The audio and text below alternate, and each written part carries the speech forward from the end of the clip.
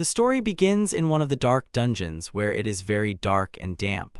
On the ground lie several remains of adventurers who were unlucky in searching for their treasures. In one of the rooms where a small altar was located, a crowd of goblins were walking around, talking to each other. Soon they were supposed to perform a ritual of human sacrifice. The goblin shaman was dressed in various furs and had a long staff with an animal skull on the end.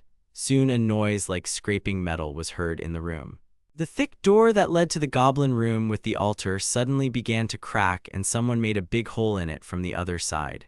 Soon a hand appeared in the hole, holding a scroll. All the goblins immediately began to come closer to understand what was really going on. The scroll in the human's hand suddenly caught fire and the words "poison cloud" were heard from outside. Dark miasma immediately filled the part of the room where the door was and began to crawl further. The goblins began to cough, realizing that this aura carried poison. The goblin shaman continued to stand by the ritual stone. The goblins prepared themselves and were on guard. The poison cloud was indeed a third-level poison. This magic was voice-activated and had a radius of 100 feet. The poison also had debuffs that reduced the enemy's damage and lifespan. Finally, the poison worked. The goblins began to cough and choke, so they soon rushed to the door to destroy the disturber of their peace. All creatures in the room of level 2 and below died immediately. The goblins began to pound on the door, but the man put his hand to it and closed it with magic.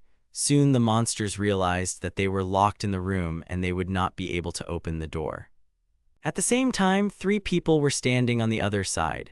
These were 2 girls, one of whom was armed with a bow, and the magician himself, who launched a poisonous cloud into the room. The magician continued to stand at the entrance and wait for the right moment.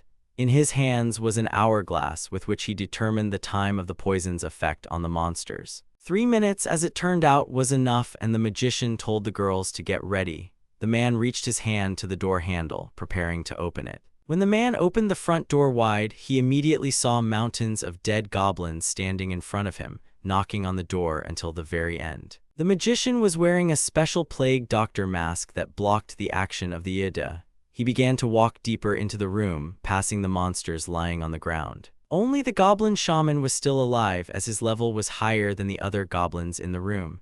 He was lying on the ground, breathing heavily, when soon a mage's foot appeared in front of him. The magician looked down on the surviving shaman. He continued to reach for his staff, which the magician did not prevent at all. The shaman took the stick and said that the magician was a coward. After that, the magician suddenly kicked the staff that belonged to the shaman. The staff immediately broke into 2 pieces, and the goblin watched this in horror. Soon the magician took off his mask. Behind it was a dark-haired guy who said that if he hadn't done it, he would have ended up like the people lying behind him. He pointed his finger towards the altar where many of the dead were. Among them were girls and men of all ages. All of them had their clothes removed. Suddenly the shaman began to tremble violently and his voice changed to a plaintive one. The monster asked the young man to spare him, saying that in exchange for his life he would offer a reward. The monster said that he would give away all the treasures that had previously belonged to their captive girls. The guy looked angrily at the shaman and told him to shut up and die. One of the girls, an elf with a bow, shot an arrow at the shaman, which hit him right between the eyes. The second girl watched in horror, and the monster died. The boy reached out to the goblin leader and pulled out a bunch of keys, which began to jingle loudly. The magician said that now they could move on. They headed towards a large metal door with bars, behind which voices were heard. These were several of the girls' captives who were huddled in one of the corners. The magician opened the door with the keys he had taken from the shaman. The girls immediately rushed to meet him, shouting words of gratitude to their savior. But the guy only walked a little further. He was looking for someone specific, looking at the girls. Soon everyone ran out of the cage and the guy was left standing there alone. The 2 girls who accompanied the magician came closer to him and called him by name.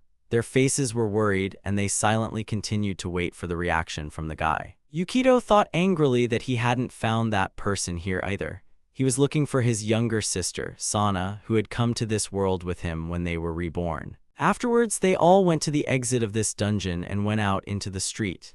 The happy girls who were freed from captivity went on together, and the guy looked up. Now they were in a parallel world of sword and magic, eternal world. It happened a couple of hours before he, an ordinary schoolboy, was reborn here. Yukito sat and played the console. The guy was happy that he passed the first level without magical restrictions, thus earning an achievement. Suddenly, behind him, he heard his sister's excited cry, running towards her brother with her arms outstretched to hug him. Yukito, meanwhile, was still playing. The girl hugged her brother and said that the game he played was very funny. The boy got scared, exclaiming slightly, and Sana said that she expected it. Yukito lowered his head, placing it on the table. Sana stood behind him and said that he was very hungry. Yukito thought that he could even hear her stomach growling. Sana put her hands together and asked her brother if he could cook something. Yukito agreed and asked what Sana would like. The girl immediately shouted out that she would like paella. Soon they were sitting at the table where paella was already prepared. Sana asked if Yukito really liked playing games with restrictions, to which the guy said that they were more difficult. The girl also said that any game becomes more interesting as well, which Yukito agreed with. She smiled and said that any game is more interesting if you play it with your brother. The boy's name was Kirihara Yukito, and he was 16 years old. He lived a fun life with his beautiful younger sister. And here was Sana. She was 14, and Yukito noted that she was simply excellent in sports and studies, and was also the head of the student council. At one point, Yukito became slightly depressed, and for this reason he had no desire to go to school. His sister tried to support him, urging him to spend time together. It was then that Sana was the only person who supported Yukito. He also said that he didn't care at all if something happened to him. The boy said that no matter what, he would protect his little sister. The girl began to get up from the table and thanked her brother for the delicious dinner he had prepared. The girl headed to the door and said that she would go to her room because she still had a lot of homework to do. Yukito asked his sister not to overwork herself because today was a holiday. Afterwards, he asked Sana what she would like to have for an afternoon snack. Sana looked at Yukito with a loving gaze and said that she really wanted pancakes. Sana started laughing, standing near the door. She decided to joke and said that with pancakes the girl would be able to restore her health, which she would lose due to the large number of assigned lessons. Yukito laughed in response. Sana asked to add more cream inside, and her brother added that he would also cut some fruit on top. In general, he would do as usual. Having already opened the door, Sana turned to Yukito again and asked him if they could play today. The guy said that they could do it later and would play with restrictions. Sana smiled. Sana's face was genuinely happy and her cheeks were flushed. She said that she was glad that Yukito was her older brother. Yukito remembered again that his sister had always supported him. Regardless of what the boy was going through at school, and also regardless of how he might spend his time at home, sitting for hours on end at the computer, Sana always smiled at him and gave him only positive emotions. Yukito smiled widely and said that he was also glad that Sana was his little sister. Sana ran to her brother and hugged him tightly, telling him that she loved Yukito. The boy thought that his sister was super cute and precious, and of course he loved her too. Suddenly, the amount of light in the room decreased sharply. Sana and Yukito looked at each other anxiously, and then the sister went to the window and asked why it was so dark outside. Yukito continued to stand there and thought that it was daytime now. This was a bad sign. The guy opened his eyes wide and cold sweat started to run down his face.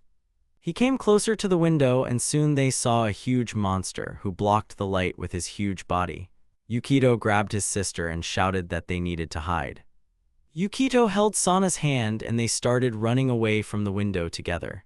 At that very moment, the horned demon broke the glass and started reaching for the boys, trying to grab them. Glass shattered all over the room as Yukito continued to run, covering his sister. Sana clutched him tighter, grabbing his hand as tears began to form in her eyes. Swinging his arm, the demon struck Yukito in the back, tearing his clothes and drawing blood. The boy opened his mouth and screamed and then began to slowly fall to the floor, still holding his sister tightly. It was dark all around and nothing could be seen. Yukito seemed to be floating in the air and was constantly falling down somewhere. He did not understand what was happening to him now. As he continued to hover, the boy heard a voice. The stranger said that he was very sorry for the boy. Yukito raised his head and asked who was speaking and soon saw flashes of light in front of him. The voice continued and various images began to appear before him. The unknown said that he was truly sorry because the guy lived so little and died because of such an accident. The stranger said that he would give the boy a chance to be reborn and start a new life. Yukito sat in shock in the void and did not understand where he was and what was being said. Soon he saw a long-legged girl in front of him who was sitting on a large chair in the center. She had black luxurious clothes, and on her head a pair of horns were visible. The goblin, like a secretary, was writing something down, and the girl soon said that this was eternal peace. Yukito let out a startled cry, repeating the girl's words. He had no idea what eternal meant. Demanding an explanation, he stared at the blonde girl, who only smiled furtively. Afterwards, the girl said that her name was Nephilia and she was the goddess of this world. It was a world full of magic and magical creatures. They, the gods, were constantly watching them, and in the guy's world, everything like that was called parallel. Yukito jumped up and started running towards the goddess. He screamed about whether his sister was okay now and what was wrong with her. The girl smiled and said that his sister was safe, which made Yukito happy. The guy asked if this was true. The girl in the chair leaned over a little and then said that it was true, but Yukito himself was dead. Yukito's face became gloomier, maintaining a nervous smile. The scene that happened at their home began to flash before Yukito's eyes. He remembered the monster's attacks and how he was wounded by it, after which he found himself here. The boy fell at Nephilia's feet. Looking at his hands, which were shaking violently, Yukito began to say plaintively that it couldn't be happening like this. He also laughed nervously, and sweat continued to flow down his face. The boy clutched his chest and realized that he would never see his precious little sister again, which made him feel very sick. Yukito thought that even if he died, he managed to protect what was dear to him in the end. The boy thought that by doing so, he fulfilled his duty as an older brother. Nephilia smiled and said that now that the boy had finally come to terms with the fact of his death, she would tell him about the eternal world where he could be reborn and start a new life. The guy raised his head up, and out of nowhere a flash of bright light appeared above him, in which he could make out the outline of a large book. The goddess said that before him now was the book of the world. From the very top of the mountain to the bottom of the ocean, from the enlightenment of the sages to the desires of fools, this book contains everything by which the gods watched over all beings. Yukito approached the book and saw that there was a page with his image. There was also a lot of information that was related to him. Nephilia scratched her chin and said that the boy would be reborn as a resident of this world. The girl slightly extended her hand forward towards the guy and said that now, as it was written in the book, they needed to determine the characteristics that the guy would have in his new life. Yukito just looked at the goddess in shock, still surprised by most of the words he was saying.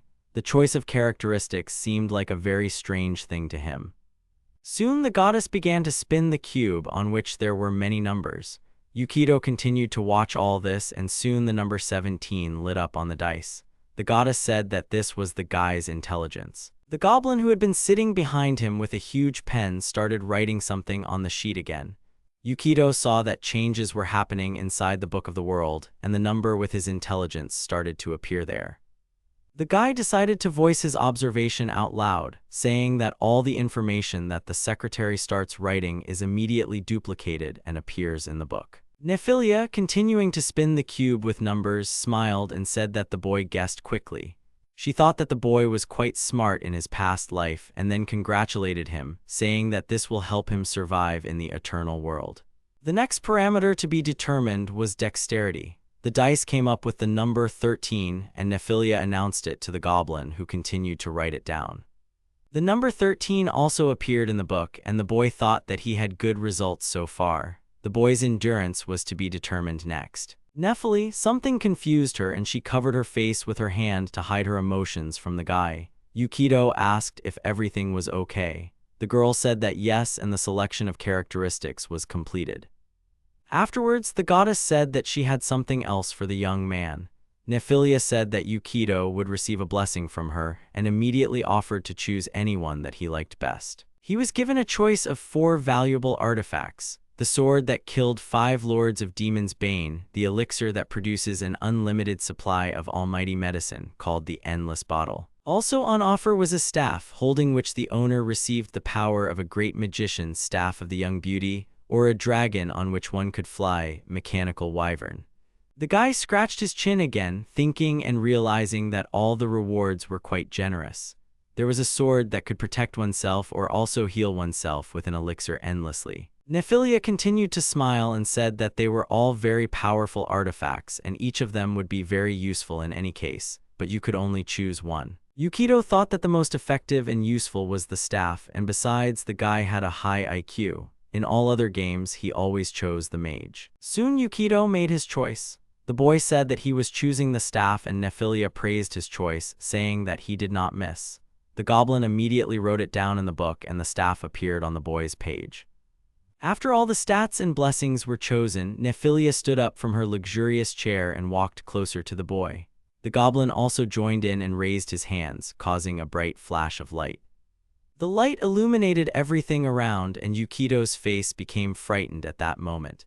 A huge flow of power began to spread around, and the goddess meanwhile continued to spread her hands, performing the ritual. At some point, Yukito, trying to cover his face and closing his eyes, realized that the power that came from the goddess was being absorbed into him. Nephilia also stood there, closing both eyes. She pointed her hands forward towards Yukito, and around her began to fly many small particles that had appeared earlier in the book when the characteristics were updated.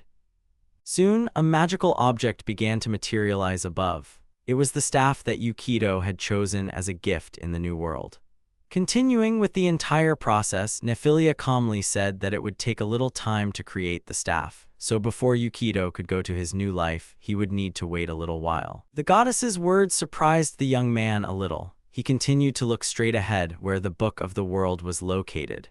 The information in it began to become blurry. Yukito could no longer understand what was written in it. He understood that it seemed like he would really be reborn, but the boy understood that his sister Sana would not be in this world. Yukito shouted out loud that he wanted to see his sister again. The pages of the book in front of him began to glow even more intensely and turn over at an incredible speed. The bright light blinded the guy, and he did not understand the reason why the book suddenly began to emit such light. He grabbed the book, and what he saw shocked the guy. Yukito grabbed Nephilia's hand and glared at the girl through his dark hair. The goddess turned to the boy, confused, trying to figure out what had caused such a reaction. The goddess asked the young man what was the matter. She had warned him that he needed to wait a little, but apparently the guy couldn't handle even that. Yukito bared his teeth and tightened his grip on the book, which he turned towards Nephilia. He asked what all this could mean and showed the goddess the page he saw. The girl's eyes widened as she stared at him. It was Sana's page, and the boy continued to shout about why his sister was in this world too. The guy kept looking at that same page in the Book of Peace and getting angry. Yukito said that it was definitely her and there could be no mistake, he was sure. Starting to demand some explanation, Yukito said that the goddess informed him that Sana was completely fine. If she was here just like him, then it meant that the girl had died. The guy began to remember the words that Nephilia had told him. The girl had said earlier that all the inhabitants of this world were recorded in the Book of the World, and also the choice of characteristics was random for everyone. If Sana's characteristics were already here, then that meant that Sana had also been reborn here, in this world. The boy didn't understand why Nephilia hadn't told him this right away. Nephilia began to get angry and held out her hand. The goddess said that people should not read this book at all, so she immediately asked to give it back to its owner. Yukito, continuing his aggressive behavior, knocked over the stat die and demanded that the goddess of eternal peace immediately answer all his questions related to Sana. The number cube that fell to the ground immediately made several huge cracks under Yukito's legs. The goblin was shocked by what was happening and began to back away. Nephilia extended her hand again and the book began to slip from Yukito's hands. The boy exclaimed, not expecting such a turn of events. The cracks under his feet continued to spread further. Soon the floor Yukito was standing on began to crumble and fall down, sending him to his knees while Nephilia and the goblin remained standing on the edge as pieces of stone flew in all directions. Starting to look around, Yukito decided to collect his thoughts and saw a book fluttering in front of him below. The guy thought that it contained all the information that would help him find Sana. Yukito immediately jumped down and rushed towards the book, stretching out his hands towards it. Nephilia shouted menacingly for the boy to stop and not touch the book that belonged to the gods. Yukito continued to fly into the abyss, holding tightly to the Book of Peace with both hands. Nephilia saw how the guy was slipping away from her and could do nothing about it. Yukito flew down, thinking that he wasn't going to give up so easily. He was willing to go against even the gods to keep his sister safe and make sure that everything was okay with her. The boy bared his teeth and thought that he was not going to be reborn according to the rules of Nephilia. He decided that he would definitely survive and find Sana, no matter what it cost him. A very bright light appeared in front of Yukito. The boy's thoughts were only about Sana, whom he begged to wait for him because he was already heading towards her. The young man did not yet know that he would be involved in a very serious situation. The glow disappeared in front of Yukito too. His face changed in an instant. The guy was overcome with fear and horror because he did not understand what was in front of him now. After the light disappeared, the boy began to see the outline of the ground and realized that he was flying straight into it at great speed. However, the tree branches saved Yukito and softened his fall. Carefully climbing down from the tree, Yukito began to examine the surrounding area. There was only a large forest and empty hills around. It was dark outside, most likely evening. The young man thought that this was the very same eternal world that Nephilia had told him about. There were trees growing in the clearing here, although in his world it was a very ordinary park. Looking up, the boy saw that in addition to something resembling the moon, there were several more stars in the sky, which were very close and visible. Yukito thought that this really was some other world. Therefore, there was only one conclusion: the young man had indeed reincarnated. Continuing to look up in fear, realizing everything that had happened, Yukito suddenly remembered the book in his hands. Having opened the Book of Peace, the boy began to frantically flip through the pages forward until he again came across the place where his sister Sana was depicted. Yukito understood that there was no mistake, and Sana had also reincarnated in this world, along with her brother. Most likely, she had appeared earlier because her characteristics had already been chosen, but where was she now? While carefully studying the page, Yukito suddenly saw that there was a small line indicating the current location of the resident. He saw that the girl was currently in the city Reinhardt capital. Surprisingly, the young man was able to read all of this because the book automatically translated everything into the language the reader knew. This seemed like a very convenient feature to Yukito. Afterwards, he continued to study the book and decided to find and open the page where his characteristics were again. It was just the next page after Sana. Opening his page, the guy saw that he was now on the Mana plane. His characteristics were quite excellent, and the hero himself belonged to the wizard class. There was just one nuance. Also, at each level, the character could get several different and unique abilities. Yukito could detect poisons, had the skill of deciphering and lighting, and could also launch a magic bolt and put the enemy to sleep. The boy continued to study his page and suddenly saw that he only had 1 HP. Yukito was outraged by this and started shouting that he couldn't be that weak. Studying the information, he saw that falling from a height of 6 feet should have dealt him 1 to 10 damage. Yukito remembered the dice and thought that the damage also rolled randomly in some cases.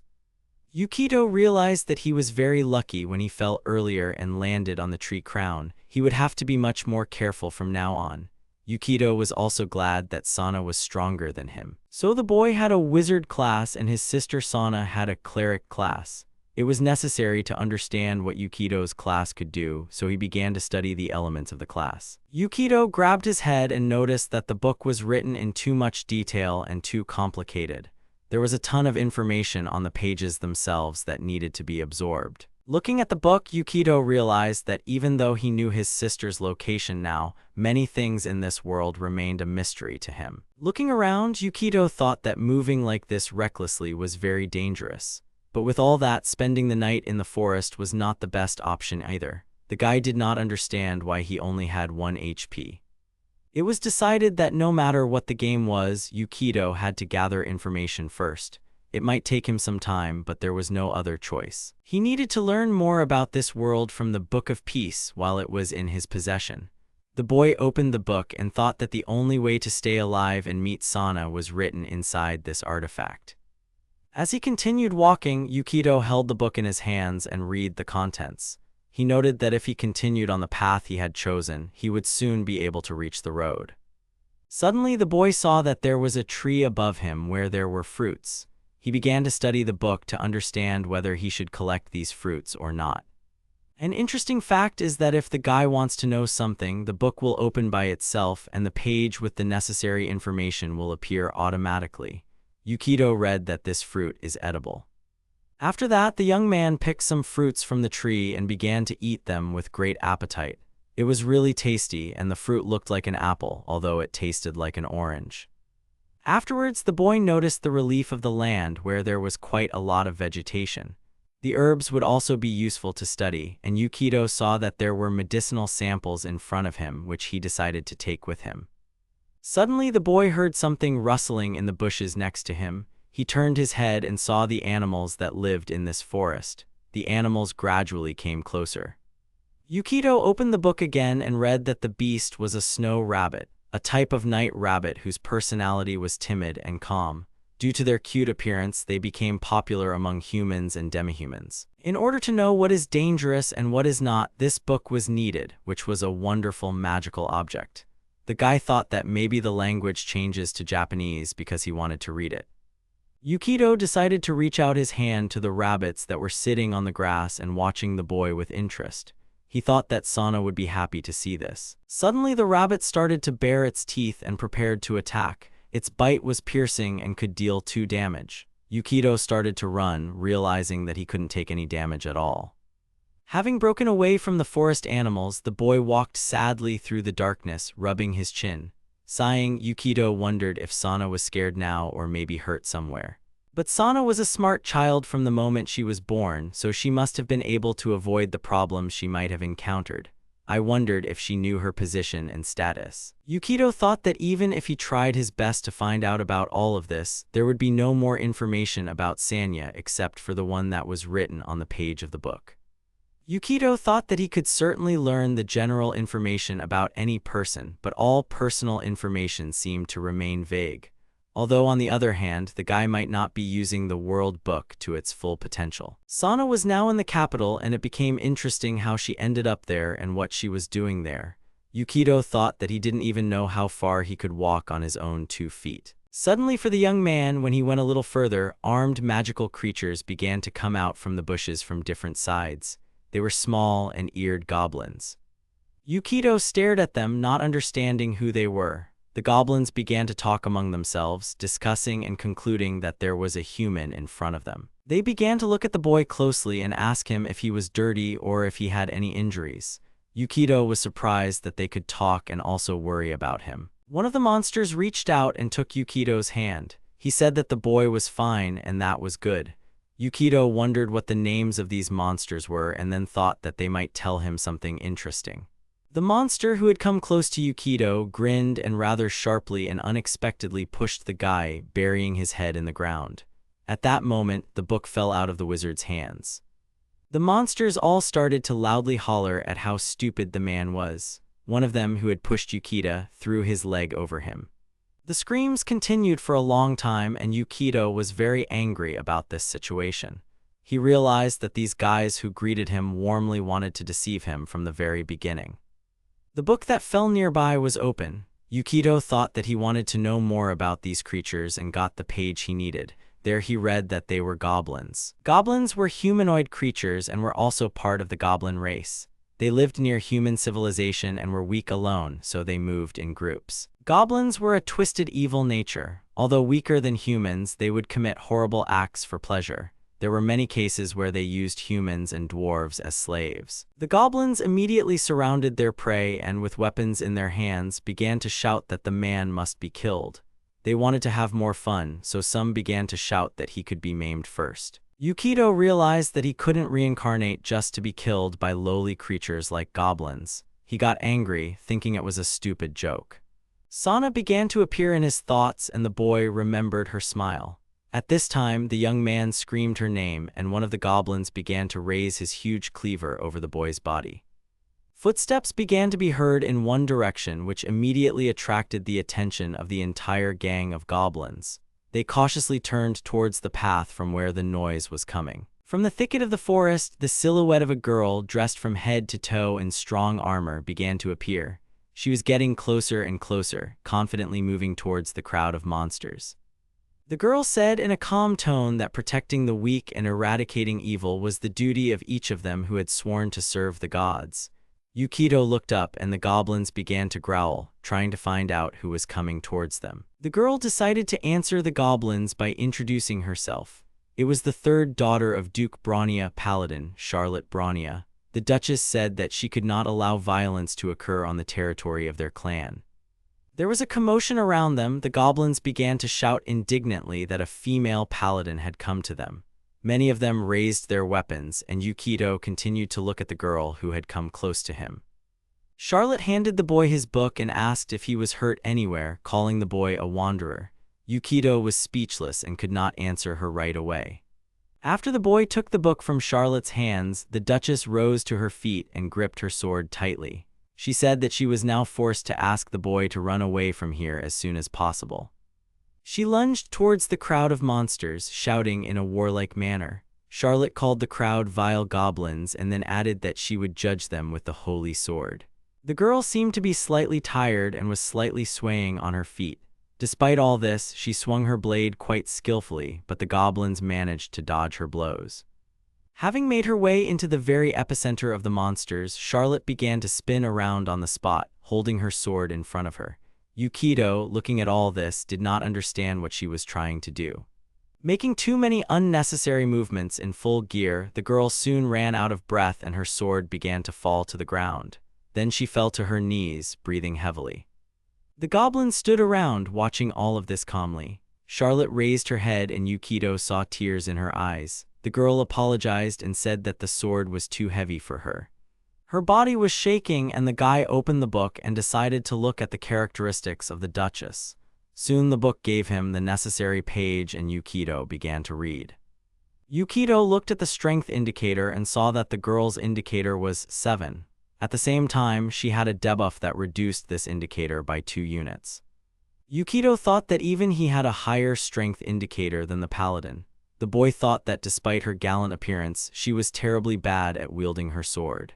The next second, the goblins rushed to attack, starting to jump on the paladin from all sides. Charlotte covered herself with her hands and began to scream, holding back the onslaught.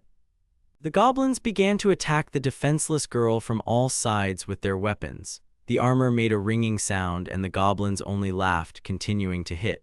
Yukito extended his hand and shouted for them to stop all this. Charlotte possessed the skill Holy Armor inherited from the Bronia family.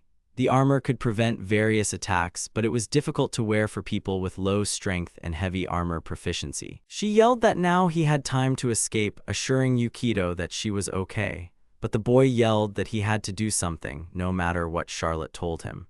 Yukito stood a few meters away from Charlotte, who was still being attacked. The boy understood that he had no weapons or anything else and only 1 health bar. He could just run away, as Charlotte had told him. The boy panicked as he began to think that if he was caught, he would be beaten like hell and eventually die. Yukito clutched the clothes on his chest and it became harder to breathe. Yukito thought that his main goal was still to find his sister, so he had to survive and couldn't take any risks. As soon as he thought about it, he saw that the book was open to her page. All this only increased his desire to escape and save his life, because he understood that he was of very little use and would hardly be able to help. One of the goblins at this time jumped on the guy. Yukito dodged the attack and ran as fast as he could. The boy began to glow, attracting the attention of all the goblins, who stopped beating Charlotte for a second and looked after him. Yukito gritted his teeth and continued to run, knowing that if he wanted to survive in this world, he had no choice but to try to escape in this situation. The goblins began to laugh loudly, shouting that this man was weak and decided to run away, leaving the girl. They shouted that he was very stupid. One of the goblins turned back to Charlotte and asked the others what they were going to do with her. All the goblins began to think, scratching their heads. One of the goblins leaned over the young woman, drooling and saying that she would become a slave. The others supported this idea, noting that she had amazing armor. The goblins began to grab the girl, who was scared to death, by the legs, trying to drag her to their lair. Charlotte began to scream and soon the sound of hooves was heard, approaching the crowd.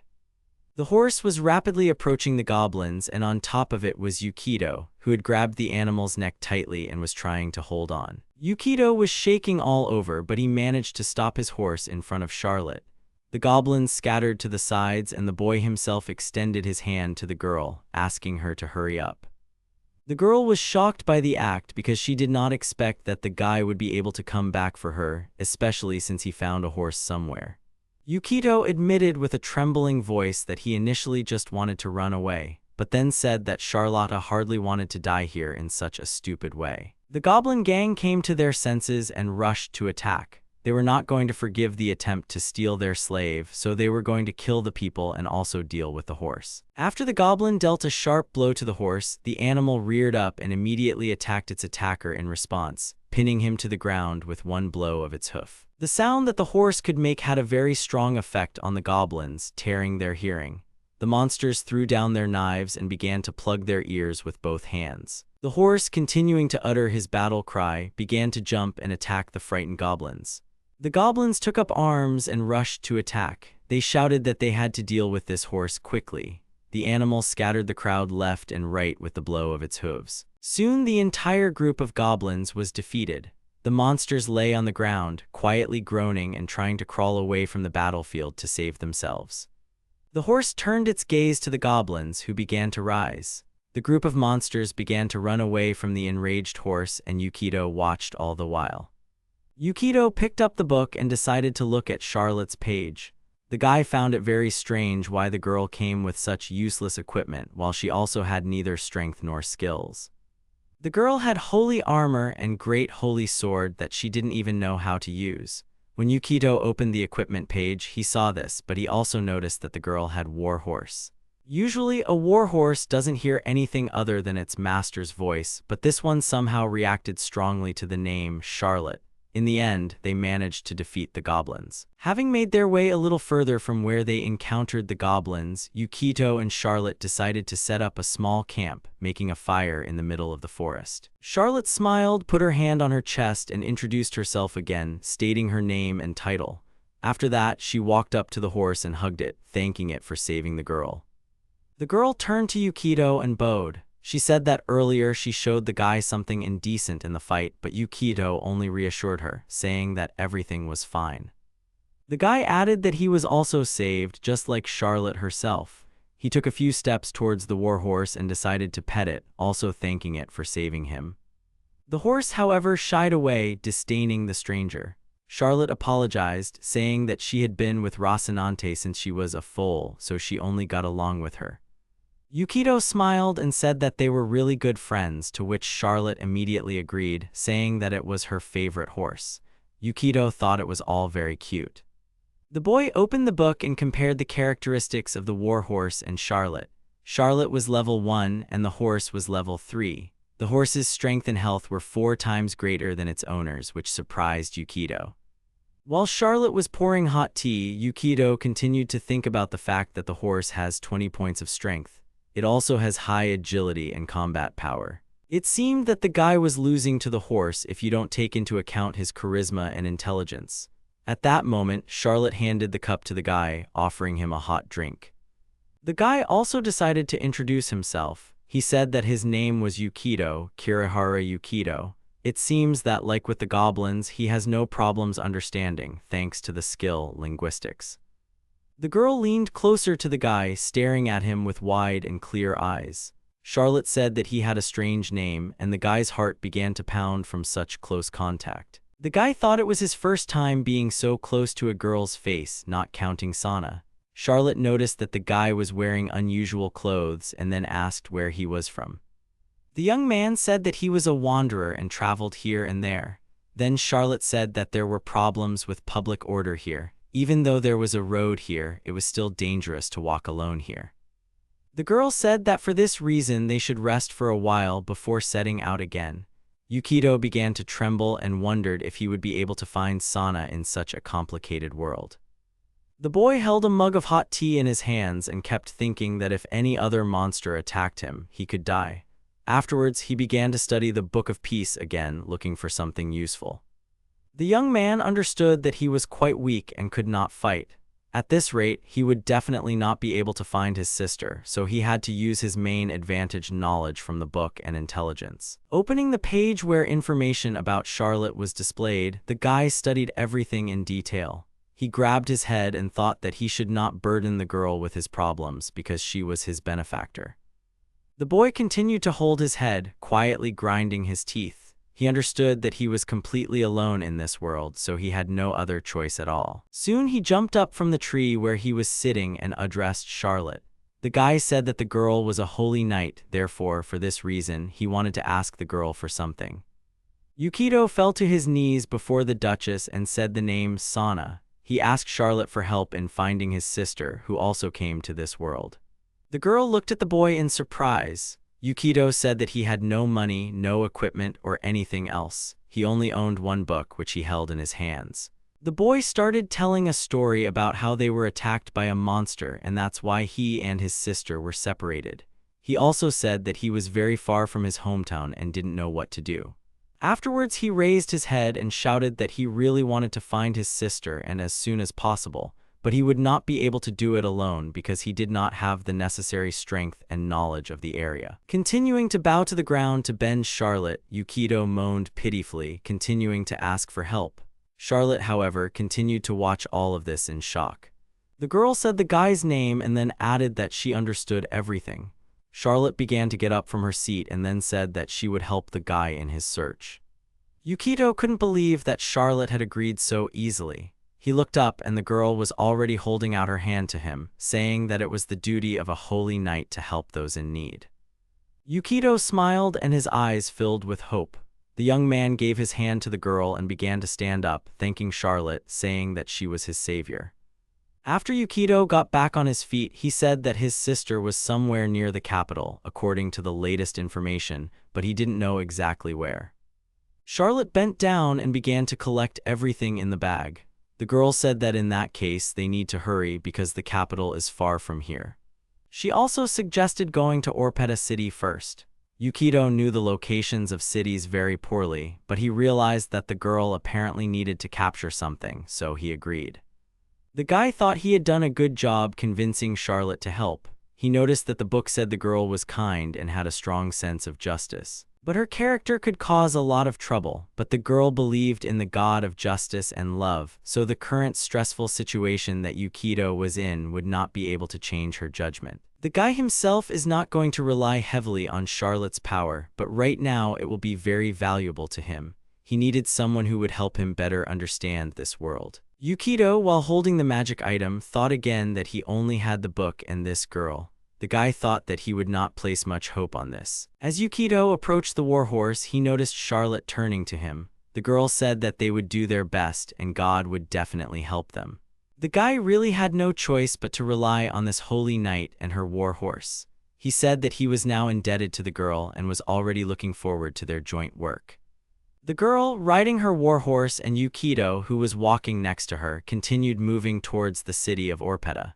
At this time, the boy continued studying the Book of Peace and noticed a couple of things. Firstly, in this book of the world, one could see the status of other people and also understand the laws of this world that they are guided by. The status of some monsters and gods could also be studied. However, there are those about whom not much has been written. The guy didn't know exactly what he needed. Maybe the more he studies the world, the more information he can display in the book itself. There was another interesting fact. The amount of magic the guy could use depended on the level of the spell. The first level spell could only be used 3 times a day. Each time the character sleeps, he can restore the spell. While he was completely absorbed in the book, Yukito's attention was suddenly drawn to a noise coming from the bushes that were around the path. Soon, a monster appeared in front of them. Yukito was genuinely surprised when he saw goblins again. He thought that if they met them here again, then this forest could be the habitat of this kind of monster. The goblins ran towards Yukito and Charlotte's company, hoping to quickly deal with the people. However, the warhorse began to protect its mistress, scattering a small group of monsters. Eventually, the goblins were defeated again and everyone was on the ground, covering their heads. Charlotte felt confident on horseback, holding tightly to the reins of her horse. But apparently not all the goblins had appeared from the bushes. Yukito noticed that not far from him, right here and now, there was a goblin who was pulling the string of his bow, aiming at the boy. Yukito smirked, deciding that now was the best opportunity for him to test the results of his research and try to fight back against the attackers. The boy stood with his hand raised and used the skill Shine, which scared away even Charlotte's warhorse. A flash of light began to spread around him. In order to cast a spell, it was necessary to follow several important steps, which Yukito had already read about in the Book of the World, having also become familiar with the characteristics of his class. At the moment of casting, the caster's heart must be focused to make precise gestures and pronounce the spell. If the magician makes a mistake during the call, the spell simply will not work. The boy began to move his hands and also spoke, asking the blue light that had just appeared to become an arrow and head towards the enemy to pierce him. As Yukito pointed his hand towards the goblin, reciting the spell in full, a magic seal appeared on the tip of his fingers, which fired a magic bolt and struck the enemy. Charlotte, who had already managed to get off her battle horse, immediately ran to Yukito. The girl took the guy by the shoulder, who still could not believe what was happening, and said that he really was a magician. Magic Bolt was a first-level spell that was activated by voice and action. There was no resistance to this spell, so it worked. The guy looked at the goblin who had died at his hands and then turned to the book. He came to the conclusion that the guy could get experience points for his certain actions. After he managed to deal with the goblin, the guy's attention was also drawn to the wealth that also fell from the defeated monster. It was a small bag of coins. Yukito knew that he shouldn't refuse something like that, and it would be better to take the coins because he would probably need them later. The guy bent down and picked up the bag. Charlotte was standing behind Yukito at that moment. The guy thought for a moment about what he was doing, but then convinced himself that all this was being done for Sana and her search. Passing through the dark forest, Yukito and Charlotte soon came to an open clearing. It was already getting light outside, so now they could finally see this world in full. Walking a little forward, the girl put her hand to her forehead, closing her eyes from the sun, and solemnly declared that Yukito could already see the city that was located right in front of them. Yukito was amazed by what he saw. The boy looked at the walls of the fortress city, which was called Orbeta, with a smile. Charlotte said that it was not the capital, of course, but it was the largest city in the area. Approaching the main gate of the city, Charlotte dismounted to gain entry. Yukito looked at the stone walls and the two guards who were looking askance at the newcomers. Yukito thought that the city, like its walls, was simply enormous, and now, from this close distance, he could fully say so. At this time, a menacing guard was staring at him. As the boys approached, the guards blocked the way with their spears, crossing them. One of them apologized and asked to show the pass. Charlotte immediately began to look for something in her pockets, and literally a few seconds later took out a small gold medallion which she showed to the guards, asking if this thing would fit. The two guards exclaimed nervously when they saw the girl's medallion. They recognized the family crest of the Bronia family on it and then apologized for being rude. The next moment, they immediately saluted the girl and said that they would lead the city's guests to the station barracks. Yukito immediately realized that Charlotte was a noble girl. The girl left the guy at the gate and soon returned, handing him several new things. It was a robe which turned out to be just the right size for Yukito, but now his clothes would not be conspicuous. The girl asked the guy to change clothes and wait for him in the castle, and she left. The guy thought about what Charlotte could be doing in this city now because they got here on purpose. As soon as the young man had sorted out his clothes, the gates in front of him swung open with a small, characteristic creak, and the great city appeared before him in all its glory. Stepping over the threshold of the wall, the boy saw the busy streets of Orbed. Many people were in the square near the fountain, doing their various things. Yukito exclaimed in delight when he saw all this. The guy understood that in front of him was a real fantasy city, which he had previously seen in his games. While they were here, the guy wanted to study as much as possible, so he quickly walked forward, looking around and amazed at every detail he could notice. Everything here was absolutely wonderful to his eyes. Shops that no one had seen before, people and races that were also present here in abundance, and it was really worth noticing that his home world was specifically different from all of this. The guy decided that he owed all this to Sanya, remembering his sister again. He smiled and began to open the book. What he saw shocked the guy, and he screamed at the top of his lungs that this was some kind of nonsense. Yukito couldn't figure out the reason why he couldn't see his sister's location anymore. He thought it might be some kind of bug related to the Book of Peace. After the boy asked himself numerous questions, the book itself began to turn the pages and opened a map for him, which displayed the current area. Gripping the book tighter, Yukito saw a small icon start to appear above some locations. He wanted to understand what it meant, and then remembered that the map page opened when Yukito thought about Sana. Yukito gradually began to come to the conclusion that this icon could have something to do with his sister's location, but there were several of them, so the information was too imprecise. All this made Yukito very angry. Suddenly he heard a female voice calling him, asking the guy what happened. Yukito, seeing Charlotte, quickly closed his book. The girl at this time announced that she had changed her clothes. Yukito stared at Charlotte, thinking that she looked great in this outfit and much cuter than she seemed in armor. Yukito shuddered slightly and then asked where the girl had left the armor and Rocinante. Charlotte said that they were being looked after in the barracks of her father's friend. Yukito, continuing to sneak a look at the girl, thought that this was to be expected from the charming 17-year-old Duchess. Nowhere in his school was there such a cute girl as her, except for Sana, of course. They started talking and the girl asked about the card. She noted that it could reflect information about where his sister was now. Yukito told the girl that she was a noble lady, to which the girl agreed. However, the guy was interested in what she was doing alone in the forest, being there at night. Charlotte began to tell him that her grandfather was a knight who bore the nickname Dragon Slayer. For his skills in killing these monsters, the grandfather was praised by the lord who rules this land. Charlotte said that she inherited her grandfather's qualities and she wants to be a holy knight who protects the weak. That is why she went on a journey to learn combat skills. Afterwards, the girl caught their hands together, closed her eyes, and said with a smile on her face that meeting Yukito was also part of the goddess Ruria's plan. The guy smiled back, considering such a statement to be quite ambitious. The young man chuckled slightly, thinking that the girl was wasting her agility by wearing such heavy armor. Then he saw that she was also carrying her sword, which he immediately asked about. Charlotte stated that it was because the great holy sword that killed the dragon was a family heirloom of the Bronya family, so she never left it unattended. Yukito looked at the book indignantly and thought that according to his data, it was just an ordinary magic sword that gave a small attack bonus of 2 units. Also, the girl has too little physical strength to use it. Soon she called out to the guy, opening the door, and said that they had come to the place that the guy wanted to visit. The building turned out to be the Adventurers Guild, an organization that registered and managed adventurers in Orbeta City. Charlotte noted that it was the best place to gather information. There were many different characters around who were constantly drinking, exchanging gossip with each other, and also making further plans for conquering the dungeons. Yukito, looking at the book, noticed that there were quite a few different races.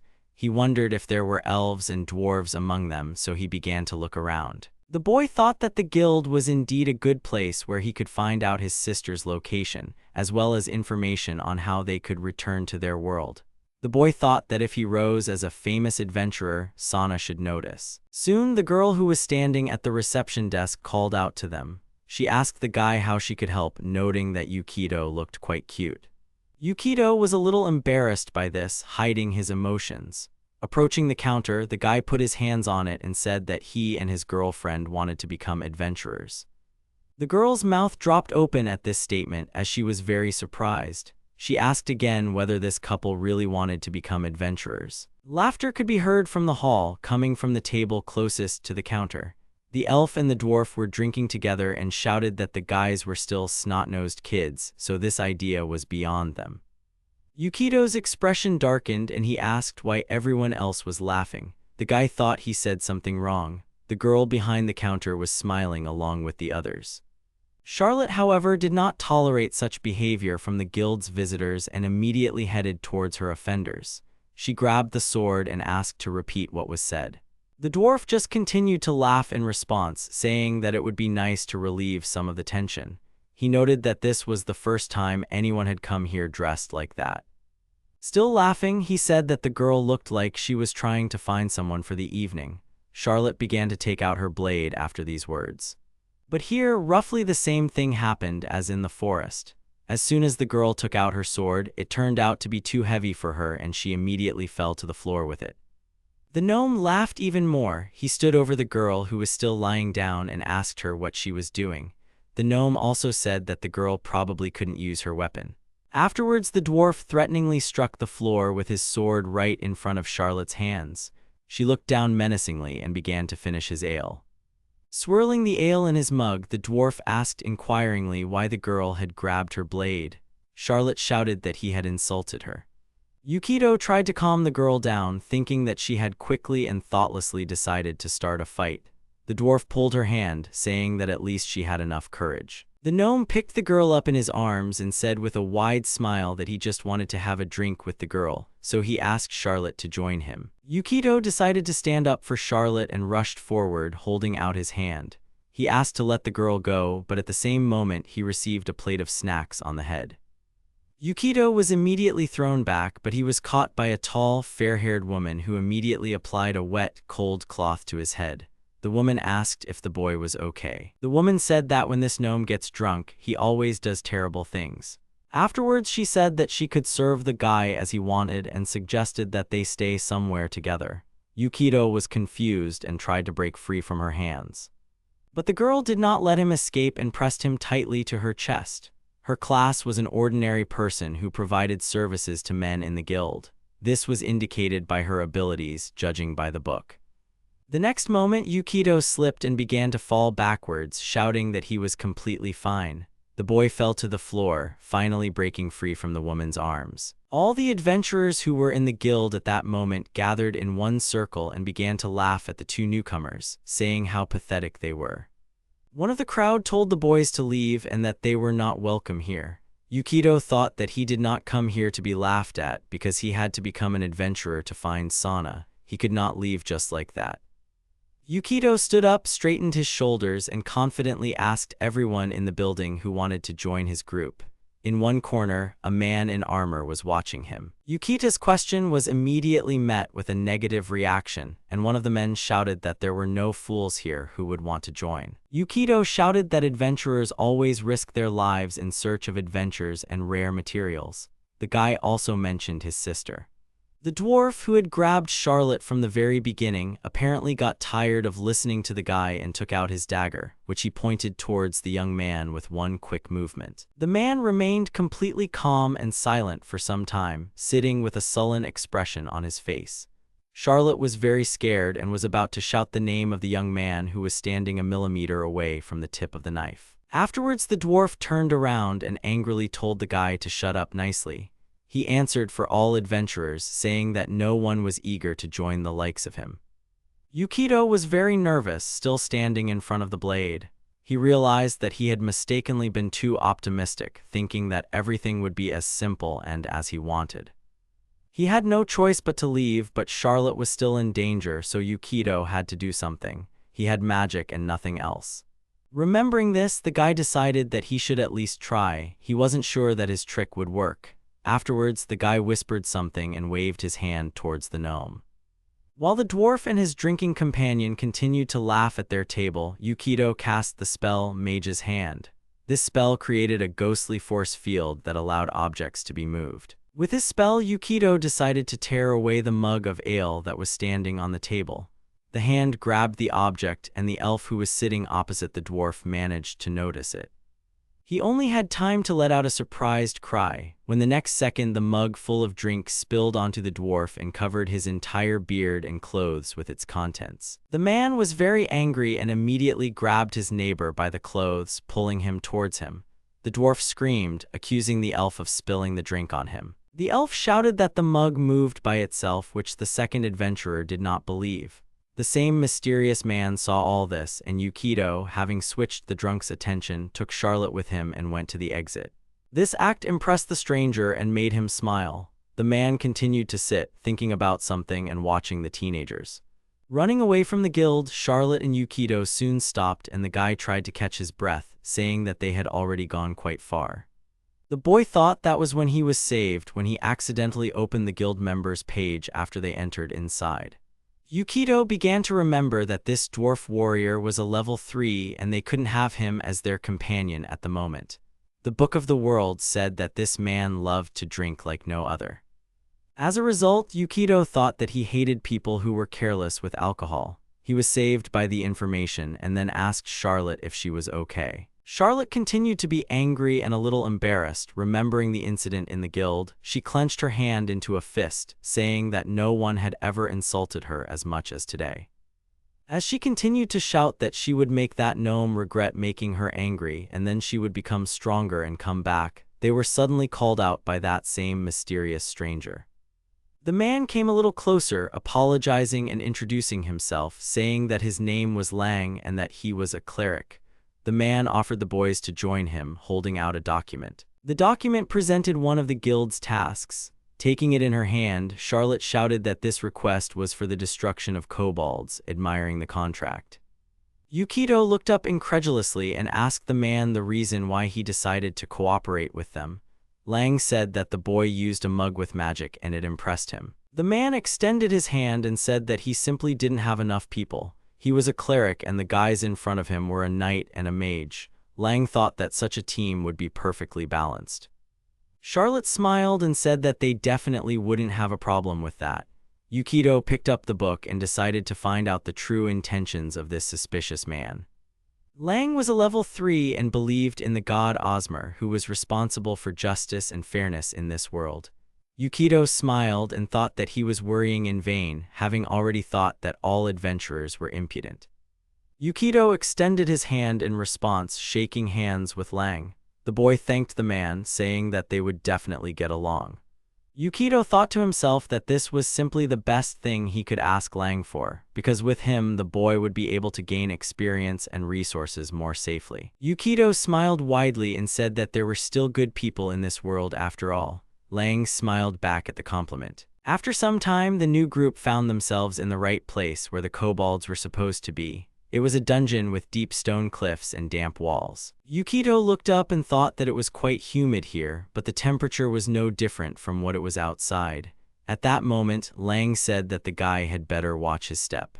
Yukito couldn't stop admiring the man who helped them because thanks to Lang, they were able to officially register as adventurers. The guy once again thanked Lang, who was walking behind him, to which the cleric put his hand to his chest, smiled and again said that he didn't need to be thanked for that. After meeting Lang, Yukito returned to the guild to register as an adventurer again. None of the regulars were there anymore, and no one was trying to push their achievements in his face. Furthermore, when the guild staff learned that Charlotte was the daughter of the Duke of Brunia, they immediately changed their attitude towards them and were very welcoming. After all this, they bought some equipment before going into the unregistered dungeon. Also, each aspiring adventurer received a copper plate that could show some information. The rank depended on the number of achievements obtained, and thus more valuable and accurate information could be obtained. As Yukito continued walking, he heard a crackling sound, followed by a muffled squeak. He raised his head and saw bats. After studying the book, he realized that this cave was their natural habitat. Lang said that they were going to fight the kobolds now, and it seemed that this order from the guild was related to the recent increase in the population here. Yukito decided to immediately understand what kind of monsters these were and found the right page in the book. Kobolds were small creatures distinguished by cowardice and weakness, but they compensated for this by hunting in a group. Lang, rubbing his hands, asked Yukito what kind of spell the boy had prepared today. The boy said that his main attack was sleep. Lang said that it was quite reliable. Charlotte walked ahead and asked about the traps. Lang said they were to be feared, as none of them had the skills to detect and disable traps, but the kobolds weren't particularly skilled at that. Yukito walked on and thought about how he almost died from the goblins when he was brought to this world. There may not be many traps here, but they are deadly for him. Suddenly, Charlotte heard a noise ahead. The girl pointed the torch forward and shouted for everyone to be ready, as she heard something from the shadows. The group of adventurers stood in place and began to peer into the shadows when suddenly kobolds began to emerge from the shadows and rushed to attack. Some of them threw rocks from a distance, which could cause minor damage. Yukito was covered from both sides, and Charlotte, continuing to cover herself, shouted that she was protecting the guy and he could use his spell to attack. Yukito closed his eyes and began to move his hands to cast a spell. He said that he would grant a short, peaceful sleep to humanoid creatures. So Yukito stretched out his arms and used sleep. The effect of this spell was to cause magical sleep in creatures. Its duration was about 1 minute, but it also took away the opponent's health. The groups of kobolds that attacked Yukito and his team fell to the ground, sound asleep. The guy thought that he did a great job. Suddenly, one of the kobolds, who was not within the spell's radius, jumped out of cover and aimed his blade, preparing to attack the boy. Lang shouted the spell Osman's Verdict, which gave him a speed boost, and he quickly dealt with the threat that loomed over the team's wizard.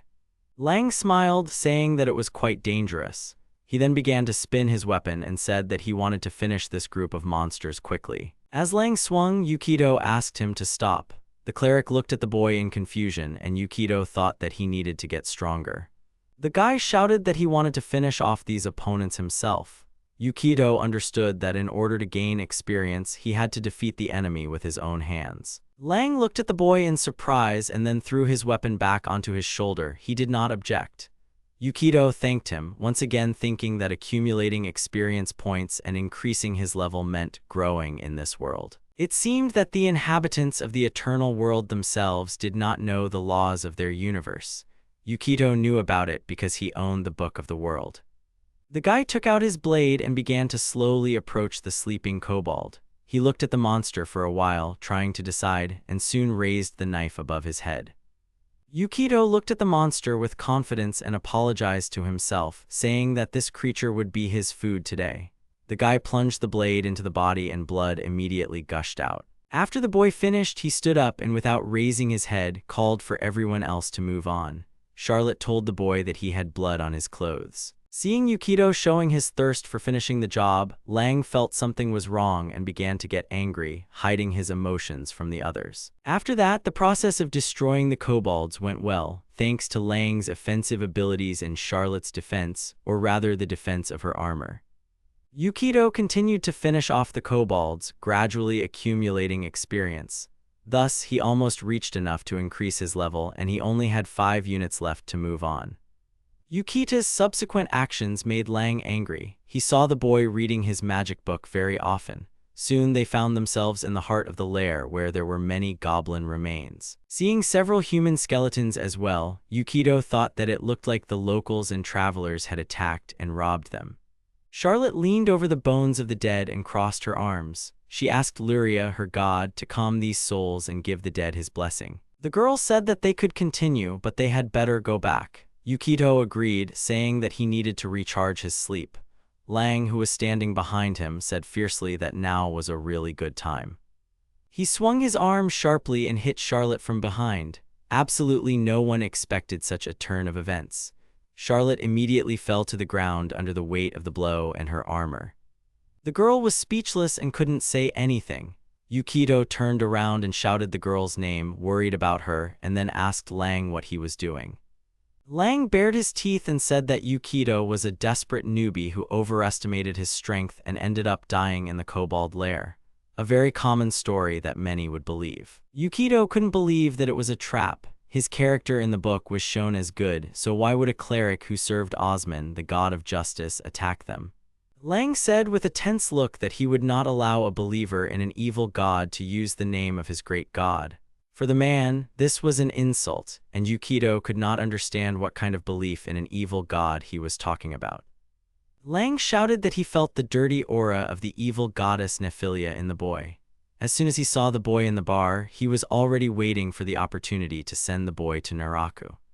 Osmer's faith bonus allowed him to sense the evil god and divine protection in others. This ability could be used any number of times per day. Yukito thought that it was because of the book that the man considered him a minion of the goddess to whom this thing had previously belonged. Now he realized that killing the followers of the evil gods was what good meant to this guy. Lang said that Osmer had given him the task of destroying the influence of the evil gods in this world. Lang looked at Charlotte, who was struggling to her feet. He walked up to her, threw his leg up and laughed, shouting that he should have expected that from the Duke's armor because the girl was fine. Yukito yelled at Lang to stop, as Charlotte had nothing to do with it. but the cleric said that she was guilty of accompanying a follower of an evil god. Lang picked up the sword that belonged to Charlotte from the ground and said with a smile that it would be perfect to destroy them. This weapon would help him to accomplish great deeds. Yukito smirked and said that Lang had fallen greatly, because in the world the boy was from, such actions as attacking people and stealing things were evil. Lang was petrified by these words and began to get furious. He could not believe that he was being called evil when she served Ozmer. He did not think that destroying the infidels and taking their weapons for good was something bad. After that, Lang asked the guy to stay in his place and immediately launched an attack, but Yukito managed to dodge. Lang said that he wouldn't let the guy blink, and then he continued to attack. Yukito shouted at him that he was not a follower of Nephilia, but simply carried her book where this world was described. The man simply threw the guy aside and said that there was absolutely no point in arguing about it, because he felt an aura in him. Yukito quickly opened the book and thought that he urgently needed to do something. The guy decided that he should find out how he could counterattack Lang. Once again, when Lang rushed at him to attack, swinging his cross-shaped hammer, the boy shouted the spell Magic Bolt and directed it at the cleric. The collision caused a large explosion that knocked down nearby rocks. Yukito was also thrown back a bit, and Lang disappeared from view. Taking cover behind a large rock, Yukito looked at the smoke that was beginning to dissipate. The boy picked up a book and thought he had figured out this problem. But soon the boy heard footsteps that began to approach him. From such a turn, Yukito began to shake. Soon he heard Lang's voice, who said that the boy had another ace up his sleeve besides sleep, but nevertheless he considered the young man an insignificant brat. Lang touched the stone where Yukito was sitting and said that he was able to dodge the bolt that the wizard shot. Then he swung and shouted that this was his end. Right during the swing, a whistle was heard in the dungeon. Yukito shouted the name of his companion and then said that it was necessary to act right now. Lang was surprised by what was happening. The moment Lang was distracted, Yukito immediately jumped behind him, clutching his knife in his hands. The guy's face reflected complete confidence in his actions. Lang managed to see out of the corner of his eye how Yukito very quickly passed him. The cleric could not believe that the youth had such a high dexterity indicator that allowed him to pull off such a feint. Yukito analyzed the third-level warrior's armor and found a gap in his armor. The guy knew that he would have to strike there because it was a weak spot. Afterwards, Yukito thrust his blade with all his might into the gap under Lang's arm, causing him to immediately scream loudly. Blood began to flow from the hole in his armor, indicating a successful stealth attack. Lang continued to scream as he bled. His body began to slowly fall towards the ground, and the cleric rushed to cover the wound with his hand. Yukito stood over the man, still holding the knife. Lang, still amazed by the blow, looked up at the boy and asked him how he managed to move so fast. He said that only thieves had such a technique. Yukito, trying to overcome his shortness of breath, said that he had the abilities of both a magician and a thief, so Lang could only guess what class he belonged to. Yukito knew he had succeeded, because from the very beginning he had aimed the magic bolt not at Lang, but at the bat that was behind him. This way, the guy was able to level up when he killed the creature.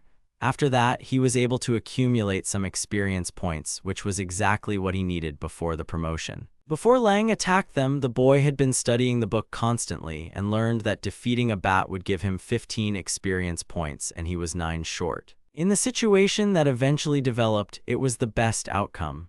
Afterwards, Yukito thought that he could have a multi-class if he upgraded the abilities of different classes. The class skill, Observation, was a thief-exclusive skill that allowed him to identify his opponent's weak points. That's when it came in handy for the young man. After Yukito found a gap in the armor, he used another class skill, Sneak Attack. By skillfully striking the enemy's vital point, the thief skill could increase the damage several times. Lang still couldn't accept what had happened. Cursing at the boy, he kept saying that Yukito was a follower of an evil god. It was already quite difficult for him to speak, and after each sentence he began to cough heavily. Afterwards he said, looking at Yukito, that it was his mistake. Lang, still covering the wound with his hand, smiled and said that he no longer had the strength to fight. In addition, he also noted that the boy had used all his charms. Afterwards, he told the boy that he most likely wanted to leave and quickly heal the girl who was lying on the ground after Lang's blow. The cleric suggested making their meeting a draw for today. Lang continued to speak, suggesting that the boy forget about the misfortunes that had happened between them. After all, different gods, in his current opinion, should not become the cause of murder. Yukito continued to stand and listen for a while but did not answer Lang, who changed his mind too quickly. He turned around and walked towards Charlotte. After that, Lang started laughing, but in a way that no one could hear. He thought that Yukito was really stupid for believing his words and giving the cleric time. He began to rise to his feet, thinking that due to his class being a monk, he could heal himself with quick recovery and then kill a couple. He realized that something was definitely missing. Lang began to look for his seal, which the man never parted with. Yukito stood nearby and attracted the cleric's attention. The guy was holding the very thing that Lang needed now. Yukito guessed that this was what the warrior of the god Osmer was trying to find now. With this information, Yukito was one step ahead of his opponent. Having studied Lang's class, he knew that the monk would not be able to cast the faith spell without this item. With the help of another class skill, pickpocket, the boy was able to take out this small object without being noticed.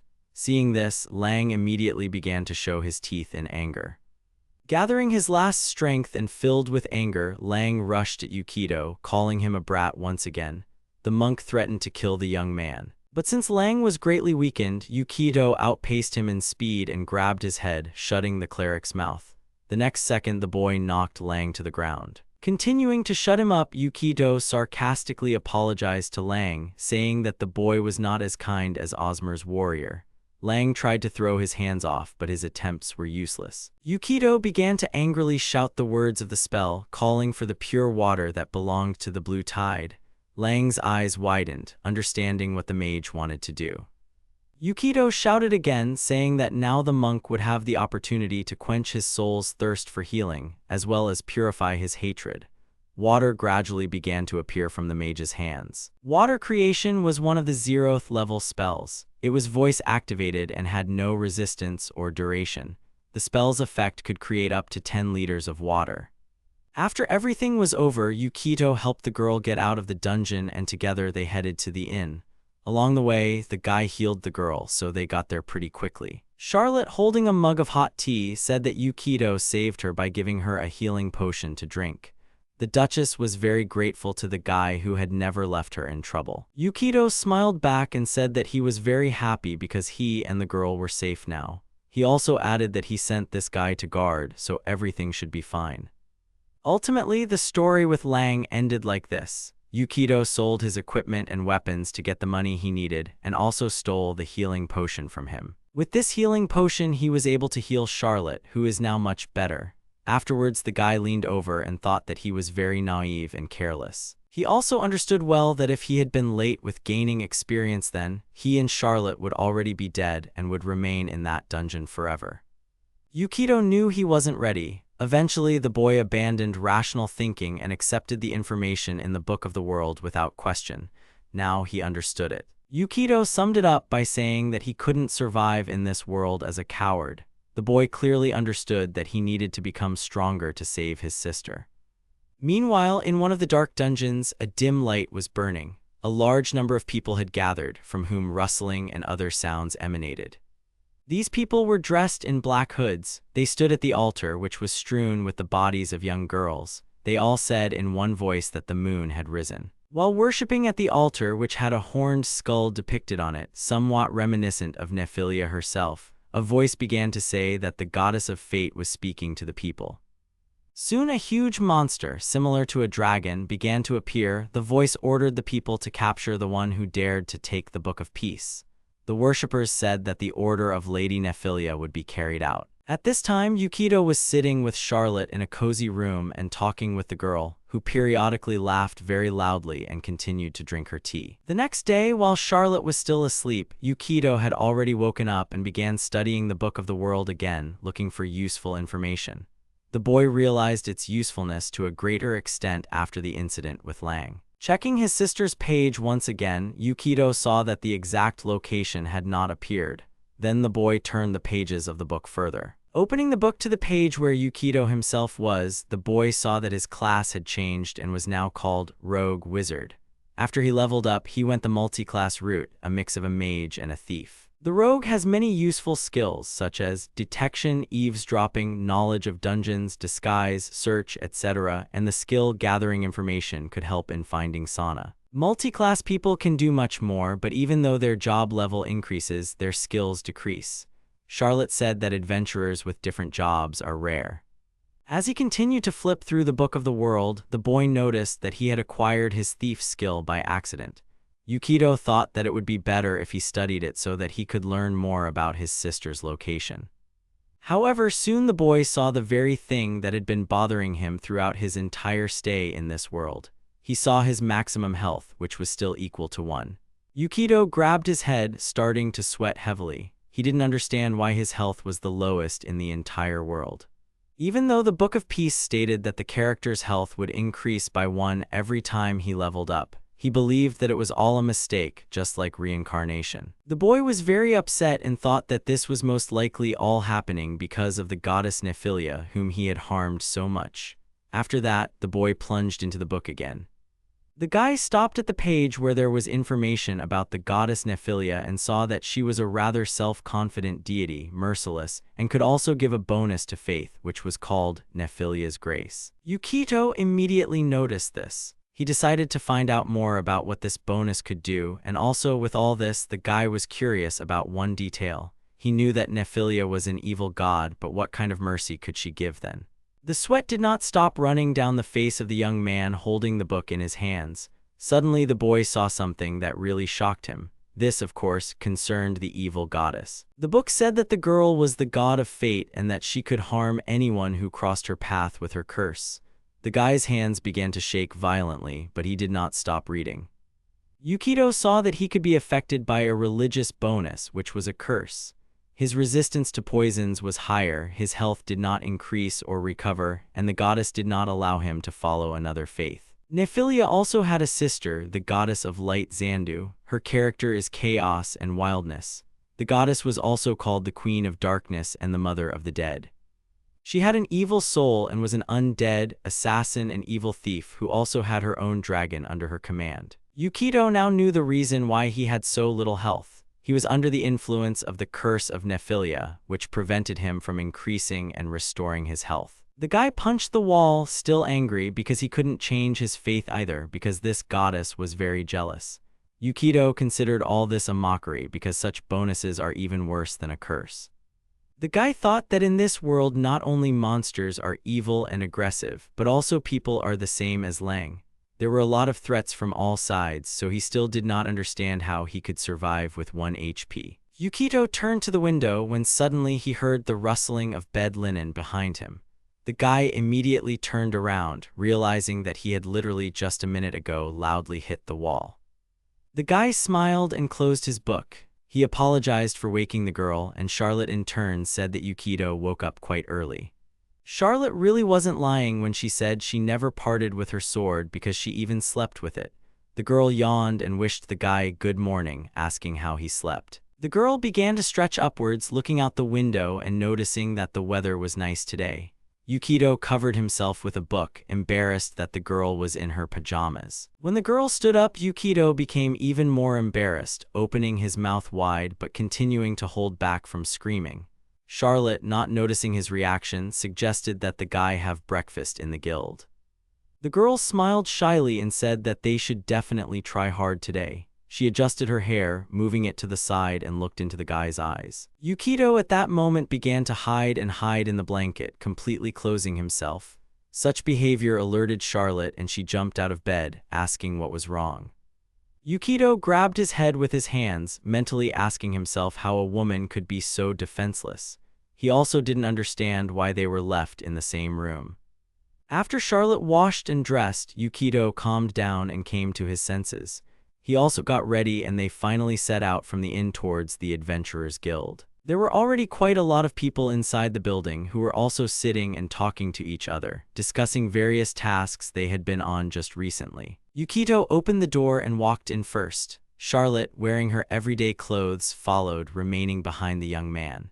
As soon as they arrived at the entrance, they were greeted by the dark-haired girl who worked at the front desk. She saw the busy guys and said that they now had adventurers' faces. Smiling, she also pointed to the board and said that it was used for announcements, so available assignments were constantly posted there. She added that the kids could take any they liked. Yukito and Charlotte slowly made their way to the large board to inspect what would suit them. They knew that if they were going to go together, they would need something they could handle. As he began to read, the boy saw ads like research city sewage with a reward of 60 gold, kill a large number of mice for 80 coins, or research the remains of an ancient civilization for 200 coins. Charlotte's attention was drawn to one of the announcements, and upon seeing it, she immediately called Yukito. The girl said that there was a request to kill a black dragon with a reward of 6,000 gold. The guy came up and said that it was impossible for them to do this. The girl said that everything would be fine because she already had a dragon sword, but Yukito thought that she couldn't even master it. Yukito knew that he needed to increase his adventurer rank as quickly as possible to find information about San, but it was very dangerous to do so while remaining at 1 HP. Even doing many simple quests would take him too much time. Meanwhile, while Yukito and Charlotte were standing at the board, a man burst into the guild and immediately began shouting. Holding a small bag of coins in his hands, he attracted attention. The man shouted, turning around, that he really needed help, but he was only willing to pay 30 coins for it, realizing that it was a small amount but collected by the entire village. One of the adventurers in a white robe pushed the man away, saying that no matter how many times he came here, nothing had changed. He added that no one would accept a losing request below the market price. Charlotte immediately ran up to the man and covered him with her hands so that the old man would not be thrown out. She shouted for the adventurers to stop being so harsh towards him. The man began to explain to the girl that adventurers have the right to choose their assignments. If you don't offer enough money, you won't be able to hire anyone. Charlotte, still covering the man, said that it was the duty of a holy knight to help those in need. And it wasn't about money, so she wouldn't allow this old man to be treated so cruelly. The two adventurers who were standing and talking to Charlotte immediately turned around and started walking away in the other direction, saying at the end that all the newcomers were behaving very impudently. Charlotte took the gray-haired man by the shoulders and asked if he was okay. He looked up and said that yes, he seemed fine, just a little scared. Yukito also glanced at the man and thought that 30 gold was indeed too small a reward compared to the other quests on the notice board. The guy thought that those adventurers were right not to take on this. Even exterminating mice and exploring the city's sewers was much more profitable than helping a man. Yukito clearly understood that Charlotte might be a good girl and might be nice, but in this world he had a main goal, finding his sister, and therefore he needed to save time. The boy approached the gray-haired man and asked him for forgiveness. The old man looked at the boy with horror, clutching his bag tightly, and Charlotte was shocked by such indifference. The old man moaned pitifully that he lived in the village of Ida. His house was attacked by a pack of black wolves who continued to attack the villagers. He also said that at this rate his village would be completely destroyed. Yukito picked up the book and opened it, thinking about Ida village. It seemed familiar to him. When the guy saw the place where the village was on the map, his face immediately changed. This immediately turned everything upside down and greatly influenced the decision. This village was marked with a marker indicating the possible location of his sister. When the boy realized that his sister could be in danger there, he turned a little pale. Continuing to look at the book, the guy decided to get acquainted with the person who was now standing in front of him. Charlotte saw the changes in the guy's face and asked what happened to him. The man was labeled as the head of Ida village. His status was neutral, and his character traits indicated that he was decent. The man continued to look at the wizard with a pleading expression in his eyes. Yukito looked up at him again and thought that it really did look like the man wanted to save his village. However, there were some parameters that he couldn't see, like with Lang. Yukito also understood that this very mark could lead the guys to one of the clues about where Sana might be now, although it could also be something else. Yukito slammed the book shut and confidently said that they would take on this task and help the old man. However, the boy was fully aware of it. Judging by the lack of reaction, Yukito got the impression that they didn't believe him. He repeated that they were taking on the old man's assignment, knowing that it could be quite dangerous. After they had accepted the order, the old man and the boys went outside and escorted the village chief, who bowed to the young men before mounting his horse. The man said he would be kind if the heroes would wait for him until tomorrow. Then he suggested meeting at the castle gate, saddled his horse, and began to walk away. Charlotte watched him go and then smiled, saying that the village chief was definitely very happy when they agreed to help him, unlike the other adventurers. The girl turned to Yukito and told him, clenching her small fist, that she always knew that Yukito was a good person. The guy looked down, realizing that there was something she didn't know. When Yukito and Charlotte returned to their inn, the boy took the Book of Peace and began to prepare for the upcoming journey. He opened the page that contained information about black wolves. The guy understood that this was a pretty serious threat. They could easily win if there was only one wolf, but if it was a pack, then everything would be completely different. The boy knew that they had to prepare well since they wouldn't be able to attack first. Yukito wanted a bow since he would definitely be able to use projectiles with the thief class. The guy thought that he needed to temporarily forget about magic because there was a significant difference between spells and direct attacks, and besides, the bow cost 15 gold and the armor set 150, which caused surprise. He also needed to buy a potion for Charlotte, get some equipment for himself, and the situation was looking increasingly hopeless. The guy took out his wallet and saw that he only had 40 coins. This finished off his already bad emotional state. Yukito collapsed on the floor and thought that it was a complete failure in this case. Afterwards, the guy saw that even one healing potion cost 50 gold coins, so he couldn't buy it either. He has 1 HP and no money at all, so the guy thought he'd better take that cheat staff. Yukito quickly began to flip through the book, looking for something that could help him. He needed to think of something that could help him get more money. Equipment would be needed in any case, and soon the boy found what he was looking for. He exclaimed with joy and then realized that it was time for them to hit the road. Quickly getting ready, Yukito ran out of the room, heading to the stables. The guy found Charlotte, who was petting her horse, and then shared his plan with her. The girl began to close Rocinante in horror, saying that she could not be sold because she was a family horse. Yukito explained that they would not sell her but would simply give her as collateral and would definitely return her later. Yukito said that trained war horses were sold for 600 gold coins. If you pawned them with Rocinante, you could get 300 gold coins. All this was needed to buy equipment before going to the village. The girl decided to ask about other options and then remembered that they could now complete the task of exploring the sewers. Yukito objected, saying that they would not finish until tomorrow. Afterwards, the guy thought that Charlotte was the Duke's daughter, so she should have had some money. He asked how many coins the girl had now. The girl began to look for her small purse and after opening it said that she had 13 gold coins. Yukito exclaimed that this was a very small amount. Charlotte said that she had left the house of her own selfish desire, so she could not take the Duke's wealth. The girl explained that she was traveling with what she had in her hands. Continuing, she said that initially she had more, of course, but she shared with the beggars she met along the way. At these words, Yukito put on a grim smile, thinking that the girl was too kind. Afterwards, the guy remembered that at the hotel reception, the girl asked for a double room, which surprised Yukito.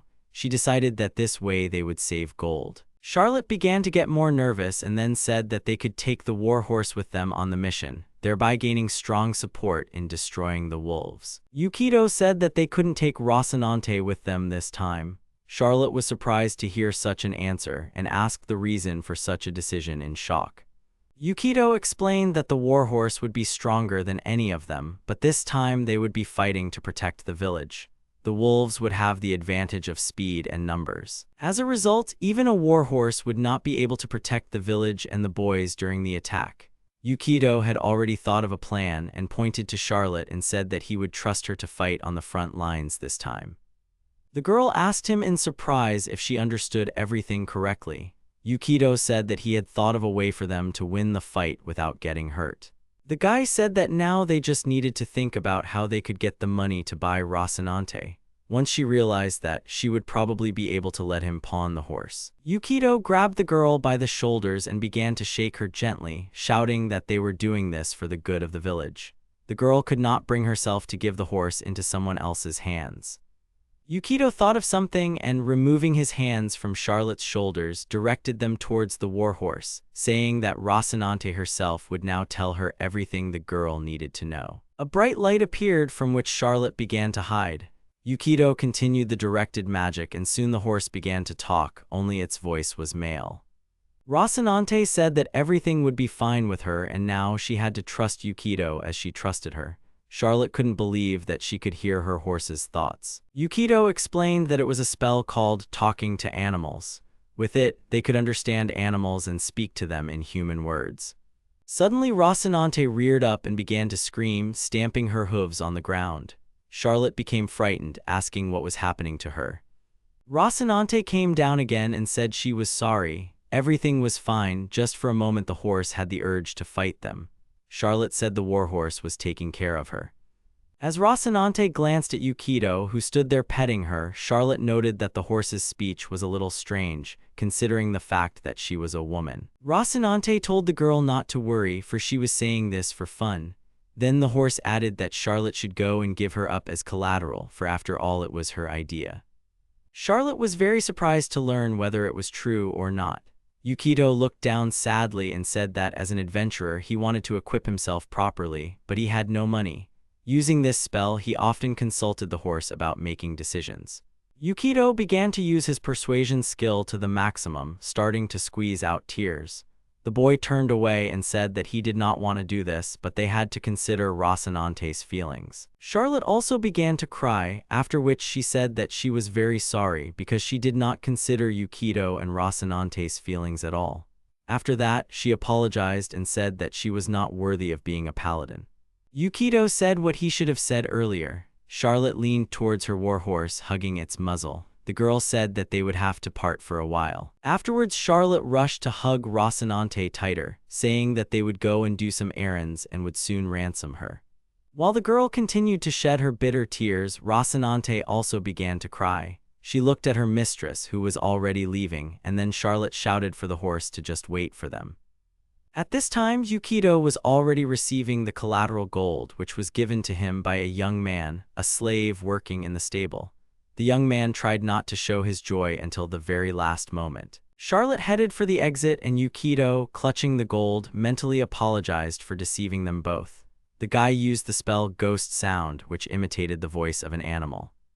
Afterwards, they headed back to the center of town, where there were many shops. They needed to be well equipped and buy some potions for Charlotte, since she would be on the front lines after all. Entering the shop where you could buy weapons, the guy went to one of the walls where there were bows and crossbows. Yukito began to examine the firearms, choosing the one that would be better. Afterwards, they went into a shop where potions were already being sold. Yukito looked over the assortment, looking for anything else useful. As it turned out, Charlotte knew nothing at all about potions. The road to the village was not close, so it was decided to get there on a passing carriage, which was carrying some goods, returning from Orbed to its home. When Yukito reached the village, he saw a very small settlement with about 15-20 buildings. There was a deep moat around the village, which protected it from attacks from outside. Yukito cast the spell Levitation and flew into the air, hanging over the village. We need to quickly make a clear defense plan and place the villagers who can fight in their places. Yukito took a piece of paper and a pen, after which he began to draw a small model of the village where he showed the main forces, the enemy's approach routes, as well as the positions of the defenders. Soon the guy noticed one interesting detail. Near one of the buildings there was a guard that was too big. These people were not watching the surrounding area but were patrolling just one entrance inside. Yukito started to go down. Charlotte was already waiting for him at the place where the guy was going to land and asked the guy if he noticed anything that could help them. The effect of levitation gradually began to dissipate. Such a spell was the first level and had a range of 60 feet. The duration of levitation was achieved up to 10 minutes. The spell also gave the caster the following effect. Any object or creature can be suspended 20 feet, maximum 100, in the air. After the duration expires, the objects immediately begin to fall. After the guy had explored the village completely, they had a snack and went to the house allocated to them. It was already getting dark outside, telling the heroes that there would soon be an attack. Yukito lit a candle and spread a map on the table. He said that he had made a plan of the village. The first attack would most likely come from the cliff behind the village, and the second would come from where the fence was broken. The guy started scratching his chin, continuing to remain thoughtfully silent.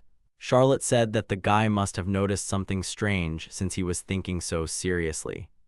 Yukito said that was indeed the case and then pointed at one of the buildings in the village. The boy thought it was a barn, but then why did it have such strict security? In light of the recent attack, there were other places where guards could have been placed. Therefore, the boy came to the conclusion that the villagers might be hiding something from the adventurers. The boy thought that this barn must be the real reason why people came to the guild. Yukito continued to say that the people needed help, and most likely it could have something to do with what caused the attack of the black wolves that were about to attack. There were three things: the black wolves, the villagers' secret, and the symbol in the book. Yukito didn't know how all of these could be connected, but this was the first clue to get closer to Sana. The boy clenched his fist tightly and thought that he would take any lead, no matter how small it was. He firmly decided that he would find Sana no matter what. It was for this purpose that the guy was ready to fight difficulties every day and survive in this world, which had already shown its cruel and sometimes unfair face. The people on the street continued to patrol the area as well as the same barn. The peasants were armed mainly with various household items such as pitchforks and shovels. One of the girls started listening and then said that it was too quiet outside. She added that she didn't hear any howling, to which the man next to her said that they shouldn't relax just because adventurers came to their aid. Meanwhile, in the forest, there was a girl who clearly belonged to the elven race. She was dressed in furs and was riding one of the very animals that the village was waiting for, a black wolf. A pack of black wolves gradually began to approach the village where Yukito and Charlotte were now, and were also waiting for their attack. The animals were a small community, about 10-12 individuals. One of the wolves signaled the others by howling, which was also heard in the village. The villagers and adventurers stood at the main gate, and the villagers began to notify the others about the enemy's advance. Yukito stood in front, holding his new crossbow. Charlotte said from behind the boy that the wolves had come, just as the boy had told her earlier.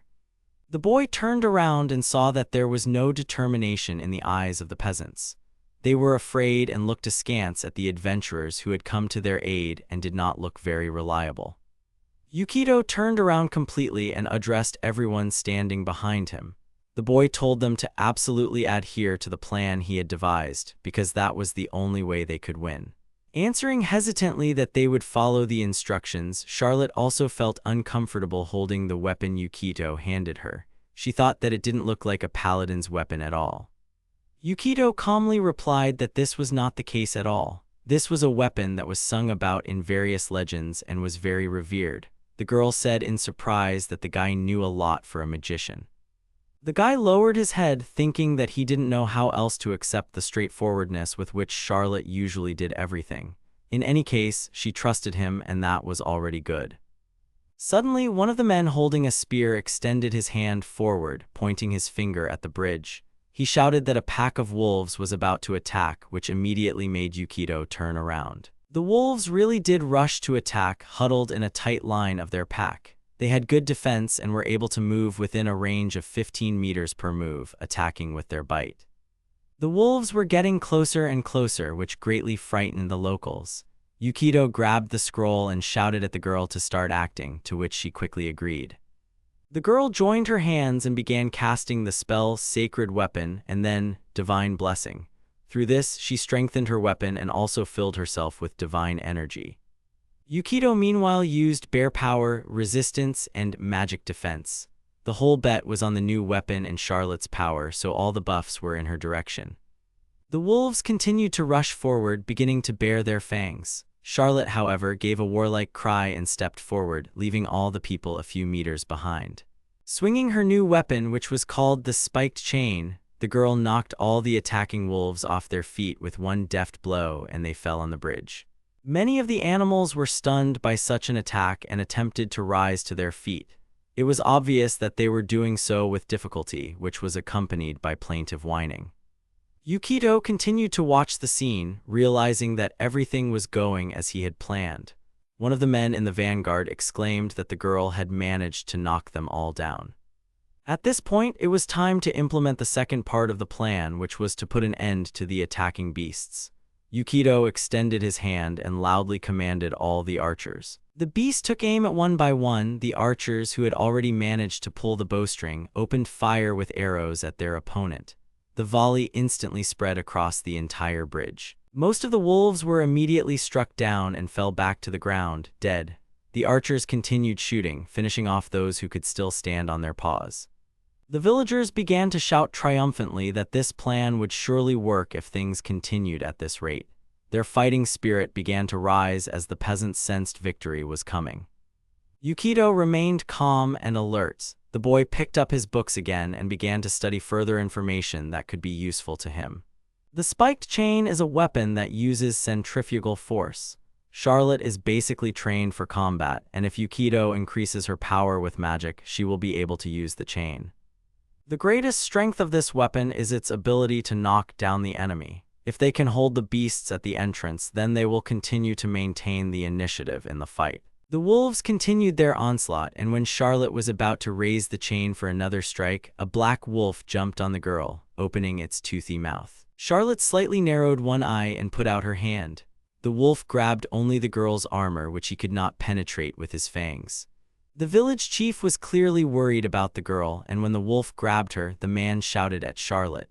Yukito tried to calm him down, saying that the girl was okay. Of course, it was necessary to avoid attacks from wolves, but by combining magic armor and spells, it was possible to achieve incredibly high defense. Even a wolf bite would cause almost no damage. Charlotte continued to stand her ground, continuing to knock down the wolves one by one. The pack of animals became smaller with each attack, and they were no longer so willing to attack. Yukito clearly understood that with Charlotte knocking the wolves onto their backs with her chain, the villagers armed with bows and arrows would definitely be able to focus on shooting. The arrows continued to reduce the number of black wolves, which were already very few. The bridge was already littered with the bodies of animals, which were pierced in several places. Choosing a narrow passage to meet the enemy, placing a stationary vanguard there, and multiple long-range attacks. All this was the winning combination that Yukito had bet on. The remaining wolves, who had not yet had a chance to try their luck in the attack, began to huddle together and exchange glances. It was clear that they had almost admitted their defeat. The people who were shooting the bow were the first to start cheering, seeing how the wolves were scared and about to retreat. Yukito understood that the animals were now simply keeping their distance and regrouping. The wolves raised their heads and began to howl into the sky. At this time, Yukito again began to use another spell that he had ready. The wolves charged forward again, making their way across the narrow bridge towards Charlotte, who was already preparing to use her chain once again to turn back this raid. Yukito used ghost sound, knowing full well that black wolves hunt in packs and use their barks to communicate and coordinate attacks. So if he could copy the sound they might use when attacking, he could interrupt their regrouping. Another attack of the wolves was repelled according to the same unchanging scenario. Charlotte knocked everyone down with her chain, and the archers shot at the bodies of the knocked-down animals. Yukito smirked, saying that everything was working perfectly, as it should. The guy also said that in his opinion, everything was great for a strategy that was made up in a hurry. The young mage began to look at the beasts, realizing that their number was increasing each time and that it was very small.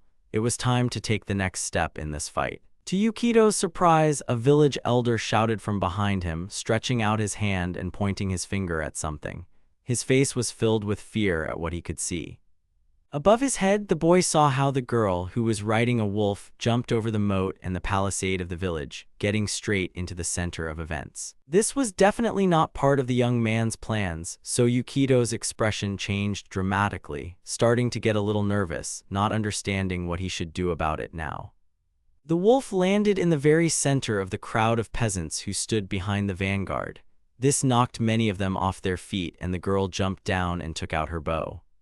The people were frightened, and some of them immediately began to run away in different directions. The archers turned away from the bridge and began to shoot at the wolf, who was already in the village. The wolf rider continued to hover in the air, gradually descending. She attacked with her bow in flight, returning fire to the peasants with a long-range attack. The girl was a very good shot, but she did not try to kill anyone. Her target was the bows, which were used to return fire. Her wolf also tried harder to scare away anyone who stood in their way. people gradually fell into panic, running to their homes and bolting their front doors. The archers who were holding back the vanguard, having lost their weapons, also began to run away, screaming for help from the higher powers. Soon the wolf approached his mistress. Yukito turned to the villagers and shouted at them to continue holding their positions. He didn't think anyone could jump over such a high fence so easily. As it turned out, the commander of the Black Wolves was a human, which Yukito did not expect at all. If things continue like this, then the village's defense will be broken through. The girl, still holding her bow, rushed straight into the depths of the village, running past Yukito, whom she completely ignored. The peasants stopped attacking altogether, and the village chief, Nailing, watched as the girl ran forward. Her speed and dashes were astonishingly fast. The head of the village, seeing this girl, immediately grabbed his head, shouting that this was the one, and he could not believe that she was able to survive. Yukito turned to the man who was shaking, trying to say something else while stuttering. The guy couldn't understand that the girl had survived under some circumstances, and most likely this wasn't their first meeting. Yukito told the villagers that he was going after the girl, ordering the others to stay and support Charlotte at the front. The whole twist kept spinning in the boy's head. The boy looked at the arrows that were aimed at the weapons that the peasants were going to attack with. All of their equipment was broken in half, which also left questions in the magician's mind. Meanwhile, the girl stood by the barn, which had been so heavily guarded before, and pounded on it with her hands. It felt like the girl was trying to call someone. Yukito decided to take advantage of the moment while the girl in furs was standing with her back turned. The guy decided that he could put her to sleep and then tie her up and sort her out. But the attempt to use the spell was unsuccessful, and the archer was able to dodge. After that, the girl sent an arrow at the guy, who managed to cover himself with a magic shield. The girl was surprised that the guy used magic and even managed to reflect her arrow. After that, she decided that she would try to take the guy alive and find out the truth. Yukito looked at her angrily and shouted that it was close. Yukito was very glad that he learned this reflective spell. Soon, a hand reached out to the young man. The girl grabbed the guy and threw him to the ground and then pinned him with her legs. Yukito hit the ground quite hard but did not receive any damage. The next second, the warrior archer grabbed the boy by his clothes and swung the tip of her arrow at him. Yukito was in a hopeless situation. Yukito was amazed that even for an archer, the girl had a very high speed. It was simply impossible. The boy shouted, trying to find out the reason why the girl attacked the village. The girl aimed the arrow towards the guy's head but intentionally hit it nearby, wanting to scare the guy and show her serious intentions. Yukito opened his eyes and looked at the archer. Afterwards, the girl took the same arrow and loaded it into the bow and pulled the titiwa right in front of the magician's face. Yukito understood that he had to find out the truth, so he continued to look at the girl. The archer began to address Yukito, wanting to know who the boy was. She immediately realized that he was not a resident of this village, but his presence here remained unclear to her. Yukito replied that he was an adventurer and was currently carrying out one of the assignments he had received from the village elder. The man asked him to destroy a pack of black wolves. The girl watched the boy closely. Yukito began to look around, thinking that it had become suspiciously quiet. At that time, the headman told everything to Charlotte, who was already running to the boy. After Yukito let it slip about the village elder and the task the boy was carrying out, the girl clenched her teeth and began to shake with anger. The girl started screaming that the people of this village dared to destroy after they stole everything dear to her from her village. She also called them pathetic strangers. The girl said that she would never forget or forgive such an act to the people of Iwa. Yukito was stunned by these words, asking what the girl was talking about. The girl took off her wolf mask that covered her face. Seeing who the girl was, he immediately noticed her ears, realizing that an elf was in front of him. Yukito continued to shout in confusion and asked the girl the reason for the black wolves' attack on the village. The girl continued to watch the magician, remaining silent. After Yukito asked what kind of nonsense was in that barn, and the girl explained that it was there, inside, that her brothers were being held captive. The guy was starting to get angry about the whole situation that was developing. He understood that he had been deceived again, leaving out a bunch of details. Charlotte, seeing the guy, ran to him, shouting his name. The girl pulled the arrow again and shouted that if Yukito stood in her way, his life would end instantly that very second. Charlotte was already standing next to her, frightened. Yukito gradually began to receive the truth he wanted. The boy asked the elf again about the prisoners who were currently in the barn. The girl said that this was indeed the case. She again began to speak negatively about the people who inhabited this village, then adding that they had captured and kidnapped the elf's younger sister, Lumilia. Charlotte stood nearby for a while and watched. While the girl was pointing her bow at him, it was obvious that the boy was in danger, so at some point Charlotte decided to fix it. She reached for her magic sword, but Yukito immediately stopped the girl by raising his hand.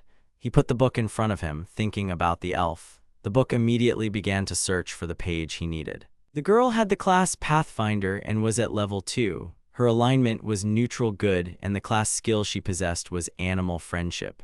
Yukito thought again that he had suspected that there was something fishy about this destruction request. It was a good thing they hadn't taken Rocinante with them, though, because things could have gotten worse. If Rocinante had ended up being enchanted by the elf, then it would have definitely been a disaster. The warhorse would have finished off the villagers faster than the wolves. But nevertheless, the question also arises about the very symbol that appeared in the Book of Peace. Now it was displayed on the elf's page and still raised many questions. It was exactly the same symbol as Sana's. Perhaps this was the key to the girl's location, and this elf might have been somehow connected to Yukito's sister. Yukito came to this village only to find his sister. To be honest, he wouldn't have considered the mission at all if he hadn't had the opportunity to find her here. While the guy was thinking about all this, he continued to silently stare at the girl, realizing the scale of the whole picture. At some point, the elf called out to him, aggressively asking why he was silent. The elf's face remained tense, and she continued to hold the arrow drawn in her bow. Yukito understood that now was the time for him to stand by her side and help. The young man had a choice because he had already come to this village and found himself in the middle of what was happening. He could stay at the initial request and help the residents, for which he would receive 50 coins, or the elf. Yukito thought that he could get information about San no matter what he chose in the end. However, in the current situation, he could only choose one. The girl began to look around. The people who lived in the village were watching the dialogue between the adventurer and the elf, waiting to see how it would all end. Finally, after a short pause, Yukito finally said that he understood what it was like to have your family torn away from you. The elf was surprised by these words and stared at the wizard. Yukito continued, saying that he wanted to help her and that they could search the inside of the barn together. The young man made his choice and decided that it was better for him to be on the side of truth. The elf was skeptical about this request, not understanding what the young man was talking about. She said that even if she believed him, there were still a lot of locals in the village who had already shown their true intentions. Yukito began to tell the girl that he was actually traveling because he was also looking for his missing younger sister.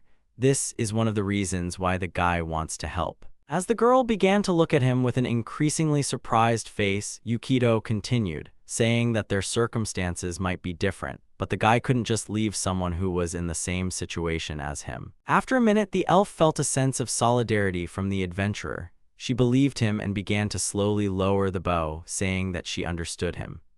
Afterwards, the girl pointed her finger towards the guys and firmly said that Yukito, with all this, should know that if he deceived her, the girl would kill him without hesitation, which she swore to herself. Yukito, being a little worried, told her that she shouldn't worry about it. He then introduced himself, saying that his name was Yukito. Charlotte also told the girl her name.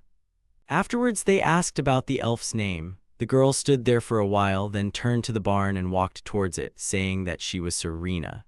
Yukito walked up to the barn and grabbed the padlock that held the door closed. He shook it slightly and thought that a 20-level padlock was too cool for a basement. The boy searched his pocket for something that could help and soon pulled out a lock pick. Yukito thought that he didn't have the skill to open, but he had to try the skill lock picking, which he had never done before. The thieves' tools gave the guy a small bonus to success in breaking in, and he began to turn the tools, getting them into the keyhole. After the first attempt, the guy soon failed. He said that he couldn't hack it, but he would try again. Serena looked at all this and sighed heavily. Serena couldn't wait that long, so at some point she took a few steps forward and said she would open the lock herself. Charlotte joined in, asking the guy to step aside. The girls stood in front of the large door to the barn and swung their legs in unison, aiming them at the wooden base of the door. Yukito was extremely surprised by this method. So the door was breached. Charlotte and Serena did a great job together. The paladin girl began dusting off her armor as Serena walked through. Charlotte turned to Yukito, who stood in shock that his companion could open the door so easily, just by knocking it down. The girl called the magician inside. As soon as they entered, Serena immediately shouted her sister's name and was about to run deeper into the barn. Yukito grabbed her by the shoulder and abruptly stopped this impulse. The guy said that further on in the darkness there could be traps. He certainly knew that the girl felt her sister, but it was necessary to remain calm. The young man first dropped to the ground, picked up a small stone, and then stood up and began to call upon a pale light that was supposed to remove the entire curtain of darkness that was located ahead. The stone acted as a material catalyst for this spell. Light eventually began to appear around the stone, illuminating the path ahead. The spell itself could brightly illuminate a space of up to 5.5 meters. As Yukito slowly moved forward, he thought that it didn't look like there were any traps here. The barn was filled with barrels of drinks as well as various foods in good stock. As the trio continued to walk inside, they looked around for any clues. Charlotte's attention was soon drawn to a passageway that was filled with barrels on the floor. The girl immediately rushed there, starting to push aside the massive wooden barrels. After she opened the passage with a creak, the girl immediately called the others. There was indeed a descent down a massive stone staircase. As soon as they started going down, they no longer saw anything that could be connected to food supplies. Very soon they saw an elf girl hanging by the wall of the basement, her hands tied.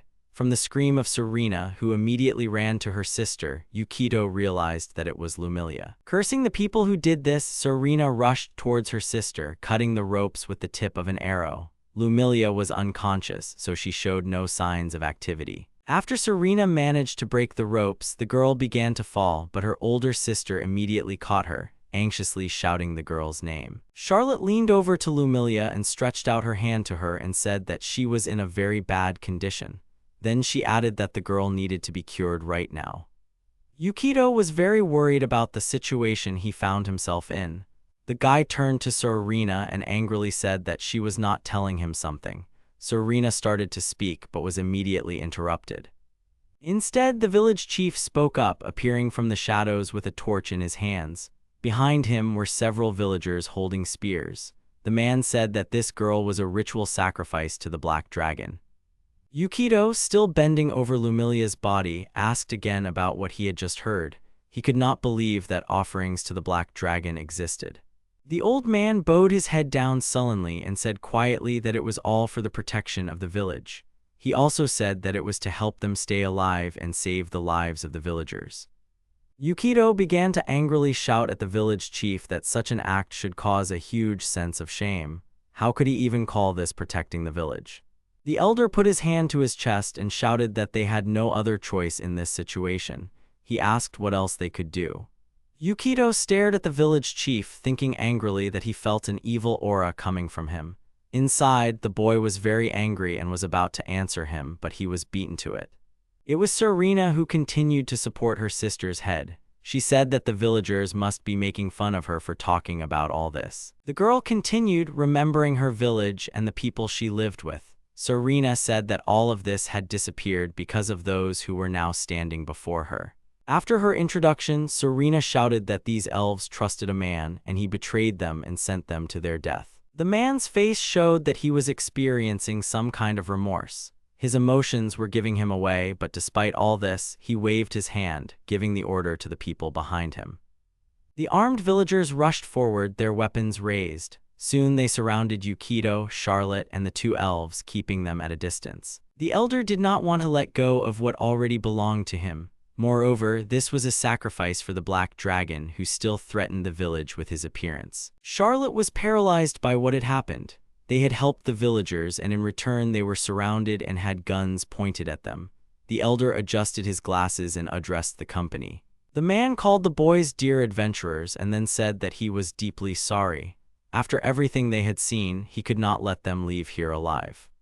Yukito opened one of his scrolls and summoned a shimmering powder. This spell was called Shimmer Dust, and it created a cloud of golden particles that targeted all beings within its range. The dust immediately spread throughout the room and was directed at the villagers, who immediately began to clutch at their eyes, complaining of wild pain. From weakness and surprise, they threw the weapons from their hands. The villagers continued to rub their eyes, shouting for someone to bring water. Some were already coming to their senses, still coughing. Someone knocked over a fire on the supplies and they quickly caught fire. Yukito quickly threw Lumilia's body on himself and jumped to his feet. The boy ran towards the exit, shouting for the others to follow him. Charlotte doubted that they were doing the right thing. The boys had to act faster, as the blinding effect only lasted for one turn. Yukito added that monsters who did something like that to a young girl deserved more. The elder began adjusting his glasses, rubbing his eyes, which were sore from the dust. He saw the adventurers slipping away and shouted for them to stop. After they ran outside, Charlotte turned around and saw that the entire barn was smoking. Yukito continued to hold Lumilia on his back and thought about what to do next. Charlotte turned to the guy in fear, asking him what they should do now. Yukito continued to look towards the forest and then began to speak. The boy said that first they had to take care of Lumilia, who was unconscious. Yukito shouted the name of the elf's older sister and asked for a safe place in the forest. The girl said that she knew about it and then asked to follow her. Yukito turned to Lumilia and told her to be patient because there was only a little time left. Suddenly, a terrifying roar was heard outside, gradually getting closer. Serena turned upstairs with fear in her eyes. Serena froze in place, continuing to look at the sky. Yukito called out to the girl, trying to find out the reason for her stop. The next second, the girl rushed to run towards the forest, shouting for everyone else to run faster. She also said that someone was already approaching them. After she said this, a huge black silhouette landed on the roof of the barn, flapping its wings. Serena said that they were late in leaving. The creature that landed on the barn was the black dragon Garzamug. Its breath could be felt from several meters away, and the dragon itself was larger than the house it was sitting on. Yukito stared at the creature, realizing who Serena was talking about, but he couldn't possibly guess that the creature was a dragon. Yukito knew that he couldn't fight someone like that. This creature was on a completely different level, so for him, Yukito and Serena, who were level 1 and 2, were just pathetic bugs under his feet. Yukito knew he needed to run, but Yukito's legs were shaking violently. For some reason, the boy's legs wouldn't obey at all and wouldn't move from the spot. The dragon soon began to speak in human language, saying that he had come here for a sacrifice. This sacrifice was to be for the great Nephilia. Yukito was surprised when he heard the name of his old friend, because of whom he now has 1 HP. The guy immediately realized that this dragon is a follower of the evil goddess. Serena didn't wait for anyone to dare to answer. She wasn't going to give up her sister anyway, so she immediately shot the dragon with her bow. Serena immediately shouted for Yukito and Charlotte to take Lumilia and run away. The girl was going to resist the dragon alone, shouting that she was its opponent, calling the creature by name. Yukito yelled at Serena to stop. He also added that this was not just another person she could resist. The boy said that they needed to escape from here. The dragon laughed at what he heard, calling the adventurers brainless fools, saying that they actually thought they could escape from him. The dragon loomed over the barn and then bent down and began to release something from its mouth.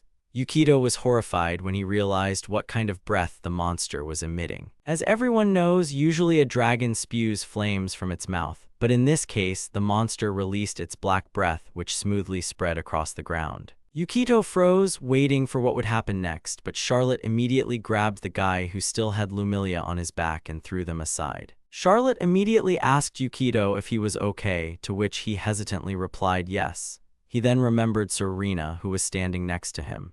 At this time, the black breath of Nephilia's dragon had already reached the elf and she fell to her knees, losing consciousness. Yukito began to shout the girl's name. Yukito immediately rushed to help the elf, but Charlotte tried to stop him, saying that it was too dangerous to approach her now. Yukito shouted that the girl was still alive and needed help.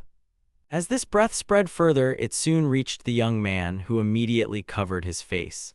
The black mass emitted a disgusting smell and also melted the ground beneath it. Yukito was clearly disgusted, assuming that this dragon was spewing acid. At that moment, the dragon began to fly away from the barn. The flapping of his huge wings began to shake the air, and soon he landed in front of Yukito and Charlotte. The roar was loud and dust began to rise. Yuki couldn't let go of the thought that their levels were very low and they wouldn't be able to even get close to the monster. If they didn't run away, they would be doomed to certain death, but Serena was still there.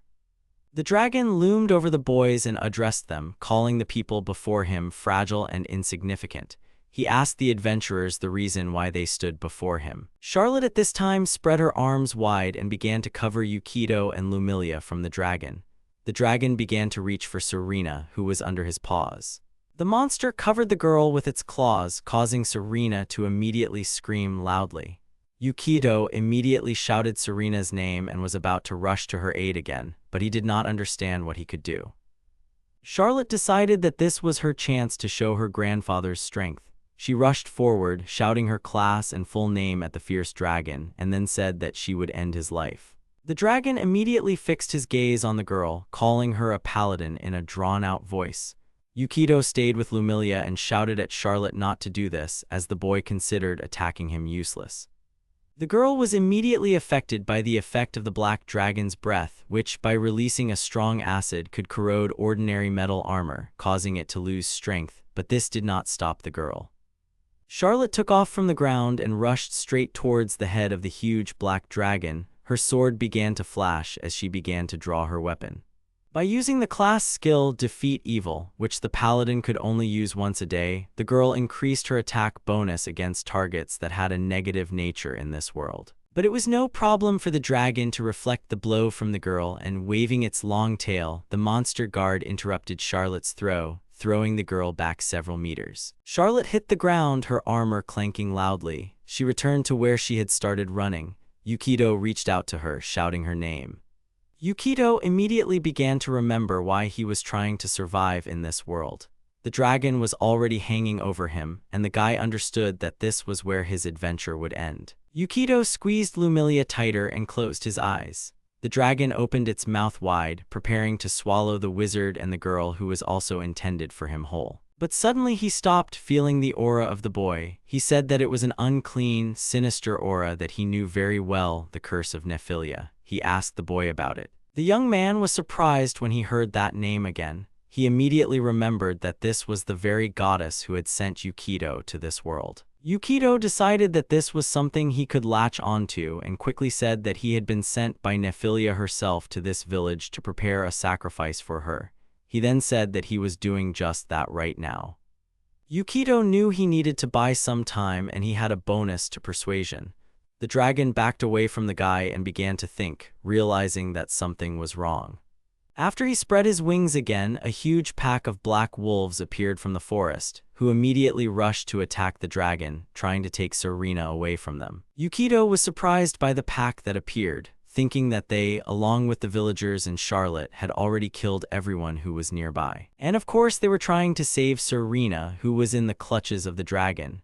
The wolves gradually began to surround their target to attack from the flanks. The dragon didn't hesitate and immediately began to fight back using his acidic black dragon breath.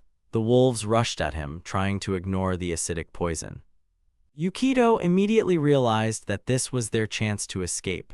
While the dragon was busy fighting, Yukito thought about Serena and remembered her request to take care of her little sister. Grabbing Lumilia and throwing her onto his back, Yukito immediately began searching for something in his pockets and soon pulled out a small magic ball. Yukito threw a smoke bomb under himself, which could help knock down the dragon and hide the side they would run to. The dragon looked into the smoke and thought that it was a person with the curse of Nephilia. The monster had already fought off all the wolves and the villagers immediately approached him. The elder addressed the great Garzamug, saying that he was sorry. The sacrifice that was prepared for him was stolen by adventurers. Garzamug was outraged that the humans had failed to save the gift for the goddess Nephilia. He looked around the crowd of people and then tightened his grip on the paw that held Serena. He glared at the villagers, who immediately began to fall to their knees and beg for mercy. The elder said that they could not have gone far and all the villagers had already been sent out to search. The elder begged to give them some time so that they could return the sacrifice and hand it over to the goddess, but the dragon was not satisfied with this. He only said that the people had not fulfilled the terms of the agreement with him. At this time, Yukito was making his way through the forest, carrying Serena's younger sister, as well as Charlotte, who was unconscious. The guy used the spell Floating Disc, which lasted for a couple of hours, which was enough for the hero. This magical ability could carry a load of up to 200 kilograms. Yukito thought that they should be grateful to the wolves for allowing them to escape. He cursed the dragon that had come to the village, still carrying the girl's body on its back, already quite out of breath. But everything had to be put off for later, because now they only needed to think about escaping, since they could be pursued by the villagers. Suddenly, the guy turned around and saw that the sky above the village had turned red. This was the same village that was burning in the fire. The dragon burned it, accusing the inhabitants of failing to bring him a sacrifice, thus violating the agreement to preserve their place of residence. Sometime later, Yukito, Lumilia, and Charlotte were sitting in the forest by a fire. The boy turned away while Charlotte tried to dress Lumilia. After a while, she tightens the bow on her chest and forehead and says that it turned out just great. Charlotte then turns to Yukito and tells him he can watch, and he agrees. He asks Charlotte if her wounds still hurt. The girl smiles awkwardly and says that they still hurt, but she has already felt much better. It's good that they had healing potions. Lumilia looked at the girl and the boy silently and then asked who they were. The girl introduced herself as Charlotte and said that she was a paladin. The boy introduced himself as Yukito and said that he was a magician. The protagonist then added that Serena had asked them to save the girl. Lumilia jumped up and asked if it was really her sister Serena. Charlotte took Lumilia by the shoulders and asked her not to make such sudden movements because she needed to rest. Yukito asked the girl if she could eat now. He said that there was not much here, but it would be better to eat something now to regain her strength. Lumilia took the food and looked at the boy awkwardly, but did not say anything to him. Yukito then asks the girl to tell him what happened between the elves and the village. The girl was silent for a moment, and then said that their village was located a little north of this place, in the mountains. The village was surrounded on all sides by lush greenery and plants that always bore fruit. The spring allowed them to quench their thirst and left the land fertile. Thus, they did not think about the need for a friend next to them. It was a great place to live until they were attacked by a black dragon and his evil followers. It all happened very quickly. The dragon and his followers started grabbing the elves. Lumilia and her sister tried to escape from the dragon. The surviving elves turned to the people of Ida village as they had traded with them before. The villagers could hide them from their pursuers. The village elder placed all the elves in a safe place, and the villagers helped them in every possible way, feeding and watering them. Then the headman went to the main square of the village and felt some kind of commotion among its inhabitants. Suddenly, the black dragon's followers and the elf kidnappers appeared. The elder saw them. The villagers ran away, but the man remained in his place. Then one of the black dragon's followers approached the trembling man. He said that it seemed that the man was the leader of this village. He asked if the man would tell them where they were hiding the surviving elves. After some time, the villagers who were near the elves tried to calm them down so that they would not worry because they would protect them. The elves thanked the villagers for their help. However, suddenly the headman entered the house. He was gloomy and cold. The man ordered the inhabitants of the minor to seize these elves right now. They didn't understand why they had to capture the elves they had just helped. The man replied that the black dragon from the Black Mist Mountain demanded an elven sacrifice, and if they did not give anyone up, the village would be destroyed. Suddenly, the villagers began to grab all the surviving elves. Then the black dragon's followers rushed into the house to catch the rest. They caught and captured the elves, who screamed in pain and hurt at the betrayal. Lumilia and her sister tried to escape, but suddenly Lumilia was caught, and then her sister. She tried to break free and protect Lumilia, who was crying, looking at her sister. Their hands did not have time to touch. That's how Lumilia finished her story. Charlotte was shocked and covered her mouth with her hand, and Yukito sat tensely and thought about what really happened. The status of the headman was neutral kind. A person with such a kind status strives to help those in need. However, in this case, the kindness was nothing other than the kindness of protecting the residents of the village of Ida. It was similar with Lang, so the status in the Book of the World does not fully describe the character of a person. This can only be useful as background information. At this time, Lumilia looked around and then she asked where her little sister Serena was. Yukito was silent for a moment, but after a while, Lumilia was surprised by what she heard. The village of Ida was destroyed by a black dragon and Serena was kidnapped by Garzamug. The young man apologizes to the elf and says that all he could do was run away. Lumilia is silent at first, but then says that her sister is alive. Well, at least she should be alive. Yukito says that the evil temple will perform their rites on the night of the moon of calamity when all the moons converge, so they are unlikely to perform the sacrifice right away. As far as he remembers, there are 3 moons in this world, and then he asks what the moon of calamity means and says that it should happen in 18 days. Lumilia jumps up and says that she has to help, but suddenly her legs give out and she falls to the ground. Yukito and Charlotte immediately rush to the girl's aid. Charlotte turns to Yukito and suggests that he go and save Lumilia's sister, as the paladin will never forgive such a terrible evil. The protagonist thinks that he knows one thing for sure: they can't defeat Garzamug. Honestly, he would rather avoid another encounter like this, but then he looks at Charlotte and Lumilia and then at the book. He sees a symbol next to Lumilia's photo and thinks that he is different from the others. He must definitely get them closer to Sana. The location of Sana is more important to him than any other task they have performed so far.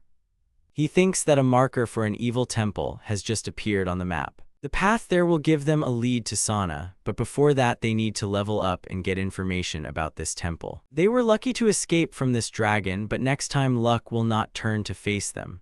But what if this symbol means that Sana is being held captive by the followers of the Temple of Evil? He sees the girl crying and starts breathing heavily because he is panicking. Charlotte gets scared and asks Yukito if he is okay. Then Lumilia jumps up and says that she has to go. Charlotte tries to stop the girl. Lumilia shrinks and says that she doesn't want to lose anyone again. Yukito is surprised and realizes that this is true. He tells the girls that they will defeat Garzamug, but first they need a well-thought-out plan. Charlotte calls the boy by name and at this time hugs Lumilia. The young man picks up a book from the ground and decides to think about how to defeat the black dragon using the Munchkin game. The hero looked at Lumilia and realized that the girl was a level 1 ranger and her health level was only 7. Rangers are skilled with a bow and they can also befriend forest creatures and use native magic. Yukito thinks that Charlotte must have leveled up when she defeated those black wolves. He then looks at the writing in his world book. It says that Charlotte has over 2,000 experience points, but she is still at level 1. The young man wondered why this was happening. He addresses the girl by name and asks if she shouldn't have raised her level. Charlotte, meanwhile, holds Lumilia and asks what level the boy is talking about. The boy explains to the girl that it is when you can better use and learn new skills. The girl is surprised by Yukito's words and asks if he means exaltation. She explains that the ascension is held in the church of the god you believe in. She believes in the god of the sacred forest. Once you feel the time is right, you can perform the ascension ritual in the temple, praying all day. After the ascension, adventurers can benefit from the power granted by the god. Yukito wonders if the abilities, values, and skills that a person will receive depend on God. However, he wonders if it will be possible to choose a specific bonus from the ascension. For example, if you want to improve your sword skills or use new spells. Charlotte says that it is all by God's will. The young man understands that acquiring skills is a matter of chance. He considers this theory to be complete nonsense. He opens the Book of the World and sighs. Yukito thinks he could try writing it indirectly. He crosses out Charlotte's level 1 and assigns her a level 2. Suddenly the book started glowing. The boy is surprised by what is happening now. Charlotte suddenly became the 2nd level. It really worked, although the boy did not believe it. A few seconds later, Charlotte herself began to glow. She said that she felt power boiling throughout her body. Yukito realized that although the girl had enough experience to level up, she remained at level 1. To reach the next level, you need to do something. In Charlotte's case, that action is praying. If you don't do that, you'll stay at level 1 forever. So if he writes everything down directly in the book, he can freely choose skills and distribute ability points as he pleases. This will be a serious advantage if he learns to use it correctly. He will be able to level up and upgrade the skills of his party members. Now Yukito decides to see what a paladin can learn at level 2. He looks at the book and sees the number of skills the girl can use and that it has increased. He reads the names of the abilities, Divine Strike, and improved version of Smite Evil. He decides to check them later and then notices something interesting. The boy calls the girl by name. Charlotte approaches him and asks what is wrong. Yukito smirks and says that as he promised, he will return Rocinante back. Charlotte is surprised by this. Sometime later towards night, a man was killing himself in the stable. At that time, the horses were standing in their stalls. The man smiled and said that he thought it was hard for him to be pawned by his master. He gives the horse a carrot and tells him not to be upset and everything will be fine. The horse sadly chews his carrot, but suddenly he starts to glow. Suddenly, a magical shining seal forms right on top of the horse. The man covers his face with his hands to hide from the bright light. Then he looks at the place where the horse was, but finds nothing. He shouts that this is very bad, because one of the pawned horses simply disappeared from its stall. At this moment, a bright light appears right under Charlotte. The girl does not understand what is happening and why everything around is so shiny. Suddenly, Rosinante appears in place of the seal, sweetly chewing on a carrot. The horse beetles the carrot and then realizes that he is in an unknown place. She begins to turn her head in panic and look in different directions. Suddenly, Charlotte knows his name. The horse turns around at the sound of his name and sees Charlotte in front of him, who was looking at her horse in surprise. Rosinante began to cry with happiness at seeing her mistress again. The girl immediately ran to her pet. She began to hug him and said that she missed him very much and it was very unusual to see him again. The horse was crying with happiness at that time. Charlotte then pulled away and asked where Rosinante came from. Yukito replied that Rosinante had come to fulfill the girl's wishes. Charlotte said that she understood and then said that she was very happy to have her back. Of course, the hero pawned Rosinante only because he wanted to get her back, but what caught his attention was the second-level paladin class bonus. Second-level paladins gain access to a sacred creature. If none is chosen, chooses the creature with the strongest bond to the paladin. Rosinante now has a holy title on top of her already immense power. And as a bonus, her appearance has changed, and they can insist that she is a different horse even if the lone shark notices her. Charlotte asks if it is really okay if they don't pay. The boy says that later they will explain and give the money that they should receive after they defeat the dragon. Charlotte says that she understands, and the boy thinks that it is good that the girl is so naive. In any case, their first priority now is to save Serena. Lumilia and Charlotte agree with the young man's words. He approaches Rosinante and says that this is why he is glad to see her again. Suddenly, the mare becomes filled with anger and rears up to strike the young man. Suddenly, small and thin hands reach out to the horse's head and try to calm it down. Lumilia used her tracker skill talking to animals and thus calmed the animal. Charlotte tells Lumilia that this is very cool. Usually Rosinante does not listen to others. The young man was scared at this moment and wondered if his HP was still there. He thought he would die on the spot. Then Lumilia notices the backpack. She walks up to it and takes a small blade. Yukito and Charlotte ask what the girl is doing. Suddenly, Lumilia thought about asking her sister to wait a little longer. She then takes and cuts off her long hair with this blade. Yukito and Charlotte are very surprised by the girl's action. Lumilia looked at the girl and the boy with determination and thought that this time she was going to save her sister. After some time, Charlotte, Yukito, and Lumilia arrived in the city of Orbita. The first thing they did was go to the public baths where the elf was able to wash herself. Lumilia was very embarrassed and tried to cover her body with her hands. She said that she could do it herself. At that time, Charlotte was standing next to her. The girl held a sponge in one hand and said that Lumilia would not be able to wash herself because everything needed to be washed properly and very thoroughly. Charlotte sat Lumilia down on a chair and ordered her to sit still while she rubbed her with soap. Lumilia was very embarrassed by what was happening. After Charlotte sprayed the elf, the girls splashed clean water from the basin on her, and after a while they found themselves in a hot bath where everyone was having fun and talking nicely. Charlotte noticed the temperature of the water and asked Lumilia if it was too hot. Lumilia looked at Charlotte and then turned away, feeling awkward. The girl began to say that when she lived in the village, her older sister always cut her hair, which grew back very quickly. Lumilia took a lock of hair in her hands and said that she needed to fix her hair since she had cut it earlier with a blade. Charlotte said that she thought the girl looked good with her new hairstyle with her short hair. Then the girl sighed and relaxed in the bathroom. Lumilia was embarrassed by her words at that moment. Then Charlotte looked at her hands and thought she felt something, but now she was sure it wasn't her imagination. The girl hugged herself and thought about how she had grown as an adventurer. She felt her body become lighter and filled with new strength. However, she realizes that she did not perform the ritual of ascension. She rejoices and thinks that the goddess Luria must have given her a blessing to help her eradicate evil. Charlotte then turned her attention to Lumilia, who was sitting quietly next to her and not making a sound. Suddenly, the girl called out to her older sister, Serena. Charlotte didn't ask her any questions, but simply took the girl and hugged her, holding her close. Charlotte said that she and Yukito would be with her. Lumilia looks at Charlotte and a blush appears on her cheeks. Charlotte says that they will definitely save Serena. She swears her word as a paladin.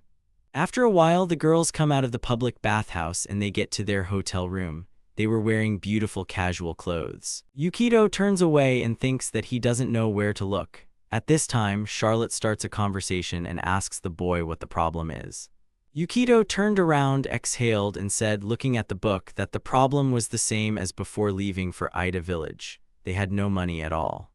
The young man says that they used up all their scrolls and potions in Ida, so they don't have enough equipment, and they also need to give Charlotte's armor for repairs because it melted due to the Black Dragon's breath. The Evil Temple is a place where it is recommended to go with at least level 6. Yukito explains that in order to survive the battle with the Evil Temple, they need durable equipment and magic items for 3. And by the way, they currently have 265 gold coins. Some requests in the guild are well paid, but they require a high rank and they simply do not have enough strength to fulfill them. Besides, they don't have time for simple tasks. At this moment, Lumilia starts to say something. She says that she could use her body to earn money because she heard that there is such work in human cities. Yukito was simply shocked and asked what the girl was saying. He was incredibly embarrassed and began to cover his face with his hands. Then he put his hand forward and asked the girl to stop several times. Lumilia looked at Yukito's actions in shock. The young man exhaled and said that it was true that call girls earned 6 silvers a day, which was more than the salary of a normal worker. However, it was a trifle compared to what they could earn by traveling. Charlotte didn't understand what the young man was talking about and why they needed to call someone. Lumilia blushed at that moment and remained silent. Yukito said that since the two of them weren't exactly financially literate, he asked for permission to explain everything to them. Firstly, there are 3 types of currency used in cities: gold coin, silver coin, and copper coin. The importance of each increases in the following order: copper, silver, and gold. 1 gold coin is worth 10 silver ones, and therefore 1 silver coin is worth 10 copper ones. In his world, a gold coin was worth 10,000 yen. A skilled craftsman could earn 1 gold coin per day. Usually, silver was used most often. 1 silver coin was half of a worker's wages. Copper has the least value and is used to buy bread and other everyday items. Charlotte is surprised and says that she didn't even know she used silver and copper. Yukito calls her a cursed princess. The healing potions Charlotte used restore 1/10 of your HP. They cost a few gold each and are about 500,000 yen, which is more expensive than premium French champagne. Also, the scroll of the first level spell costs 250,000 yen. The acid protection potion that they need to protect themselves from the breath of the Black Dragon costs 300 gold, and I would like to buy several of them, but they are very expensive. Magic items will cost even more because the hero has only 1 HP. He wants 1 amulet of protection from the magic swamp, and the magic bolt is not that strong, but it is guaranteed to cause damage to the enemy. If he doesn't have a defense against it, he'll just die. But this item costs 1,000 gold. They must not only earn money, but also gather information about the Evil Temple. They can't just rush in without knowing anything about the layout or size of the building. Their limit is 18 days. It will take about 3 days to gather information, 2 days to prepare for the attack, and 2 days to get there. They also need to find time to raise their levels. The girls watched the boy carefully. Charlotte said that there was not much time left to complete the task. The young man opens the Book of the World and thinks that the task is far from the city of Orbeta, the task that they can complete in the shortest time. He chooses the Goblin King quest, where the recommended level is 3. If they complete this quest, the boy and Charlotte will be level 3 and Lumilia will be level 2. He asks to leave the task to him, then Charlotte asks what should be done about the money. Yukito thinks that money is still the main problem. They need to earn a huge amount of money as quickly as possible. Then a brilliant idea comes to him. If he sells it, he can get a lot of money. He tells the girls that everything will be fine because he has thought of something and will do it. Charlotte said she hoped it wouldn't rock Rocinante again. The boy said it looked like he couldn't pawn Rocinante again. He said it certainly didn't concern Rocinante. Lumilia looked at them attentively, and then the girl asked why they were going to such lengths to help her. Charlotte and Yukito looked at the girl in surprise. Lumilia clutched the hem of her skirt and said that this was the elves' problem.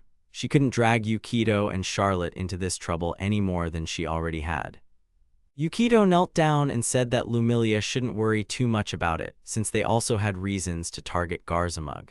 Charlotte responded that a paladin could never forgive such a monstrous evil, and Yukito added that they needed Lumilia's power to defeat him. The girl was surprised by the boy's words. Then Charlotte sat down next to her and said that they would definitely save her older sister Serena. Yukito, kneeling, hugged the girl and said that they were going to defeat the Black Dragon. He himself thinks that Serena is not who he thinks. He uses poor Lumilia and her revenge to find a way to Sana. It was deep night. Charlotte and Lumilia were sleeping in each other's arms. Yukito, meanwhile, puts on a dark cloak, opens the door of the room, and goes outside. He comes to the stall where the unicorn was sleeping. He had dreams where Charlotte hugs him. The young man looked at the animal gloomily, then took out a small dagger and mentally apologized to the unicorn named Rocinante. After some time, the young man was walking down a street where many people were walking. Everything was lively, but Yukito decides to turn the corner into a dark, narrow alley. Reaching the end of a narrow street, he sees a huge door in front of him. Reaching for the door handle, he is suddenly stopped by something that appeared out of nowhere. It was a huge man with an axe. He asked the young man what he was doing there. The hero answered without removing his hood that he had come to see Valzek. The man looked at him attentively but said nothing. Instead of words, he opened the door for the young guest. Yukito entered a small establishment where there weren't many people, but they were still there. The hero walked past all the customers who paid attention to him but didn't say anything after him. Finally, the young man goes to the other end of the room and sees an entrance with hanging curtains. As he entered, he heard the rustle of a tail and said that it must be that same Valzek. The man smiled and said that it was the first time he saw this young visitor here. He asked how the boy had found this place. Valzek was of chaotic evil alignment. He was level 6 and his class belonged to merchant and assassin. Yukito asked if asking questions was against the rules. The man smiled and said that was correct. He asked what the dear customer was selling today. The protagonist took out a bundle of cloth and pulled out a horn. Valzek adjusted his glasses and sighed. He said that in front of him lay a unicorn horn of amazing quality. The man smirked and added that it couldn't be because killing a unicorn was a mortal sin. He said it was too cool for a man with such skinny arms. All the outside visitors turned their attention to the young man. Yukito said that he had not come here for idle chatter and then asked how much the horn would cost. The man took the rock in his hands and said that its size, shape, and shine were just perfect in every way. He was ready to pay 500 gold coins for this excellent horn. After a while, Yukito leaves the establishment and walks down a crowded street, clutching a bag of gold that he carries under his cloak. Suddenly, he clutches his chest and thinks that it was incredibly scary. He thinks that it's a good thing he looked up all the information about this store beforehand. He knows it was written in a book, but this place is incredibly dark. All the people there were adventurers from different corners of the world, and it is possible that they can kill you for any little thing. The horn of the celestial warhorse belongs to the paladin's special mount. The unicorn horn allows the owner to restore 1/3 of his health per day. If you use a healing potion, the rock will grow back, so technically you can take it as many times as you like. However, it would look suspicious if he gave away horns in large quantities, which is why he couldn't use it often. However, the young man did use a healing potion on the horn of a unicorn named Rocinante. Also, doing something like this will cause the wrath of the goddess of mercy, Luria. This wrath will manifest itself as a curse of silence for 8 days, which is practically a death sentence for the magician. However, he has the blessings of the cursed goddess, which makes him immune to all curses, but he still doesn't really want to become an enemy of another goddess because everything should be in moderation. For now, they have enough money thanks to Rocinante. He thinks about the fact that the bag of storage costs 2,000 gold and he should also consider buying an 11-foot pole. With these thoughts, the hero returns home. Lumilia opened the hotel window and saw 2 birds sitting on the branch of a large tree. After some time, she polished the crossbow parts until they were shiny with a cloth. The girl was sitting on the bed. Suddenly, the birds began to chirp and flew in through the open window. One of them landed on the elf's shoulder and began to rub its head against her cheek. Suddenly, Charlotte's stunning cry was heard that she did not agree. The birds that were sitting next to Lumilia even shuddered in fear. The girl did not show any emotion but only looked in the direction of the sound. Yukito smiled and rubbed his hands, saying that it would only be temporary. If Charlotte wanted, she could read it as a trial period. The girl looked at the young man in horror and said that she would never agree to this, either now or in the distant future.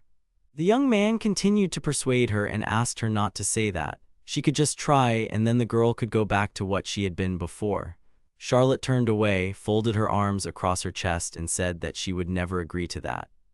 She asked why he should change the god he worshipped. House Bronia was a family of paladins who had served the god of mercy, Lurius, for generations. The boy thought of Genthrak, Robert, and Endurk Bronia. He thought that the Bronia house was certainly harsh. However, he told the girl that they were going against a black dragon that would be much stronger than themselves, and that was not counting the followers of the temple. To defeat Garzamug, Charlotte will need to follow a stronger, more generous god with a better faith bonus, as this will make it easier to build a plan. The girl was embarrassed and hesitated with her answer. Yukito thought that, as expected, Charlotte would not support this idea. However, the divine bonus of Luria's faith, to put it mildly, it is not suitable. Luria is the god of mercy. He administers justice and fairness in the eternal world. He grants mercy to the just. He grants the mercy of a quick death to the wicked. Paladins, priests, and clerics worship this god. Yukito thinks that this blessing is practically useless in combat. Healing hands is indeed a convenient and effective way to heal small wounds, but it is useless when you only have 1 HP. He would like to simply erase the writing. The only thing he can do in the world book is distribute stats and choose skills when leveling up. It is impossible to change things like race or age. Only Charlotte herself can change her faith. At this time, the girl stands turning away and her cheeks are puffed out like a child's. Yukito says that while he thinks that the god of mercy Luria is a very great god, his faith bonus is not very good and it will be difficult to use it in their mission. The girl became hysterical and said that she still had the great holy sword of the house of Bronia. The boy thought that it was just a +2 long sword. This is a fairly powerful weapon at low levels, but Charlotte cannot use it because she has low strength. The girl holds her sword and says that she will defeat Garzamug as a paladin loyal to the god of mercy, Lurius. She swears that she will never betray her faith in the god. Yukito looked at the girl and thought that Charlotte was very stubborn. If it came to this, then he would have to play on the girl's feelings. He bows and says that he begs Charlotte to help because it is to help those in need. She is sure that everything will be fine because it is temporary. Yukito used his persuasion skill. Charlotte stood there surprised. The young man awkwardly looked at the girl who stood silently next to him. Then she shouted that she would never agree. Yukito didn't think that she would change her faith so easily. The girl asked Lumilia's opinion and asked if she thought the same. Yukito asked Charlotte and said that they needed to do this. The girl covered her ears with her hands. The boy said her name again, but she turned away. Then the girl sat down on the bed and continued to cover her ears with her hands. Yukito thought that she was still categorically refusing his request. Well, it's not every day that you are told that you have to change your belief in God.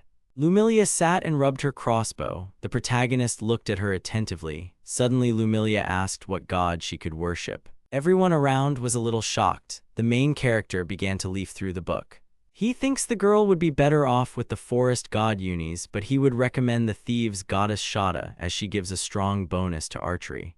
Her faith also opens up access to a unique class and a good balance of skills. Shada is the goddess of thieves, ruling over all who hide in the shadows. Her alignment is chaotic neutral. Temples to her faith are few, but it is common for thieves' guilds to have shrines dedicated to her. Many rogues, bards, and rangers worship her. If it weren't for that damn goddess rule about changing faith, Shada would have been his choice. Lumilia says she understands, then adds that in that case, she would change her faith to Shada.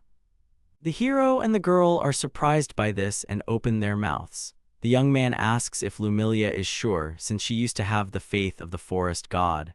The girl says that the young man is right and the girl should think carefully before making such a decision. The birds on Lumilia's shoulders fluttered and flew away in fear. Lumilia replied that there was no need for that, since Unis, the god of the forests, had not saved them, the elves. That's why she needs the power now to defeat Garzamug herself. The protagonist listens attentively to Lumilia and then exchanges glances with another girl. She, in turn, thought for a moment and then said that everything was fine.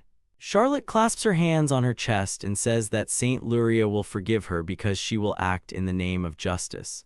The protagonist was happy and thought that it worked and then called Charlotte by name. In fact, he didn't think that Lumilia would want to change her faith either, and it seemed that this made Charlotte change her mind. Charlotte said that this was only temporary. The protagonist agreed and said that it was until they defeated Garzamug. Then Charlotte involuntarily asked which god she would prefer to worship. The young man began to leaf through the book enthusiastically. Then he asks what about this god and shows Charlotte. The young man showed the girl the cruel goddess of malice, Malefice. She came from the depths of the abyss, is the evil goddess Malefice, the one who rules all demons and those who have an unholy heart. She delights in blood, tyranny and deceit, chaos and carnage, the various vices of the world and her own evil. Her evil is second only to the terrible goddess Nephilia. Paladins, warriors, and barbarians worship Malefice. Charlotte screamed. The girl shouted at the boy and told him not to even talk about evil gods. The boy replied that she could just ignore it. The boy said that was not the case. Charlotte turns to Yukito and says that this is too much and just awful. Is the boy really serious about telling the girl to believe in an evil god, even though she is a holy paladin? At this time, Lumilia was playing with the birds. Yukito replied to the girl to calm down and listen to him. Malefice's faith bonuses are ridiculously strong. The evil aura has unlimited uses, summoned servants are very convenient, and you get an additional weapon. And you can also become even stronger by unlocking her unique advanced class called Fallen Paladin. This way, Rocinante can become stronger and gain the undead attribute. Possible to obtain a Fallen Paladin's mount. At level 5, Fallen Paladins gain access to an unholy mount. Unless otherwise selected, the creature with the strongest connection to the paladin is chosen. The girl covered her face with her hands and exhaled. She screamed, slammed the book shut, and said that this would never happen. She said that Yukito was big and stupid. She didn't care about him anymore. The young man opened the book again and began to apologize to Charlotte. He offers her the god depicted in the book. The girl stopped crying and looked at the young man questioningly. The young man offered her the god of strength and fury, Florges. He is the dwarven god of all warriors with a brave spirit. Florges' right hand is an icon of strength, and the hammer he wields is known for its ability to smash any evil into pieces. His followers are warriors, barbarians, and anyone who enjoys a good fight. The young man says that this will make the girl stronger and she will be able to use the sword normally. The girl will also become more resistant to enemy attacks. In addition, one of his weapons of faith is a super powerful spiked chain. Yukito asks what the girl thinks about this. The extra bonus to strength will make it easier to use the great holy sword, Charlotte thought uncomfortably. Then she looked at Lumilia, shrank, and said okay, and it was only for a while. Yukito was glad that the girl agreed. He turns away and uses the Doran the Face technique, which takes advantage of human psychology whereby larger demands are followed by smaller ones, making it more likely that the target will comply with the latter. This technique is meant for tricksters, but it is guaranteed to give a +2 bonus to his persuasion ability. Charlotte then asks what god Yukito himself is a follower of. He replies that he is a follower of the divine Amardia, the god of virtue. Her blessing is useful for his spells. The youth then realizes that his character has become neutral evil. After some time, Yukito, Lumilia, and Charlotte come to the Adventurers Guild. They come to the notice board. The young man stretches out his hand and takes a sheet of paper with a task from there. The quest is called the Goblin King. In an abandoned fortress south of the city of Orbita, goblins have settled and founded their nest. Rumor has it that they kidnap young girls from nearby villages for some dark ritual. Two groups of adventurers took on this task. No one returned. Yukito's group set out on a journey through fields, forests, and so on. After some time, they arrive in the village of Arda. They go to the nearest tavern to have a bite to eat. There are many guards in this village too. It's because that abandoned castle is nearby. Lumilia says that the kidnapping of village girls and the ritual is just like in Ida. Yukito looks at the book and agrees with the elf. He says that it is most likely the work of that black dragon. Charlotte says that means the evil temple could be involved in this too. Yukito replies that it is possible. This symbol appears on the map every time he receives a quest. If he is indeed related to Garzamug, then Sana might be there. Lumilia looks at Yukito carefully. Suddenly, Charlotte stands up and draws her sword, then says that she cannot allow this ritual to take place. As a paladin of St. Luria, she cannot. Suddenly the girl stopped her speech and said that she was now a paladin of Florgas, the god of rage and blacksmithing. The girl sits down awkwardly. Yukito says that right after he was summoned to this world, he had an unpleasant experience with them and Rocinante helped him out a lot. Goblins are relatively smart for monsters. Necator can use magic. Goblin is a humanoid creature and part of the goblin race that lives near human civilization. They are weak alone, so they move in groups. Goblin nature consists of terrible evil. Although they are weaker than humans, they do terrible things for fun. There have been many cases where they used humans and dwarves as slaves. The young man has become a different person than he was back then. This time, he will attack. Yukito says that it will be difficult to deal with a group of them. Charlotte thinks about it and asks what their plan is. Lumilia raises her hand and asks what if they use fire. Charlotte is surprised and screams, and Yukito says that it's a good idea, but it has its drawbacks. It would be difficult to burn down a wooden fortress, let alone a stone one. They could smoke them out, but then they would have to deal with them all at once, which was undesirable. In that case, Lumilia asks, what about water? The young man says that there is no river large enough near the castle, and their magical power is not enough to completely flood it. However, if you poison their water, they can kill dozens of them at once. However, this will make them wary. Yukito says that they need to do some reconnaissance first and find out the situation inside the fortress. Charlotte asks if they really plan to sneak inside. The young man thinks about it and says definitely no. After some time, the monsters were walking around the goblin nest. Suddenly, a huge bag falls in front of the goblins and they get scared. The goblins are trying to figure out what kind of bag it is. They start poking it with a stick to figure out what's inside. Then they open the bag and see a huge number of different coins, both silver and gold, and also a lot of different treasures. The goblins start to drool and they are happy at the sight of this bag. They begin to grab the bag to take it and carry it to the lair. At this moment, the young man was on one of the underground trees and was hidden from the goblin's sight. After some time, the young man comes to his hotel. He draws something on a piece of paper with a ruler. Charlotte asks the boy what he is doing. Yukito says that he is doing mapping. The girls do not understand what the boy is talking about. After a while, Yukito finishes his lesson and says that this should be enough. In front of him was a sheet of paper with squares drawn on it. Charlotte and Lumilia watched the boy's movements in silence. Yukito raised his head and exhaled. Then he became absorbed in his thoughts and concentrated. He closes his eyes and sees the gold that the goblins recently took from their cave. Suddenly, he starts saying that the gold is moving 20 meters forward. At this time, he draws everything on a piece of paper. Charlotte and Lumilia watch him. Then the young man says 12 meters to the right, and then another 12 meters forward. The warehouse is 12 meters ahead and 10 meters to the left. The purpose of his spell is to find the item, the contents of this bag. Find the item. This caster can determine the location of the object on which the spell was cast. If the object moves, the approximate direction and distance can be determined. If the object is somehow covered by lead, this spell will not be able to detect it. The bread was brought to the warehouse, the gold to the vault, and the weapons to the armory.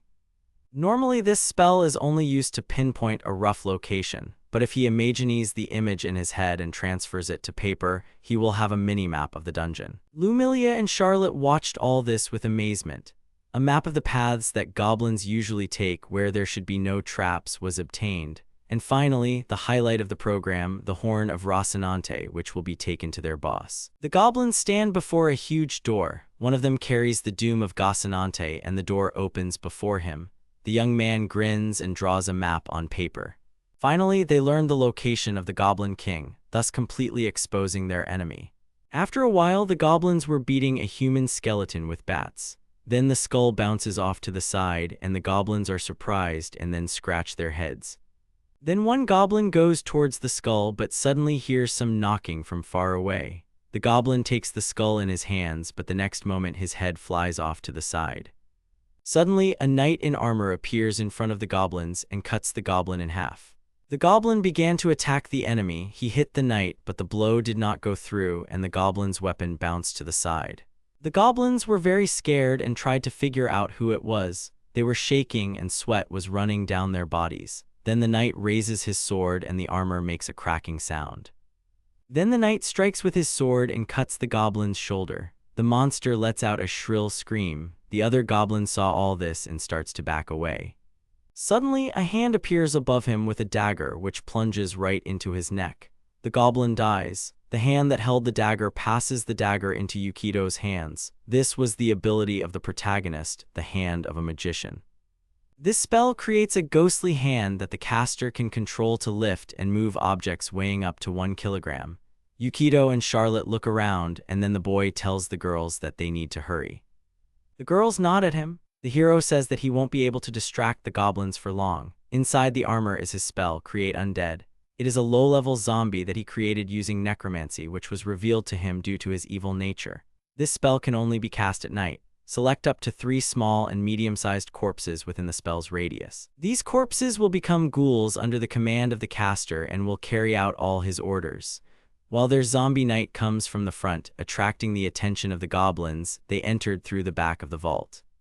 Using the entrance they found with the dungeon map, the young man thinks that this zombie is not that strong, but Charlotte's armor makes it more dangerous. Of course, Charlotte was not eager to give up a rotting corpse for her family's relic armor, but he managed to convince her with the help of his persuasion skill. They make their way through the corridors of the dungeon. Suddenly, Charlotte tells everyone to stop. The group stares into the dark corridor. The boy realizes that this is a path that is not on the map. This means that goblins do not usually go here. He looks at his storage bag. This bag can hold up to 230 kilograms of weight without exceeding 1,800 liters in volume. However, it will always weigh 7 kilograms, regardless of the contents. A creature that needs to breathe can stay in the bag for up to 1 minute. After that time, it will begin to suffocate. The boy takes an 11-foot pole from the bag. He uses it to explore the dungeons. With it, the young man can check the path ahead for traps and hidden mechanisms. He bumps the pole into the floor tile and it starts clicking. Suddenly, many spears with sharp blades appeared from the floor. Lumilia and Charlotte were very surprised and scared. The young man points to the girls and tells them to go in this direction. Lumilia and Charlotte say that there is some kind of dead end in front of them. Yukito walks up to the wall and starts feeling around it. He says that there should be a switch for the secret door somewhere around here. He then takes a potion of intelligence from his bag which lasts 1 minute. The drinker gets a bonus of 104 to his intelligence. The young man begins to drink one potion after another. He even chokes from the amount of liquid he has drunk. The girls were amazed that the young man drinks one bottle after another so greedily. They ask Yukito what he is doing. Then the boy exhales and throws away the last bottle. A lot of formulas are running through his head, and he, with drool at his mouth, says that he understood everything and now he understands absolutely everything. Charlotte tries to calm the swaying Yukito. Suddenly, the young man turns to the wall and begins to feel it very quickly. Charlotte asks the boy if he is okay. Yukito turns around and stares at the girl with a grim face. Poor Charlotte is shaking with fear. She asks the boy what is wrong. Suddenly, the young man's eyes become bloodshot and he opens his eyes to full power. He points his finger and shouts that hidden doors must be found. Charlotte stood there and didn't understand what was happening. At that time, Lumilia felt the wall and said that there was an unusual brick here. She could stick her hand right under this tile. Suddenly, the girls were startled by a loud sound. The rogue skill was activated. Detect hidden doors. This skill detects hidden doors 3 meters away from them. Normal secret doors have a difficulty class of 20. Cunningly hidden doors that do not depend on magic are at least 21, and with the use of magic, at least 25. The secret door opened. Charlotte was amazed by what she saw. At this time, Yukito felt uneasy because the intelligence potion was so powerful. It felt like he had looked into another world. After some time, when Yukito felt better, he and Lumilia look inside the secret rooms. A sharp smell struck the protagonist immediately. There were a lot of skeletons in this room, and mice rustled and ate the grain that was scattered in this room. Charlotte says it's very horrible. Lumilia looked carefully into the room and covered her breathing passages from the terrible smell. The young man did the same. Suddenly, one of the goblins came out from around the corner of the corridor. Yukito realized that there was another goblin here. He was very angry and shouted about the need to kill people immediately.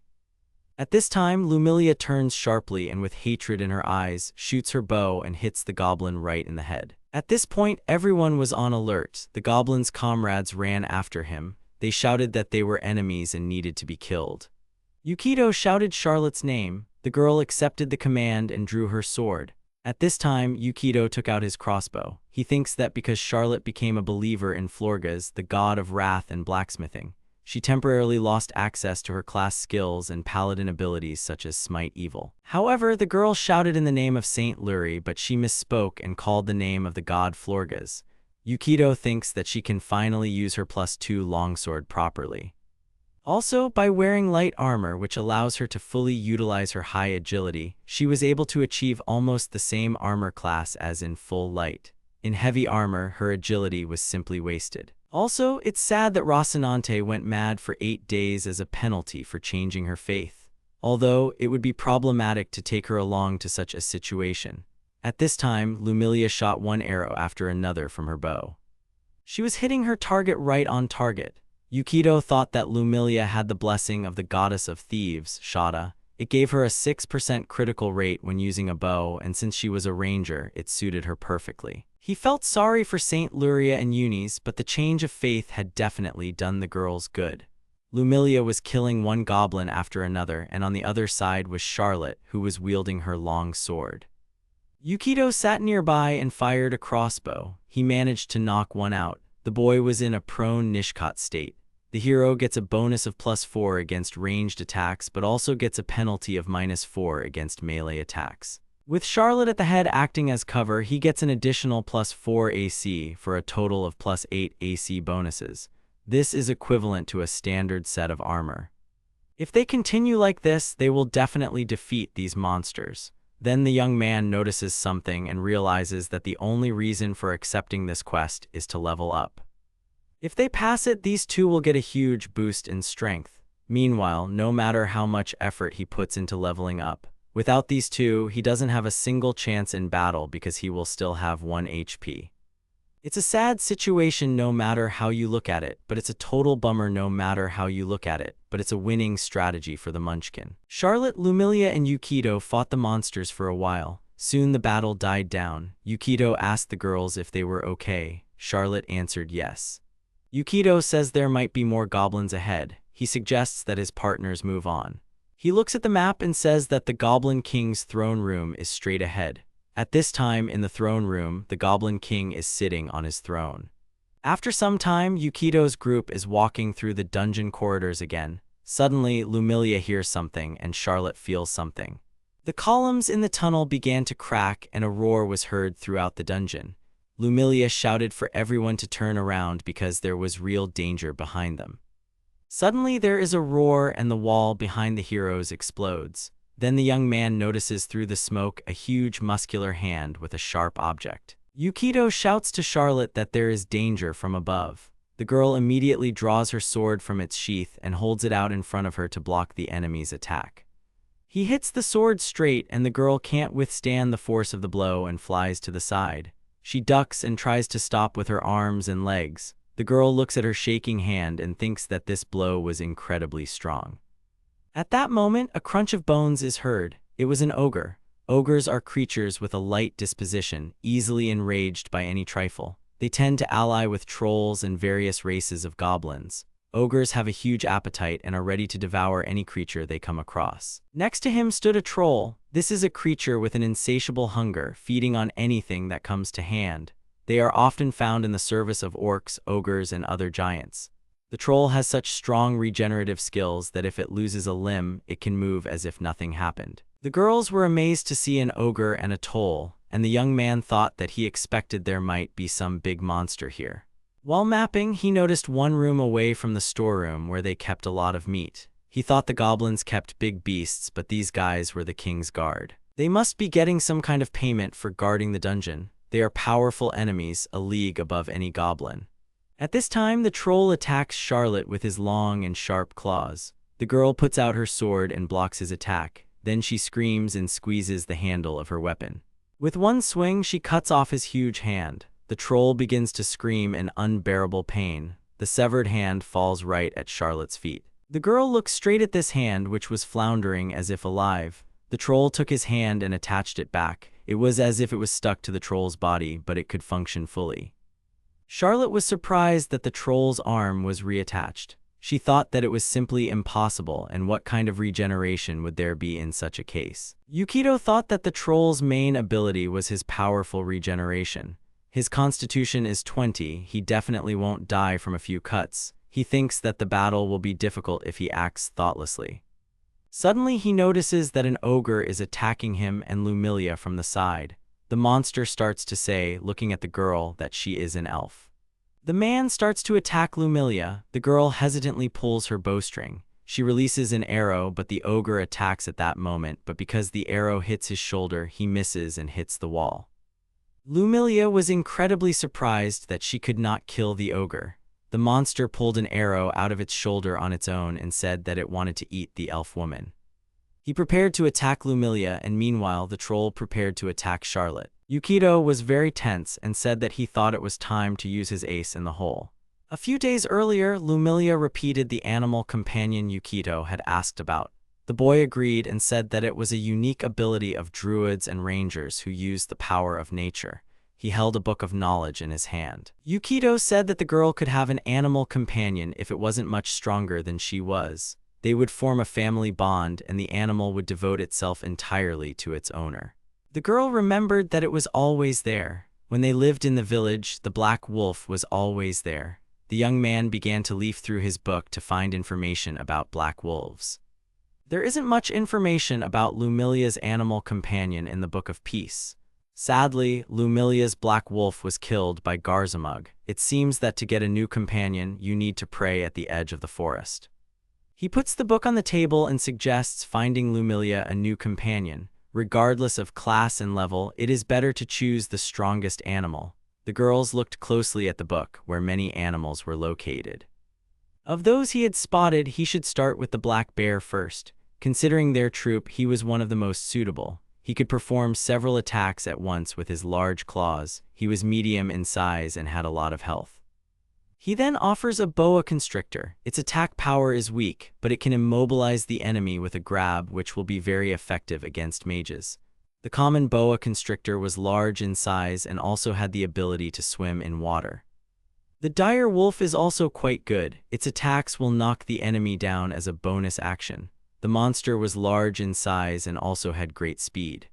Besides them, there are many other different companions. For example, for reconnaissance, this is a hawk. For digging holes, this is a badger, and a terrible rat also cannot be ignored because with a successful attack it can infect the enemy.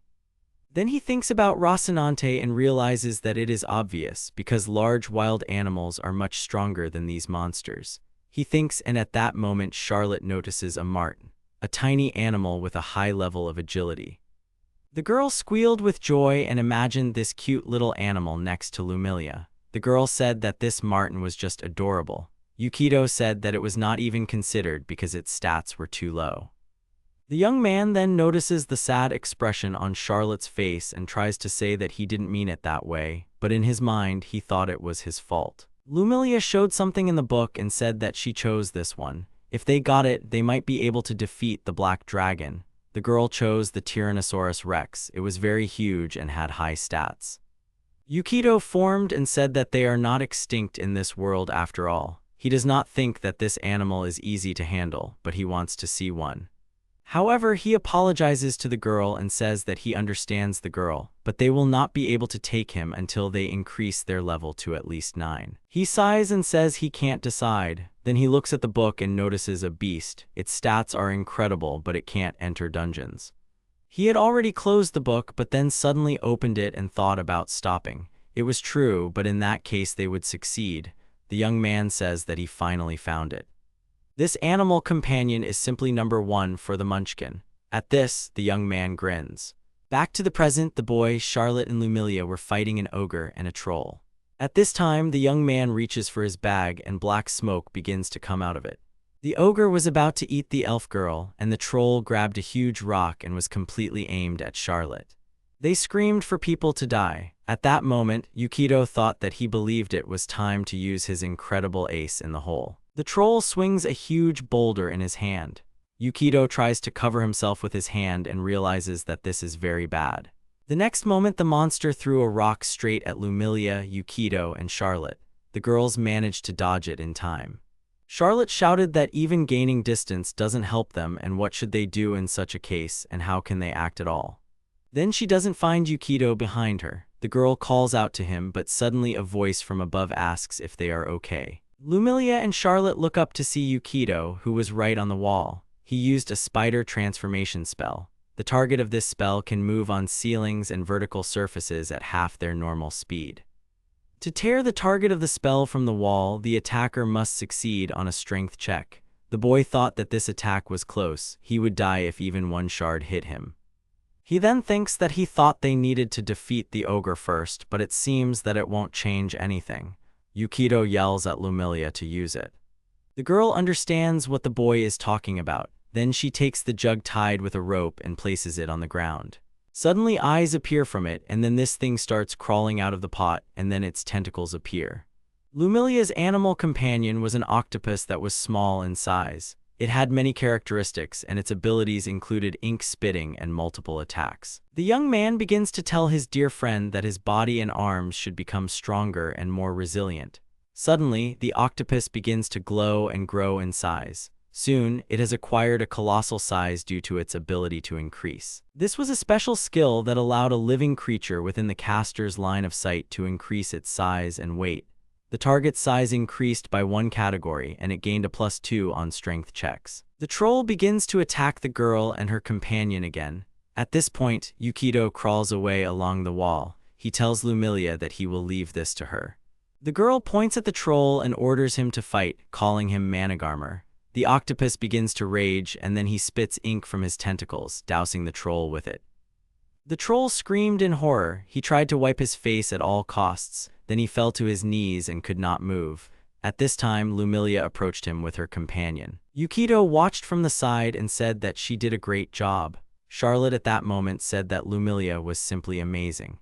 The octopus is a sea creature that can move around the world for 10 minutes. It moves slowly, but its tentacles have a range of 3 meters. Usually living creatures cannot breathe for a long time while in a storage bag, but if you put an octopus inside an octopus pot that contains seawater, it can be kept there for several hours. At this time, the troll was trying to rub his eyes. He was plowing the stone from side to side. He was under the effect of blinded, meaning he moves at half his speed and also takes a -4 penalty to attack rolls and loses his dexterity. At this time, the octopus's tentacles, floundering, moved straight towards the blinded troll. At this moment, the ogre approached and began to attack the elf, wanting to eat her. At that moment, Charlotte quickly moved to Lumilia and shouted that she would not allow the ogre to attack her, and then covered the girl with her sword. The girl was absolutely serious. At that moment, the ogre became incredibly angry and shouted that he needed to eat the elf right now and the human too.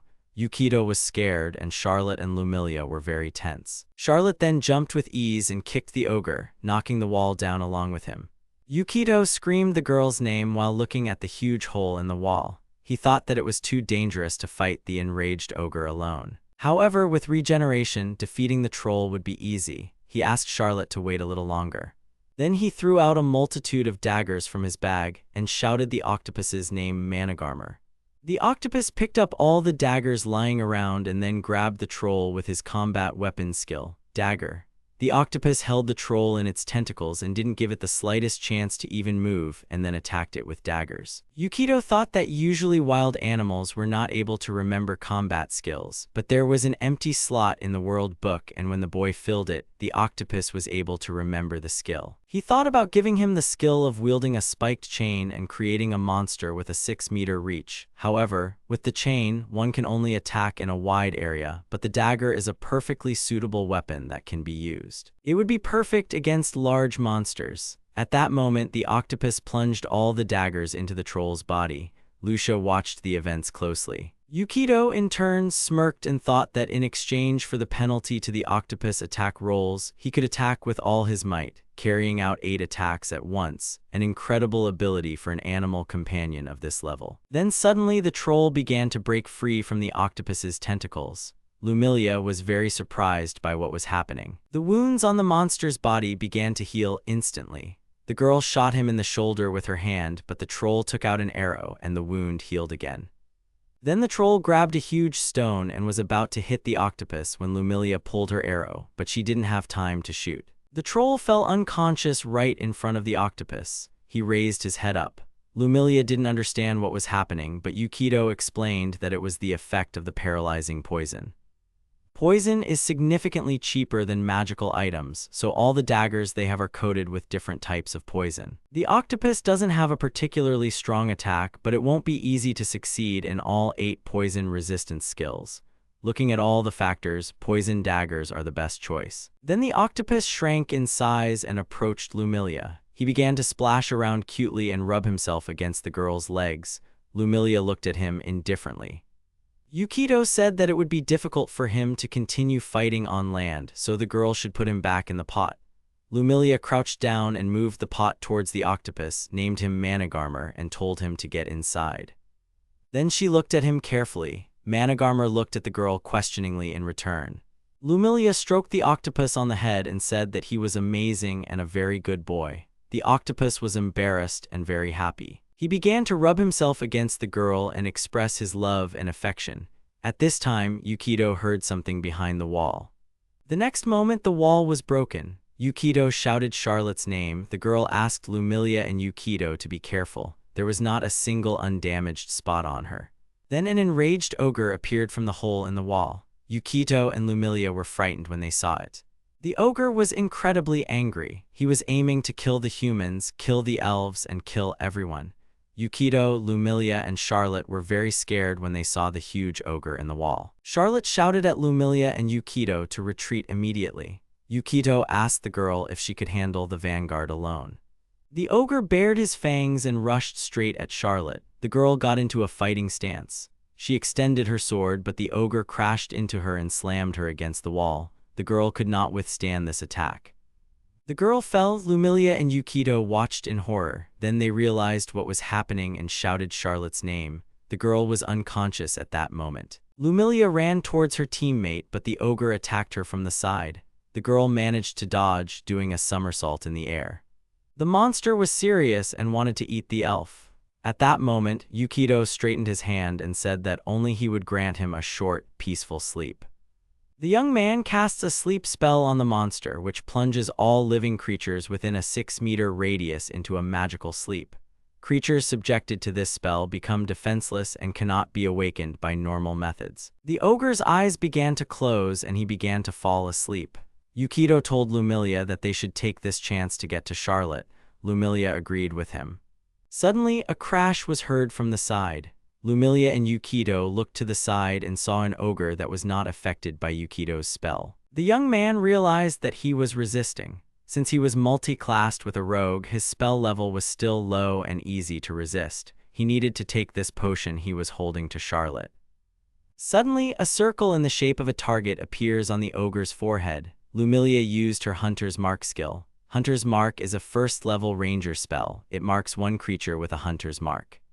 While the spell is active, attacks against the marked creature deal extra damage. Additionally, the caster gains a +4 bonus when tracking the marked creature. Luminia starts aiming straight at the monster's head and releases an arrow. The ogre didn't feel anything and pulled the arrow out of his forehead, then smirked. Lumilia was shocked that the ability did not help. Suddenly, the ogre swung to hit the girl. At that moment, Yukito shouted the girl's name and opened his cloak, revealing many scrolls. The young man took out one scroll and then used his mouth to untie the knot on it. He opened the parchment and used the ability to slide. After a few seconds, a huge drop of unknown liquid appears above the monster. The slide covers the ground in grease in a 3x3 meter square. Creatures in or entering this area must make a dexterity saving throw. Creatures that fail fall. The area covered in grease is considered difficult terrain and movement speed is halved. The droplet bursts and everything around it is covered in slime, including the ogre itself. The monster steps on the fat and slips. Yukito approaches Lumilia and asks if the elf is okay. Lumilia ignores the boy and shouts Charlotte's name. Yukito takes out a bottle of potion for Charlotte. Suddenly, Lumilia's reflexes help her save Yukito and move aside. The boy accidentally drops the bottle of potion that was meant for Charlotte. The young man looks up and sees a huge piece of wood stuck in the wall. It was the ogre who threw his club. He was able to withstand the fat. The heroes have to overcome a new danger. The bottle that Yukito dropped rolled towards Charlotte's approaching hand. Suddenly, her fingers began to move and the girl opened her eyes. At this time, the ogre attacked Lumilia and Yukito again and again. The boy and girl were very tense just from the sight of this monster. Suddenly, the ogre rushed straight towards the elf, but she managed to jump back and dodge. The monster crashed right into the wall. The impact sent many small stones flying to the side. Yukito crawled further along the wall, trying to dodge these fragments. The ogre stopped moving for a moment, and at that moment, Lumilia, who had jumped away from the wall, fired an arrow from her bow straight at the ogre's head. Suddenly, the monster decided to defend itself and waved its huge hand. The stones flew straight at the girl and hit her several times. Yukito shouted the girl's name and saw her trying to get up after all those blows. He thought that things were bad. This ogre looked much stronger than usual. At that moment, the ogre picked up a huge stone. He smiled and said that he should eat the elf and make toys out of people. Charlotte watched the ogre's movements. She thought that now was the time to protect Yukito and Lumilia. The girl held onto the sword, but in an instant she threw it aside and reached for a bottle of potion that was lying nearby. She decided that she had to protect her comrades. Suddenly, a huge explosion sounded behind the ogre. The monster turned around and looked questioningly in the direction of the explosion. At that moment, the empty bottle fell to the ground. Lumilia somehow raised her head to see what was going on, and Yukito called Charlotte's name with a smile on his face. The girl wiped the remains of the potion from her lips, and all the wounds and bruises on her body disappeared. The girl used a faith skill called Power of Fury. Once a day, a person can receive power from the god of fury and blacksmithing Florgas. The user of this skill enters a rage for 1/4 of a round, gains a +2 bonus to strength and dexterity, and weapons will deal an additional 1/6 damage. The ogre turns to Charlotte and calls her a human. He is furiously against her and begins to move towards the girl with unstoppable force. Many stone fragments fly from his feet. Charlotte puts her hand on her chest and uses Divine Favor. Suddenly, everything around the girl begins to glow. Divine Favor grants the user's weapon an additional 1/4 of radiant damage. Additionally, the caster gains a +2 bonus on saving throws against being frightened or panicked. The girl brings her sword to her face and then swings it with both hands and charges straight at the monster. The ogre is not inferior to her and also goes on the offensive. However, Charlotte was faster. With lightning speed, she approaches the monster and swings her sword. She was so strong that she was able to cut the ogre in half. The wound begins to ignite into flames and the ogre begins to burn in them. The monster screams that the flames are too hot and curses Charlotte for what she did. Then 2 arrows flew at the ogre, hitting it in the back. The monster turned around and saw Yukito holding a crossbow and Lumilia holding a bow at the ready. They were both tense. The burning monster began to approach Charlotte and tried to reach her with his hand, but he could not resist and fell without signs of life. The girl continues to beam, and then she sheathes her sword and tells the ogre not to underestimate the paladin. After some time, the goblin speaker reported to the Goblin King, saying that adventurers had invaded their dungeon. The king shouted and immediately demanded that all goblins take up arms and kill those who dared to enter their dungeon. Then the Goblin King sat on his throne and said that these worthless humans had come to take the sacrifices intended for Lord Garzamug. He leaned his head on his misshapen hand and then grinned.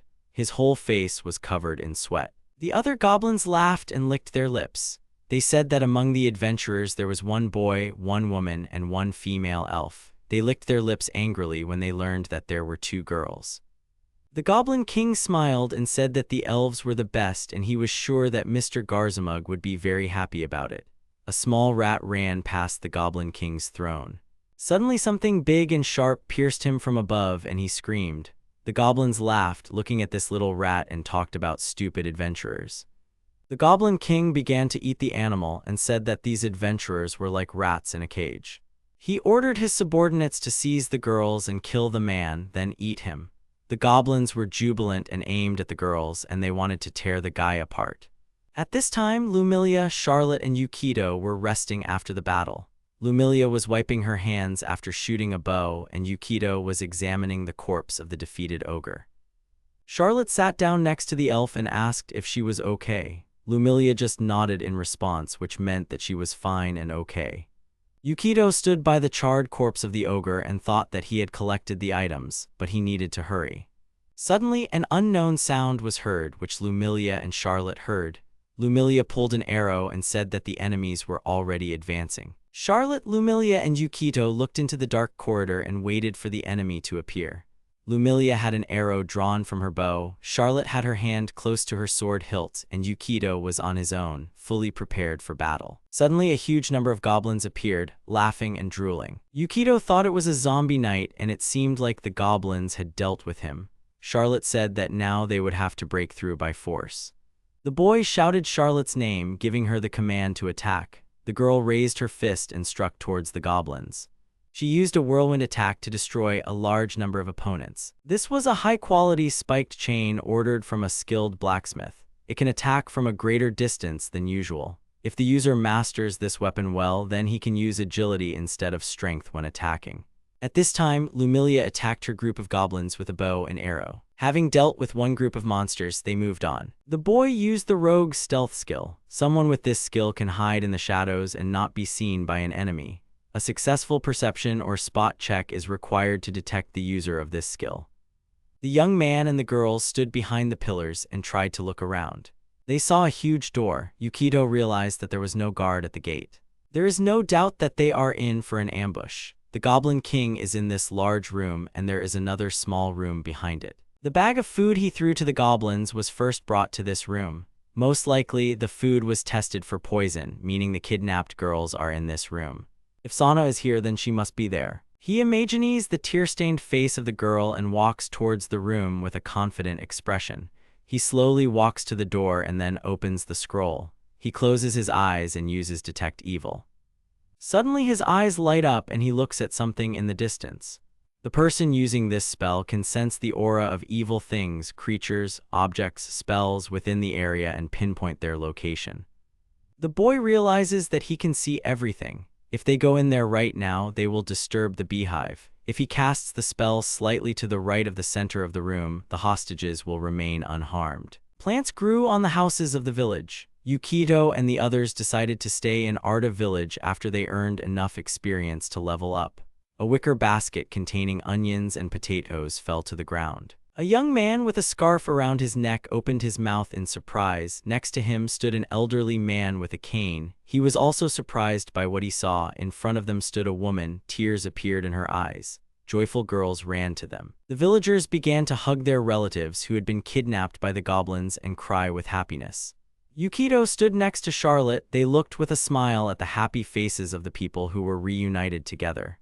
Lumilia stood next to them. She stood with her hands down and looked at the people hugging in surprise. Old and young people stood in front of the boys with their heads bowed. They said that they were grateful to the boys for saving their daughters. They could not express their gratitude in words.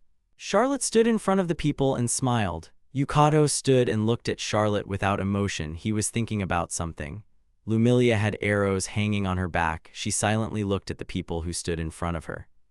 Someone from the crowd extended his hand in front of the boys. On it lay a small bag. The man said that it was just a small token as their gratitude for the work done by the boys. Charlotte, with a smile on her face, began to say that they have been helping those in need for a long time. She and her family have been helping people for a long time. The guild should pay them for saving them. Yukito held a bundle in his hands and looked askance at Charlotte. He cast a spell. A man with a mustache stood next to the boys. He was holding a bundle in his hands. Yukito stood with his back to the man. After he said the spell, Charlotte began to fall. Yukito cast a sleep spell on her. The man with the mustache was afraid for Charlotte, who began to fall sharply in front of him. Yukito turned around and managed to catch Charlotte by the back. Yukito looked at the man with a mustache with a smile on his face and said that he shouldn't worry about Charlotte. She was just tired after a hard fight. Yuki thought that he knew that everything would turn out like this. Charlotte slept with a smile on her face. Yukito gently placed Charlotte on the floor. Lumilia gently held Charlotte's head. Charlotte folded her arms over her chest and continued to sleep with a smile on her face. The man with the mustache stood behind Yukito. He said that he couldn't even imagine how hard the battle was. Yukito took the intelligence potion and began to drink it quickly. Its effect lasted for a minute, but it gave 104 bonuses to intelligence. Yukito's mouth was drooling and he turned to the mustache man with a strange expression. A gloomy atmosphere appeared around Yukito.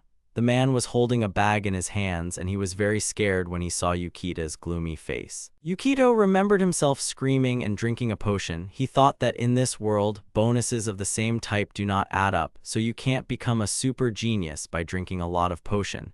It makes sense to drink it until you get the maximum value. Yukito stood in front of the mustachioed man. He was holding a bag in his hands. Yukito then said that various expenses were incurred during the rescue of the girls.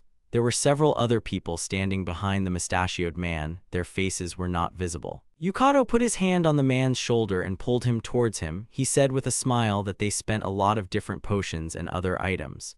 Yukito then showed the man a paper with the amount of expenses. The man was shocked to see the amount of expenses of the guys. Yukito frowned. He looked at the man from under his brows and said that they all needed to think about the risk he and the girls had taken to save the girls of the village. Yukito held the paper with the amount in front of the confused man with the mustache. A blonde girl approached the man with a mustache. She put her hand on his shoulder and said that these adventurers became their saviors. The man lowered his head. He thought about the girl's words and then agreed with her. After a while, Yukito stood with a bag in his hands. An elderly man, surrounded by villagers, bowed to Yukito and said that this bag was a token of gratitude from all the villagers, which the boys should accept for the work they had done. Yukito began stuffing the bag into his bag. He said that he humbly accepted their gratitude. The villagers watched the process in amazement. They did not believe that such a large bag could fit into Yukito's small bag. Yukito's face showed no emotion. He thought that the Munchkin did not trust random numbers and did not worship dice, and when they had to rely on random numbers, they did so under buffs. The events moved to the city of Orbeta. Clouds float over the roofs of this city. The boys settled into a hotel and sorted through a bag of jewelry that the villagers gave as a token of gratitude for saving their daughters. Yukito was kneeling in front of the bags of jewels. Charlotte was standing next to him and looking at Yukito. She said that he had collected too much gold. Lumilia was holding an octopus in her hands and said that the jewels would be enough for the time being. Charlotte remembered hugging the crying horse's face. She said she was glad Rocinante was okay. Charlotte put her finger to her face and continued to say that she had previously thought that Rocinate's horn was bigger. Yukito's face was covered by hair. He looked at Charlotte and said that it was just her imagination. She agreed with Yukito. Lumilia was holding an octopus and in front of them were construction blocks which the octopus was moving with its tentacles. Charlotte was leaning her hands on her legs and watching the octopus carefully.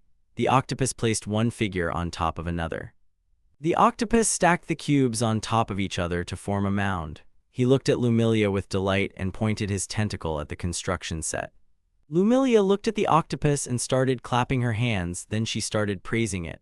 Charlotte was sitting next to him and also started clapping and grabbing the octopus. The octopus in turn turned away from the girls and put his tentacles to his muzzle out of embarrassment. Yukito sat down at the wooden table and adjusted the book in front of him.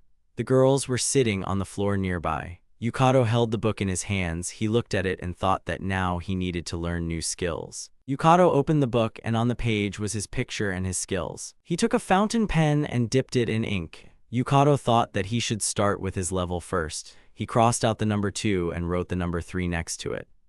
As soon as Yukito finished writing, he was enveloped in light. His hair was disheveled in all directions. Yukito held the book with one hand and his other hand was hanging in the air. In place of the crossed-out number, the number 3 appeared. The number 3 was located on the line between the words wizard and human. Yukito began to wave his hand and thought that he did not feel an increase in strength, but he definitely increased his level. Yukito started flipping through the pages of his book and thought that this was where the problem started. Which trait should he choose? Yukito opened a page with various entries. He began to read that a trait is a special gift or training that gives a character a special meaning. Each trait can only be selected once. Yukito was serious. He thought that export in crossbows, attentiveness, and other useful traits, but now he wants something else.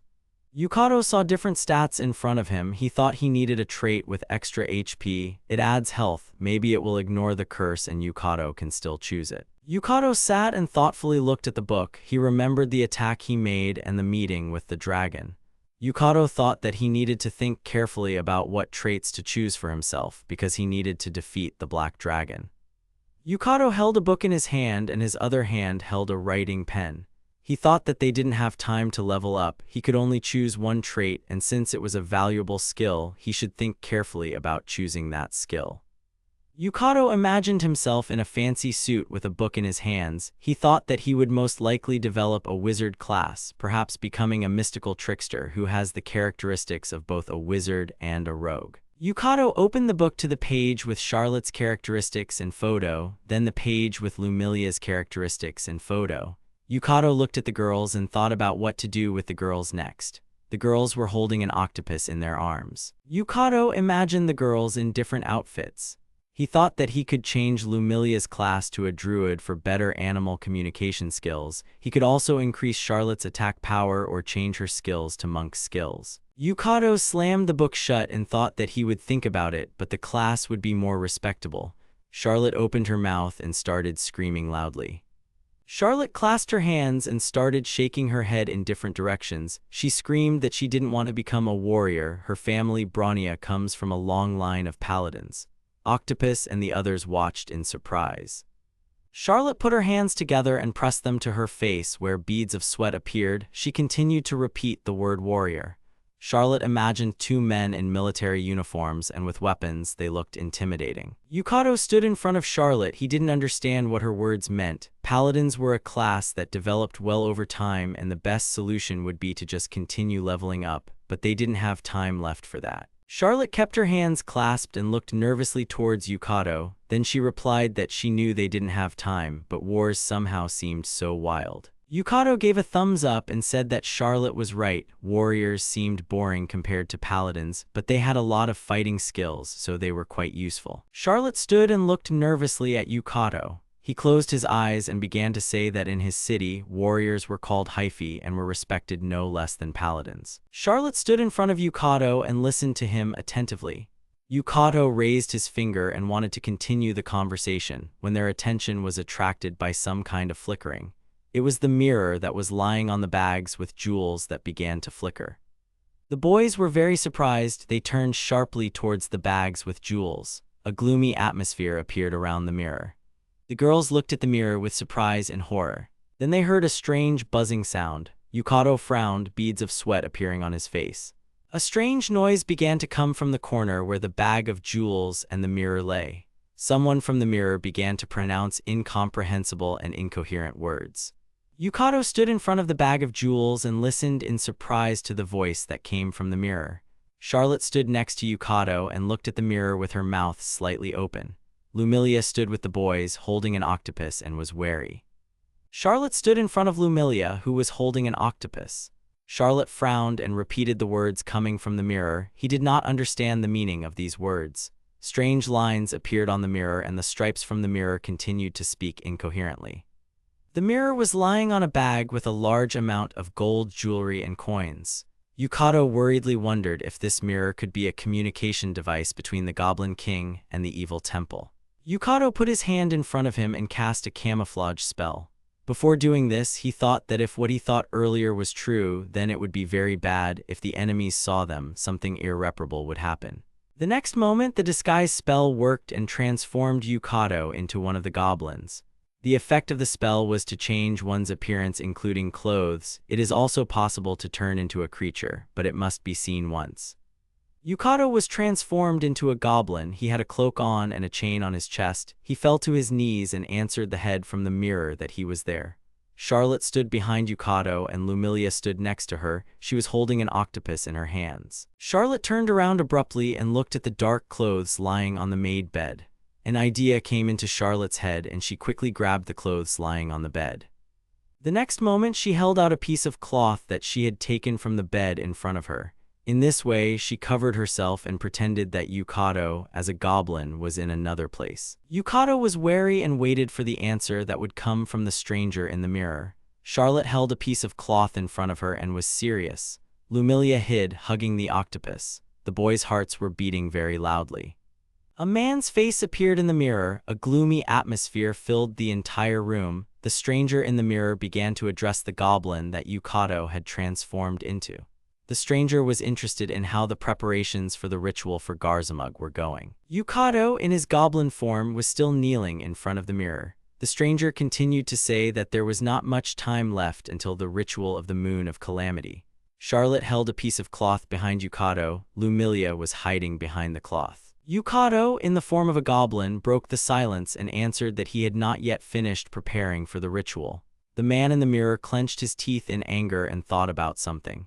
Yukito was tense and looked at the stranger in the mirror with a serious expression. After a while, the stranger broke the silence and said that the ritual of the Moon of Calamity was very important, in which Lady Nephilia chose her medium.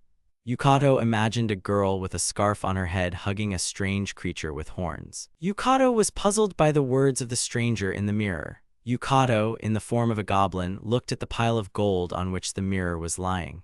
The stranger continued to say that if the goblin did not prepare everything by the beginning of the ritual, he would be in big trouble. Yukito, in the form of a goblin, placed his hand on the piles and bowed his head. He replied that he understood everything and would complete the task. The stranger from the mirror said that since the goblin understood everything, he should diligently prepare for the future ritual. The stranger disappeared from the mirror. Yukito's hands started to smoke. He transformed back into his form. Yukito wiped the sweat from his face. His face was very serious. He wondered if they managed to deceive the stranger. Yukito told the girl that everything was fine now. Charlotte lowered the piece of cloth and together with Lumilia, who was holding the octopus in her arms, looked seriously towards Yukito. Yukito walked up to the window, which was decorated with a diamond-shaped net. Charlotte walked up to him and wanted to say something, but changed her mind. Yukito put his hand on the mirror that was in the bag with a bunch of coins.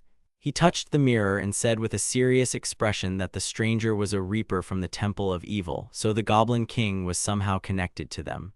The girls listened in surprise. Charlotte folded her arms under her chest. She stood in front of Yukito and said that the reaper was very angry. Yukito looked at Charlotte and said that maybe she was right. Apparently the Reaper and the others don't know yet that they defeated the Goblin King. Yukito rubbed his finger on his lips while looking at the crin that was lying on the table. Yukito then said that he hoped that they could take full advantage of this situation. Yukito held the book in his hands and stood in front of the girls. He said that he didn't really understand what that Reaper's words meant about the ritual of the Moon of Calamity and the medium of the goddess. The girls looked at Yukito with serious expressions. Lumilia stroked the octopus's head and said about Serena's older sister. Charlotte stretched out her hand with a worried face. Yukito looked at the book and said the words of the Reaper about the medium. Yukito's book was open to the pages with his sister's picture. He frowned, his eyes full of pain. Suddenly, someone knocked on the door. It was behind Yukito. He was startled by the unexpectedness. The boys looked towards the door sharply and anxiously. Someone behind the door started to say that he was asking for forgiveness. It was Mildest, the guildmaster of the Adventurers Guild. Yukito and Charlotte looked at the door in surprise. They did not understand who this person was and why he came to them. The blonde man stood behind the door and began to say that he would like to enter the guy's room to discuss some things with them. Yukito went to the door. He was wary. He said that he would open the door now. At the same time, he thought about what this man wanted to talk about. Yukito took hold of the iron and round door handle and began to open it. Before opening the door, Yukito turned to the girls, beads of sweat appearing on his face. The girls and Yukito looked at each other with serious expressions. Yukito opened the door and a blonde man was looking at him. His gaze was frightening. Yukito, when he saw the man, was scared. His mouth and eyes opened wide. The blonde man smiled and said that it was really Yukito. He had wanted to meet him for a long time. Yukito was holding a book in his hand and his other hand was leaning on the door. Yukito said that it was really the man who wanted to meet him. The fair-haired man, without taking his eyes off the book, answered Yukito's question positively. Yukito stood in front of his husband and held his book in his hands. Yukito stood in the doorway leading to his room with the girls. He was looking at the man and holding a book in his hands. The man was smiling and looking at Yukito. He was dressed in an expensive outfit. He was holding a cane in both hands. The man was taller than Yukito. The man stood in front of Yukito and began to say if Yukito remembered a man named Manga. He was a priest who had tried to kill Yukito earlier. Yukito repeated the man's name. Yukito put his hand to his face and recalled the events of the battle with the bald man. Yukito thought that Manga was the man who tried to deceive him and the girls. The blonde man placed his hand on his chest and said that he came here to apologize to the guys on behalf of the guild for allowing a person like Manga to roam free. Yukito stared at the man and agreed with his words. At the same time, he thought that he was curious why the guild representative had come to apologize to them for what had happened now. Charlotte pushed her hand forward and said that the man could come to their room. Lumilia held the octopus in her hands and stared at the blonde man.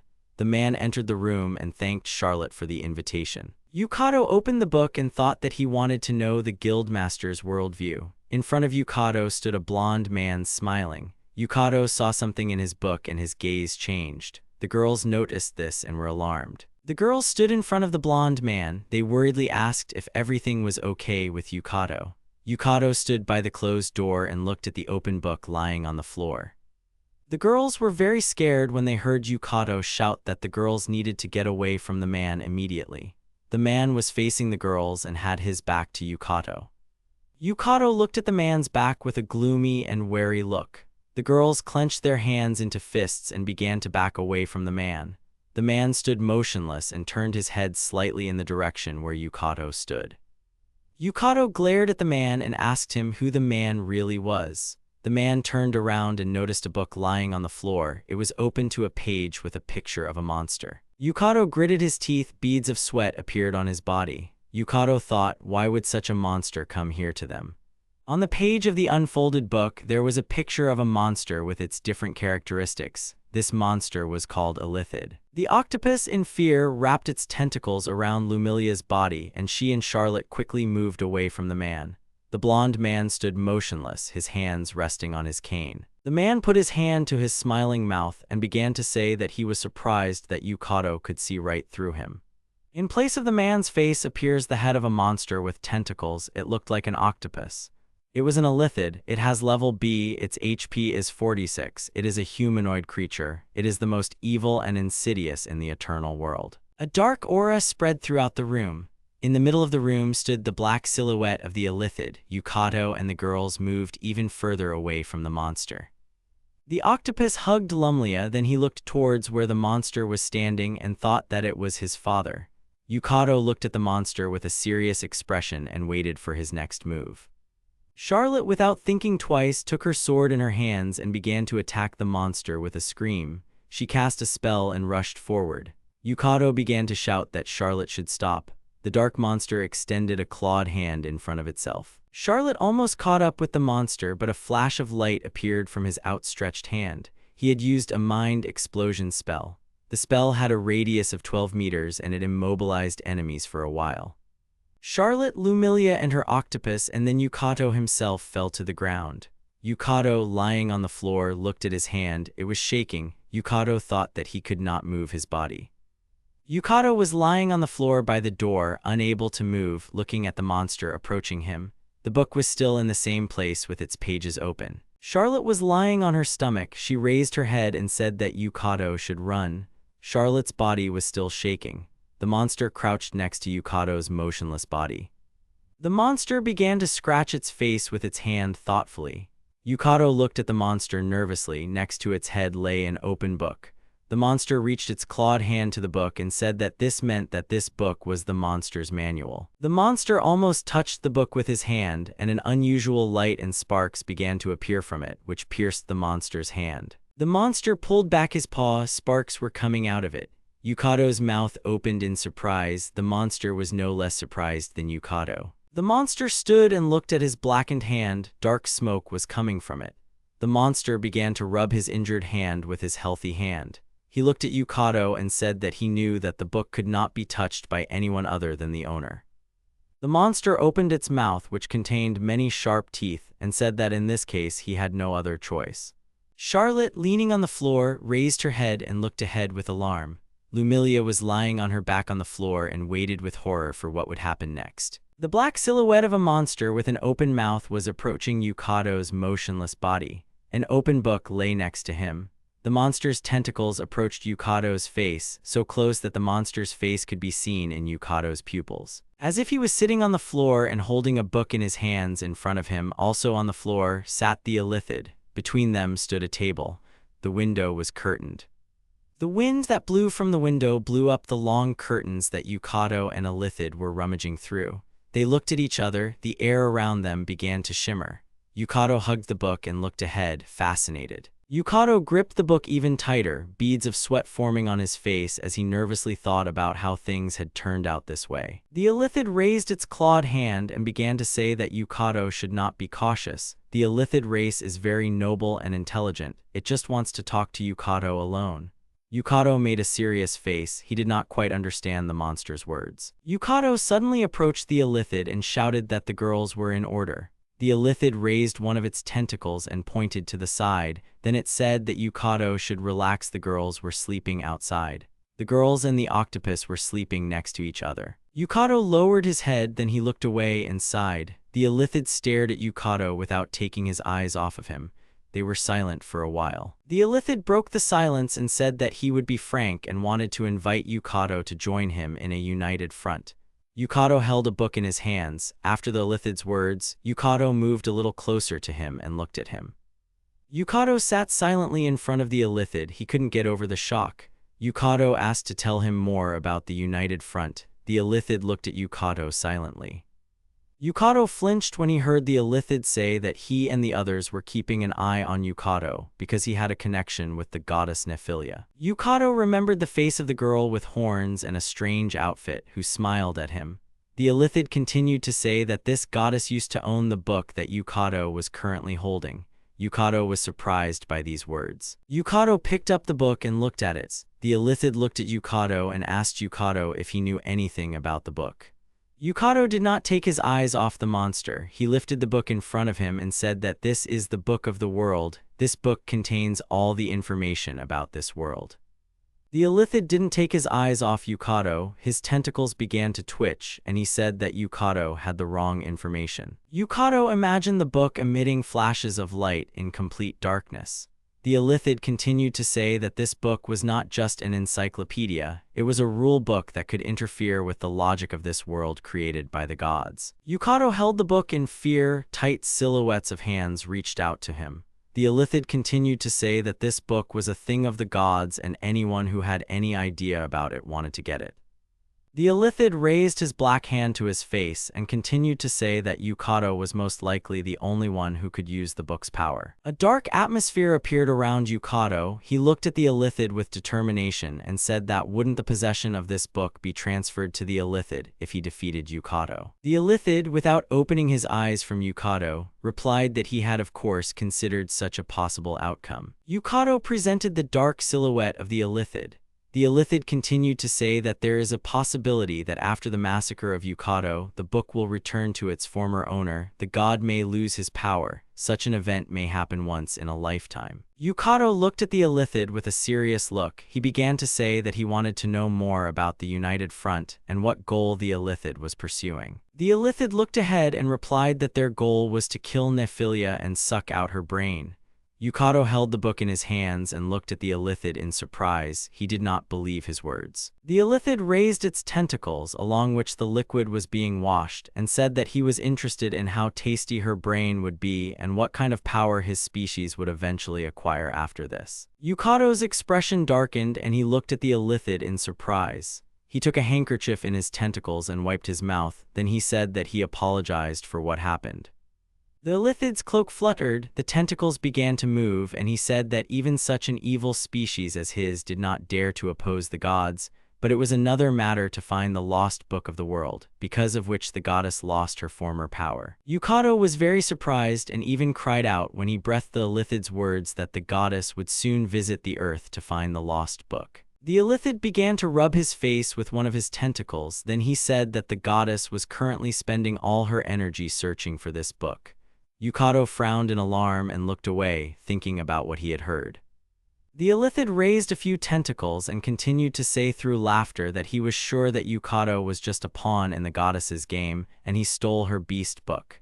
Yukito repeated the Illithid's words about the board game. Yukito imagined a goddess with horns and a feathered robe. She was leaning on a board with human figures and a cube with numbers on it. The Illithid continued to say that when she gets bored, she pulls people out of their world and plays with them. Yukito's mind darkened as he recalled the events of a dragon entering his world and eventually kidnapping his sister.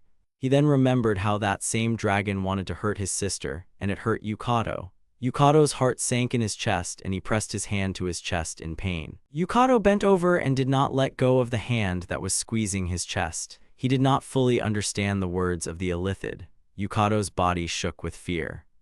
Yukito looked at the Illithid and thought that all the events were not accidental. The demon that came to their world was specially sent to deal with Yukito and his sister, and then summon them to this dark world. The book was on the table. Yukito put his hands on it and his head on his hands. Yukito and the Illithid were sitting at the round table. Yukito, without lifting his coat, began to say that it was really true that he and his sister were summoned to this world only because of the goddess's wish. Yukito gradually began to rise. He straightened up completely and looked at the Illithid with a stern look. The Illithid began to rub its face with its tentacles again. It looked at Yukito and thought about something. The wind from the window fluttered the curtains. Yukito put his hands on the table and asked again about the United Front and what exactly they wanted from him and the girls. The Illithid listened to him without taking his eyes off Yukito. The Illithid narrowed his eyes and raised his clawed hand. Then he began to say that he wanted the boys to attract the attention of the goddess when they wished to return the book to themselves. Then the Illithid and the others would catch her and eat her brain. Yukito put his hand on the book and said firmly that the Illithid and the others wanted to use him and the girls as bait. The Illithid responded positively. The Illithid raised its tentacles and continued to say that he and Yukito would simply use each other for their own purposes. Yukito asked decisively that in that case, he would need the Illithid's help to deal with the black dragon. Yukito raised his hand over the table and continued to say that if they were to form a united front, he would like them to fight together with Yukito and the girls.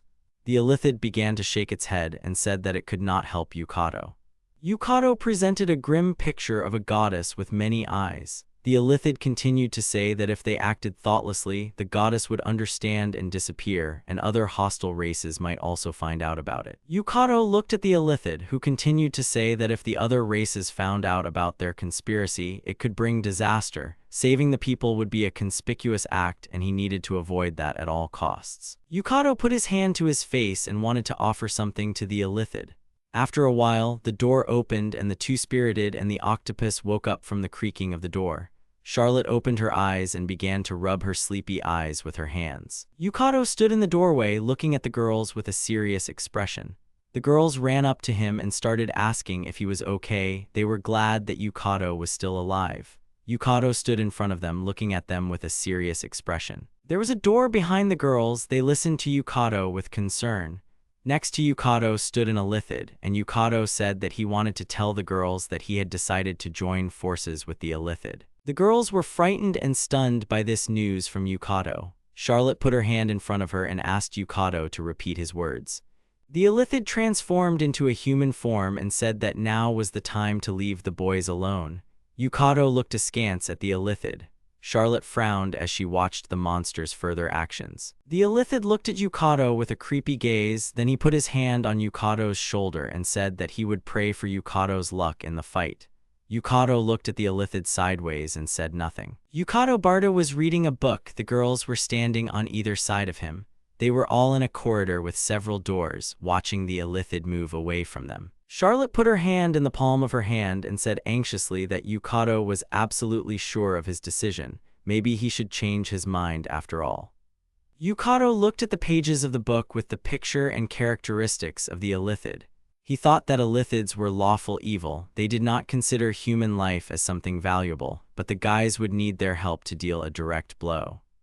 Yukito looked at the pages of the book without emotion and thought that he intended to take advantage of the Illithid's offer. As a Munchkin, he would do anything to achieve his goal. The boys looked at the back of the Illithid, who was leaving in pity. Charlotte looked sadly at Yukito. He slammed the book shut and said that everything was fine. The girls didn't have to worry about anything.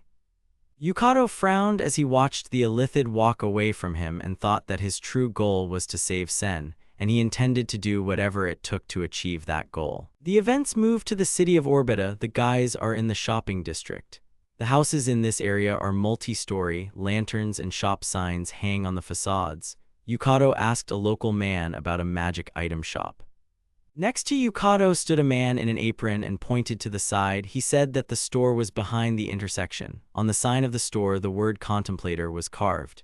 Yukito, dressed in a cloak, looked in the direction where the man pointed and thanked him for his help. Yukito looked at the man thoughtfully when he stopped him. The man put his hand to his face and said that although the magic shop's goods were of excellent quality, the shopkeeper there was a bit strange. Yukito was surprised to hear this information. Yukito walked down a narrow street paved with cobblestones. There were countless signs and lanterns on this street. There were many people in the alley besides Yukito. Yukito turned his head and looked out the open window. Yukito stopped at the entrance with stairs leading up to beautiful doors. The sign of this shop looked creepy. It depicted a monster with an open mouth which had many eyes and paws. Yukito thought that he seemed to have found this shop. Yukito opened the door and entered the room. It was huge with a lot of unusual things. There were different types of weapons, books, and unusual bottles that were in the cabinet at the entrance. Yukito walked over to the cabinet by the entrance and picked up one of the small bottles that was on the shelf. He thought that there were many items in this store that he had never seen before. Yukito lifted the unusual bottle and dust from the bottle rose into the water. Yukito held the bottle with one hand and covered his mouth with the other hand because he started sneezing. Yukito held his hand to his mouth and said that this store is definitely working. Yukito saw an unusual star with an enemy inside. He opened the book and began to read that the sword shield, which can be used for both defense and attack. At first glance it seems convenient, but it is very difficult to use. Yukito passed by a stand with several cloaks. He looked at the book and began to read that the cloak in front of him was a chameleon cloak. It added a bonus to camouflage and helped to use the invisibility spell once a day. Yukito approached the stand with various weapons. His attention was drawn to a weapon with several blades. He took this sword in his hands and thought that he was holding a truly unusual sword in his hands. Yukito did something with this weapon and the blades on the sword began to move. When this happened, Yukito was very scared and surprised. This weapon is called a spinning blade, which adds one bonus. Yukito nervously thrust the spinning blade forward and shouted that he didn't understand how to stop this thing.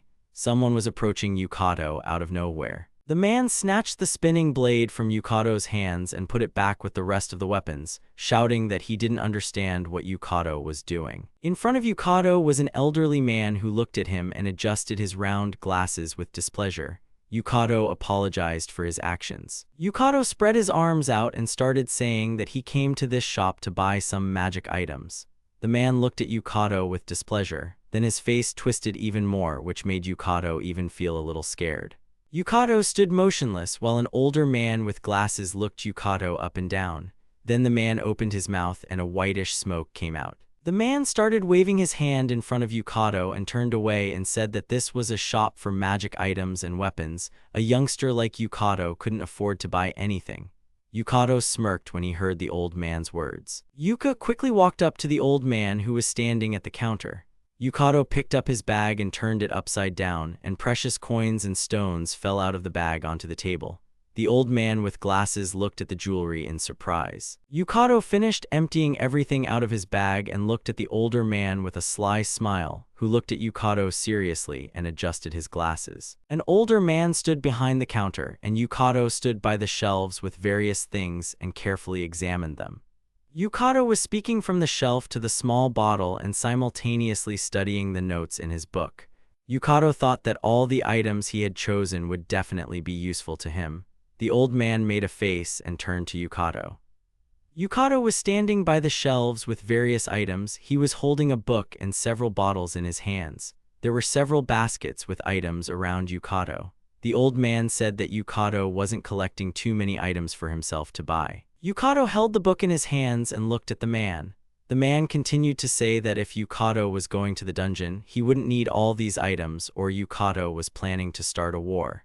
After these words, the man started laughing. There was a lamp burning on the table next to Yukito. Yukito took a flask from the shelf and began to put it in the basket with the other items. Yukito looked at his book and said that the man was right. The man looked at Yukito in surprise and then turned away. The man sat down on the chair behind the counter and turned away from Yukito. He began to say that he had been appraising magic items for many years, so he could assess the level of an adventurer's ability. The man looked at Yukito without turning around and said that, judging by Yukito's appearance, it could be assumed that he was a mage, but he couldn't use fire-breathing heat. Yukito looked at the book without turning around and listened to the old man's words. Yukito introduced the use of this ability. The man continued to say that by learning this spell, a person becomes a full-fledged magic user. This spell was a third-level spell, the range of which was 6 meters. The older man placed his hands on the counter and watched intently as Yukito placed another bottle in his basket. The man stood up and walked over to the wall where the sword hung. Yukito continued to look at the shelves of various items. The man stood in front of a sword with a jagged blade. The man broke the silence and began to speak, saying that he used to be an adventurer too. The man remembered his travels and the chest of gold. He continued to say that not far from here there was a dungeon where he went with his friends, and in this dungeon they found treasures, but not in such quantities as Yukito had. The man looked ahead and continued to say that, unfortunately, his entire squad died in that very dungeon. The man finished speaking and looked at Yukito, then he started to walk towards Yukito, who was standing by the shelves with items. Walking towards Yukito, the man said that he wanted to warn Yukito to stop this reckless idea. Yukito looked at the shelves in front of him without paying attention. The man spread his arms out to the side and said that with Yukito's wealth, a person could live a carefree life. There was no need to go to meet danger. The man fell silent and began to look at the book Yukito was holding with a serious expression on his face. Yukito did not pay attention to the man standing next to him. Breaking the silence without turning to the man, Yukito said that it was scary. Death was really scary. Then Yukito clenched his fist and began to turn to the man. Yukito looked at the man with a serious look and said that he had to do what was planned. The man perked up. He was surprised to hear such words from Yukito. The man thought that Yukito was ready to die, but still had doubts. The man remembered how different people came into his shop, and he thought that he had seen many reckless adventurers who were willing to give up everything to go into dangerous dungeons, but Yukito was different. Yukito looked at the man. The man saw Yukito's serious attitude, and thought that Yukito's eyes showed that he wanted to survive no matter what. The man sighed and lowered his head, then he thought that there was no point in trying to stop Yukito. The man raised his head and looked at Yukito. He asked his name. Yukito looked at the man and said his name. The man was very surprised when he heard this, so much so that he fell to the floor in surprise. Yukito was very surprised by the older man's reaction. He looked at Yukito with his mouth open in fear. The man tried to say a word, but he couldn't. He lowered his head and clenched his teeth. The old man was wearing a ring on his ring finger. The man stood up and walked up to the counter. He said that he thought Yukito's name was very unusual. Yukito should follow him. Yukito followed the man. The older man went behind the counter and started looking for something on the shelves among the bottles. The man then placed several bottles of liquid on the counter in front of Yukito, which greatly surprised Yukito. Yukito looked at the vials and wanted to say something, but the man interrupted him. He said that he was giving all these vials to Yukito for free. A few healing potions would never be superfluous. The man picked up the vials and handed them to Yukito. He started shouting that Yukito should just take them for himself. They weren't that expensive. Yukito nervously held his hands out to the man. The old man rubbed his nose with his hand and said that this happens once every decade. Yukito held all the bottles in his hands and thought that this man was really strange. Clouds began to gather over the streets of the city. An elderly man came out to see Yukito off. Before leaving, Yukito looked at the man and nodded, then turned and walked on. The man folded his hands together and watched Yukito walk away from him. The man's face was still serious. After a while, the man still held his hands together, but he smiled and began to say that how many years had passed since the last time he spoke with someone from that world. The man remembered how he came to this world. He was wearing a suit, he had a bag in his hands, he was surrounded by strangely dressed people who were scared to see him. 39 years ago, he was summoned to this world. He then imagined a man in armor who fought goblins and how he sat and studied various books. The old man thought that at that moment he knew nothing and was desperately trying to find a way to return to his home world. The man recalled how he opened his scribbled diary and began to cry when he took out a photograph of his family. The man took off his glasses and put his hand to his face. He thought that he wanted with all his heart to return to his family, but now he did not have enough willpower even for this. The man remembered Yukito's serious expression and thought that this young man was really trying to fight. The point is not that Yukito was not afraid of dying, but that he accepted it. The man opened the door of his shop and walked in. The old man walked up to the jagged sword and looked at it. Then he put his hand on the sword. His desperate eyes reflected on the blade. He thought that he had already turned into an NPC. The man put his hands on the hay and hunched over. He thought that it no longer mattered whether he was a hit or not. The one who gives up his life as a protagonist becomes an NPC. There was a large window next to where the man stood. The man's eyes filled with tears, and he thought that he wondered at what time he had given up the fight. The man watched Yukito walk away from him. Meanwhile, in the backyard all was quiet. Charlotte stood in a fighting pose with several boards set up vertically around her. She held the hilt of her sword in her hand. Charlotte then unsheathed her sword and struck several blows at the set logs, which she cut, and they fell to the ground one by one. After finishing her attack, Charlotte returned her sword to its sheath.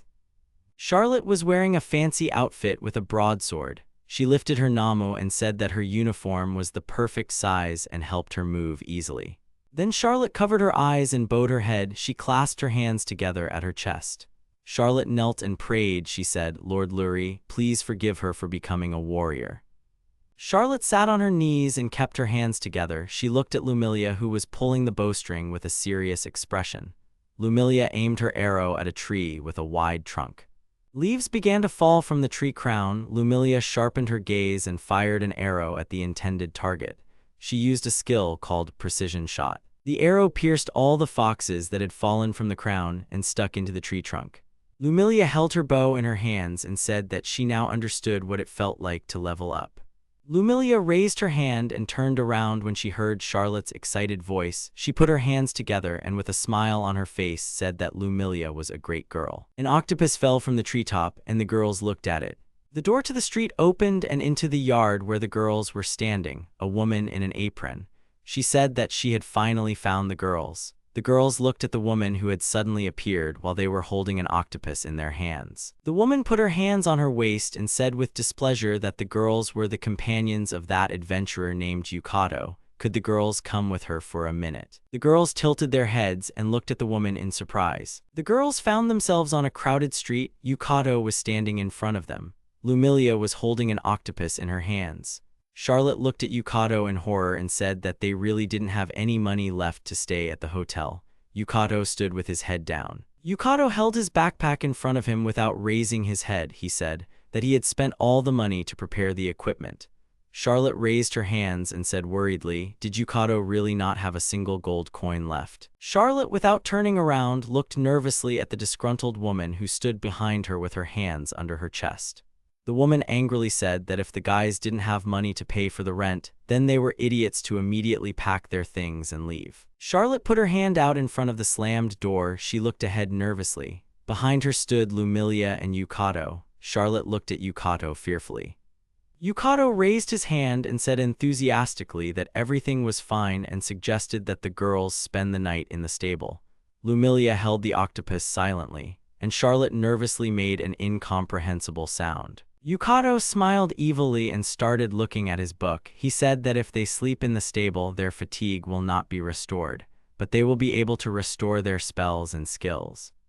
Yukito's face became even more gloomy as he didn't look away from the book and continued to say that, however, if they used paladin skills, they would receive the same fatigue recovery effect as if they were sleeping in an inn. Yukito raised his hand up and turned to the girl. He said that they could relax together with Rocinante, and she could also be together with Charlotte. Charlotte put her hand to her face and thoughtfully said that Yukito's idea wasn't so bad. Lumilia and the octopus looked at Charlotte carefully. Night fell over the city. Meanwhile, the boys were in the stable. The girls were sleeping in an embrace with Rocinante. Yukito was sleeping nearby in the corner, and the octopus was sleeping in a barrel of water. The events take place in the city of Orbetta. At the large gate stood a girl with a horse. These gates were surrounded by large brick walls leading into the city. A long-haired girl stood at the closed gate and touched the muzzle of her horse. Another short man stood next to them. Charlotte stroked her horse's muzzle and smiled. Then, looking at her horse, she said that their goal was far away, but they were all counting on Rocinate. Charlotte looked thoughtfully to the side and, stroking the horse, began to ask if everything was okay with Yukito. He answered positively to her question. Yukito was sitting in the bag. He was looking out of it and reading a book intently. Charlotte did not take her eyes off Yukito. The bag Yukito was sitting in was a storage. It can store up to 230 kilograms and always weighs 2 kilograms. Yukito was looking out of the bag that was hanging on the horse. He said that he was looking for ways to get to the Temple of Evil as quickly as possible. Charlotte replied that Yukito looked like a demon, but since he was comfortable in the bag, he should continue to sit there. Yukito glared at the book and started to say that there was nothing in the rules about how to use the book. Charlotte, hearing Yukito's words, put her hand to her forehead and thought that it was really okay.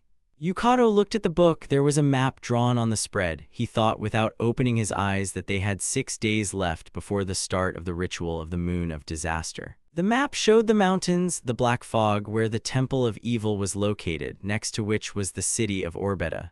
The arrow pointed to an unusual sign. Yukito thought that if they did not have problems, they would come closer tomorrow. Yukito shouted to the girl that they needed to move. The girls were serious. They set out on horseback, the girls riding in the saddle, Charlotte holding the reins, Yukito still sitting in the bag. The boys set out on horseback. Forests and mountains were ahead of them. Yukito thought they were heading for the Black Mist Mountains. Charlotte and Lumilia were riding on horseback, their hair fluttering in the wind. Yukito was riding in a bag. He was scared and held on tightly to the bag. The boys were riding on horseback across a field. White clouds were floating over the mountains next to them. It was getting dark above the treetops. Lumilia was sitting on the ground with an octopus next to her. Charlotte was standing nearby, stroking the horse's muzzle. Yukito was sitting with his back to the girls. Lumilia held a stack of branches with one hand, and with the other hand she was stacking them for a fire. The octopus sat next to her in a small container, and there were branches in its tentacles too. The horse ate carrots and beamed with happiness. Charlotte held a basket of vegetables. She looked at the chewing horse with a smile and said that Rocinante did well. She needs to eat well. A noise was heard in the bushes near the boys. Rocinante clenched her teeth in anger and a piece of carrot fell out of her mouth. The girls looked anxiously in the direction from which the noise was coming. Yukito stood in front of the girls, holding onto a tree with his hands and kneeling. Charlotte raised her hands and asked Yukito if he was okay. Yukito's face was all in sweat. He turned around, wiping his face with his hand, and said that he was fine, but the rogue had the skill of parallel feeling. Yukito did not finish. He felt sick. He covered his mouth with his hands. Yukito felt sick and turned away from the girls towards the tree again. Charlotte came up and put her hand on Yukito's shoulder. She closed her eyes and thought that Yukito was not okay at all. After a while, Yukito and the girls were sitting opposite each other, a fire burning between them. Yukito extended his hand forward and cast a spell. Charlotte folded her hands in front of her face and watched Yukito's work with a smile. Lumilia and the octopus looked at the pot in which the vegetables and water were placed in surprise. This spell helped to cook the food. Yukito thoughtfully put his hand to his chin and said that although there was a lot of food, it was not very filling. He would like something warm and tasty. Lumilia began to rise from her knees. Behind her was a stack of steels, and in her hands was a bow. The boys watched Lumilia, who went away from them into the forest thicket. Then she returned. Lumilia came closer to the boys with a rabbit in her hands. She said that she caught some food. The boys were pleasantly surprised.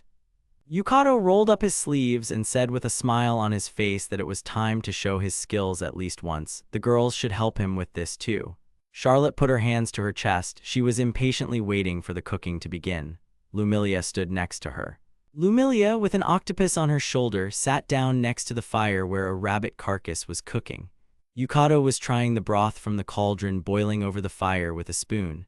Charlotte was sweating as she tried to peel vegetables, and Yukito was looking at her worriedly. There was prepared food on the ground: fruits, a rabbit carcass, bread, buns, and steaming bowls. Yukito and the girls began to eat the food. They began to glow with happiness and pleasure. The boys sat together. There was food in front of them. They continued to eat.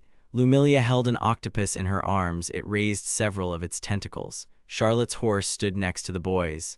After a while, empty bowls appeared on the ground. Lumilia was holding an octopus in her arms. She and Charlotte were looking at Yukito with serious expressions. He was holding a book in his hands and said that since they had finished eating, they needed to hold a strategy meeting. Yukito looked at the girls and said that the recommended level to attack the evil temple was 6, but their level of joy was on average 3, so they couldn't act directly. Yukito and Charlotte were level 3, Lumilia was level 2. Yukito opened the book to the page with the dragon and invited the girls to look at it. The girls looked at the book carefully. On the page of the book was a black dragon with wings. The book displayed its characteristics. Yukito placed the book on the ground in front of himself and the girls and began to say that even though this dragon was young, it was still a monster. Yukito would like to save Sana and Serena without encountering this monster. Yukito remembered the first encounter with the dragon and thought that he wasn't sure if they would be as lucky as the last time when they managed to escape from the dragon. Yukito put his hand to his face and thought of another way to save the girls. Charlotte and Lumilia listened attentively to Yukito. Lumilia looked away sharply. She noticed something in the bushes. Yukito and Charlotte looked at Lumilia in fear as she turned around and half-sitting, drawing the bowstring. Lumilia kept her hand on the arrow, which she aimed at the bushes from where she heard a rustling sound. She did not look away and was ready to attack. The boys saw small bushes between the trees in front of them. Lumilia was half-sitting and aiming an arrow towards the noise. Charlotte and Yukito were getting ready to strike. A fire was starting next to the boys, a horse was looking warily towards the noise, and an octopus was holding a stack of arrows for Lumilia. Lumilia pulled the bowstring and looked towards the noise. Yukito and Charlotte were behind Lumilia. They were wary. Someone walked through the bushes towards the guys. Several armed orcs were walking towards the boys through the bushes. Yukito saw the characteristics in front of them. They are barbarian predators. They are not very smart, but they handle weapons well. The girl stood up. Lumilia did not lower her bow. It was aimed at the approaching orcs. Charlotte took her sword out of its sheath.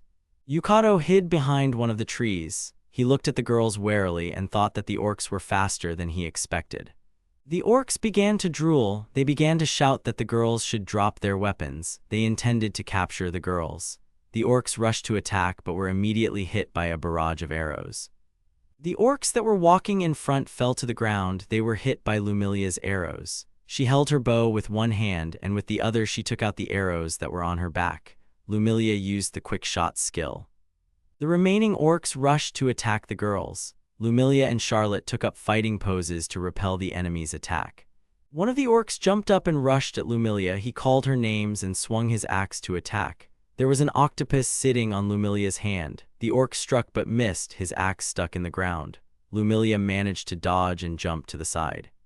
Lumilia held out her hand with the octopus on it and commanded it to attack. The octopus obeyed and shot ink into the orc's face. The octopus ended up on Lumilia's waist, and she fired an arrow at the orc, who was covered in her octopus's ink.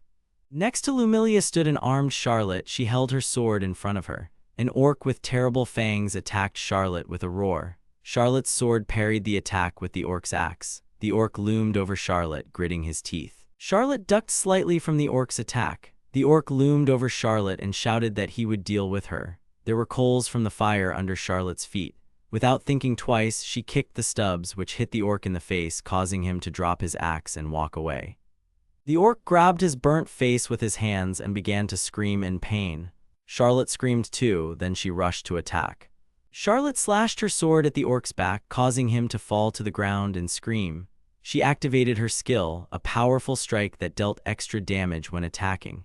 Charlotte stood over the orc's body with another orc looming over her with maces. Charlotte felt an attack from behind and turned around sharply. Another orc was rushing at her, shouting that he would deal with Charlotte. At the same time, Charlotte heard someone running towards her. Charlotte's horse appeared next to her and attacked the orc with maces. Charlotte was horrified and surprised. The horse began to trample on the body of the fallen orc. The other orcs watched what was happening with their mouths open. The orc stood motionless and shook with fear. Charlotte held her sword out in front of her and touched the horse with her back with a smile on her face. One of the orcs started shouting that it was a war horse. The others had to get arrows to attack it. Charlotte covered the horse with her body. Several loaded crossbows were pointed at them. Charlotte looked ahead and thought about what to do. Yukito stood nearby among the trees and looked at the orcs, who surrounded Charlotte and the horse. Yukito, without thinking twice, stretched out his hand in front of him and cast a spell of protection.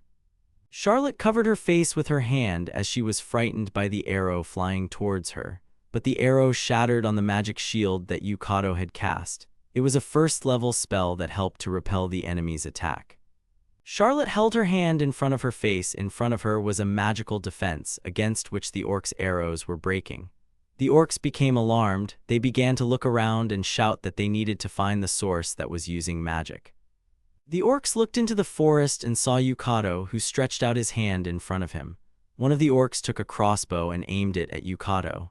Yukito, without thinking, said that he would activate the power of the item in a day. A void formed where Yukito had stood. Yukito had disappeared. He had used the invisibility splash. The orcs approached the bushes where they had seen Yukito and continued to search for him.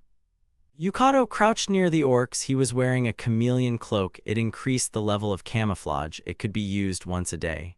The orcs were standing in front of Yukito, but they did not see him. Then a blow was dealt to the orc's back. Lumilia struck. She was holding a bow in her hands, and on her back sat an octopus, which grabbed a stack of arrows. Several orcs looked at their compatriot, who was lying on the ground with an arrow sticking out of his back. Several orcs grinned and looked at the girls. The girls and their animals were serious and ready to repel any attack. Yukito, wearing an invisibility cloak, looked ahead and thought that there were 4 orcs left. His squad was ready to defeat them. Lumilia took another arrow and began to aim. Charlotte took out her sword and rushed to attack. Suddenly, the wind lifted the girls and their animals into the air. Then the girls and animals fell to the ground. Yukito, wearing an invisibility cloak, came over and leaned against a tree, shocked by what was happening. Yukito looked ahead and saw a chain with 2 spiked balls at the end. Lumilia and Charlotte were sitting on the ground near the horse's hooves. 2 armed orcs ran away. Charlotte watched in surprise as they ran away. Yukito told the girl from the bushes that they should be more careful. Lumilia sat on the ground and looked at Yukito. A huge orc with a chain with spiked balls in his hands appeared in front of the orcs. He was walking towards the girls. It was a combat-class orc. A combat-class orc stood in front of the girls, armed with a spiked ball target and brandishing the weapon. The war orc began to scream and swung his chain. He then threw his weapon at the girls. Charlotte held her sword in her hands, and Lumilia stood behind her with a bow in her hand. The war orc hit Charlotte with his chain. The orc's chain wrapped around her sword. Charlotte was shocked to see this. Then the war orc grabbed the chain and pulled it towards himself. Charlotte, holding the sword in her hands, rushed forward. Charlotte's sword began to slip out of her hands. Charlotte fell to the ground in front of the orcs. The war orc began to swing the chain above his head. Charlotte sat on the ground and looked at the orcs in horror. Then she was attacked by an orc's spiked weapon. Charlotte's mouth opened in pain. The war orc began to swing his weapon. Between Lumilia and the war orc, a blow hit the tree, which broke. Yukito, wearing an invisibility cloak, stared ahead with his mouth open in horror. Lumilia began to run away with the spiked weapon of a combat orc behind her. Or struck with a spiked weapon but missed. Lumilia managed to jump away. She was in the air and fired an arrow at the battle orc. The arrow hit the iron chain and broke. Lumilia was shocked. The war orc gritted his teeth and began swinging the chain above his head. Lumilia was still in the air. The small orcs began to rejoice and shout that the fighting orc needed to defeat the elf. Yukito was kneeling in front of the orcs, wearing an invisibility cloak. Lumilia's face was wary. Yukito looked at the back of the combat orc and thought that he had one chance to attack the combat orc. He could not make a mistake. Yukito gradually moved forward. Yukito looked ahead and noticed a vulnerable spot on the back of the combat orc. Yukito used the skill surveillance at this time, which helped to find the enemy's weak spot. The battle orc decided to strike. He started to scream loudly and pointed his chain towards Lumilia. Yukito took out his knife and rushed at the battle orc. Yukito stabbed the knife into the weak spot of the combat orc. He used the sneak attack skill that the rogue had. The damage depends on the attacker's class level. A shrill scream came from the mouth of the war orc. Yukito held the knife in the orc's back and smiled. Yukito pulled the knife out in back of the orc. The war orc looked at Yukito. Yukito gritted his teeth and held the knife out in front of him. Yukito and the war orc stood in front of each other. The other orcs were surprised by Yukito's sudden appearance. The war orc clenched his jaws tightly in anger. He took the chain in his paw. The war orc swung his weapon and growled loudly. He leaned towards Yukito. Lumilia called Yukito's name in fear. Yukito became wary and thought that the spiked chain was considered a powerful weapon, but it was not suitable for close combat. Yukito rushed forward and slipped behind the back of a combat orc who had a spiked chain in his paws. A small ball appeared in Yukito's hands. Yukito threw the ball at his feet. It was a smoke screen. The battle orc raised his paw in front of him in surprise. This smoke screen could rise 4 places. The fighting orc with an evil face waved his paw in front of him to disperse the smoke. The orc stood with a target in his paws. He and the other orcs did not understand where Yukito and the girls had disappeared to. It was night outside. Charlotte was lying among the trees. She was trying to catch her breath. Her hands were shaking. There was a scratch on Charlotte's face from which blood was flowing. Charlotte placed her hand on her chest and cast a healing spell. Charlotte's entire body began to glow. This skill helped heal whoever the paladin touched. This skill can be used multiple times a day. Charlotte stood up from the ground, then she touched her stomach and said that she couldn't find her holy sword. Charlotte looked to the side where Yukito's bag was. Charlotte started rummaging through her bag, then she pulled out a spear from her bag. Charlotte remembered the conversation with Yukito and thought that this was a holy spear. It was a useful weapon that could be used as a throwing weapon. Charlotte remembered holding the spear in front of Yukito, who said that it was the spear that Lord Rigdar used. Charlotte doubted that this weapon would be suitable for a paladin. Charlotte clenched her hands in bitterness at the memory. The war orc and the other orcs stood in the clearing with weapons in their hands. The war orc held a chain in his hands and looked around. The orcs were looking for Yukito. Something caught their attention. Charlotte was riding a horse towards the orcs. She had a spear in her hands. Charlotte was riding towards the orcs and screaming. Charlotte rode her horse through the trees. The war orc began swinging his spiked weapon. Spiked weapons flew around the dark figure of the war orc. The war orc began to growl and pointed his spiked weapon at Charlotte and her horse. The weapon flew past as Charlotte managed to dodge. The spiked balls crashed into the ground. Charlotte and her horse managed to jump to the side. The war orc clamped his jaws shut and yanked the chain towards himself. Charlotte screamed and charged with her spear. Charlotte's spear hit a combat orc holding a chain. Charlotte used her skill, Raid, which took 2 points from armor but added 2 points to attack and damage. The orc's chain of spikes fell to the ground. Charlotte was on horseback and thrust her spear into the orc. A moment later, a large hole appeared in its body from Charlotte's attack. The war orc smoked and began to fall to the ground, watched by his kin. Charlotte opened her mouth and began to scream in shock that the spear had exploded. Charlotte was on horseback, holding a spear stick in her hands, and watched as the war orc began to rise. The war orc was leaning on his feet, gritting his teeth as he began to rise from the ground. He had a hole in his chest from Charlotte's attack. Charlotte held a charred stick in her hands. She glared at the orc. The war orc stood up and looked at the hole in his chest, making strange sounds. Behind the war orc stood a normal orc, holding a weapon in his hands and shaking with fear. The war orc was breathing heavily. He turned to his kinsman and said that he should give him his weapon. The orc stepped back and raised his weapon up. The battle orc wanted to grab the weapon but missed. Charlotte was surprised to see this. The battle orc looked forward angrily. Yukito, armed with an axe, hung over the combat orc. A stream of blood appeared in the air. Before this, Yukito said that the combat orc could not even count how many comrades he had left. Yukito recalled the events of the past when he raised the smoke screen and transformed into one of the orcs. He thought that after activating the smoke screen, he threw the bag towards Charlotte and transformed into an orc.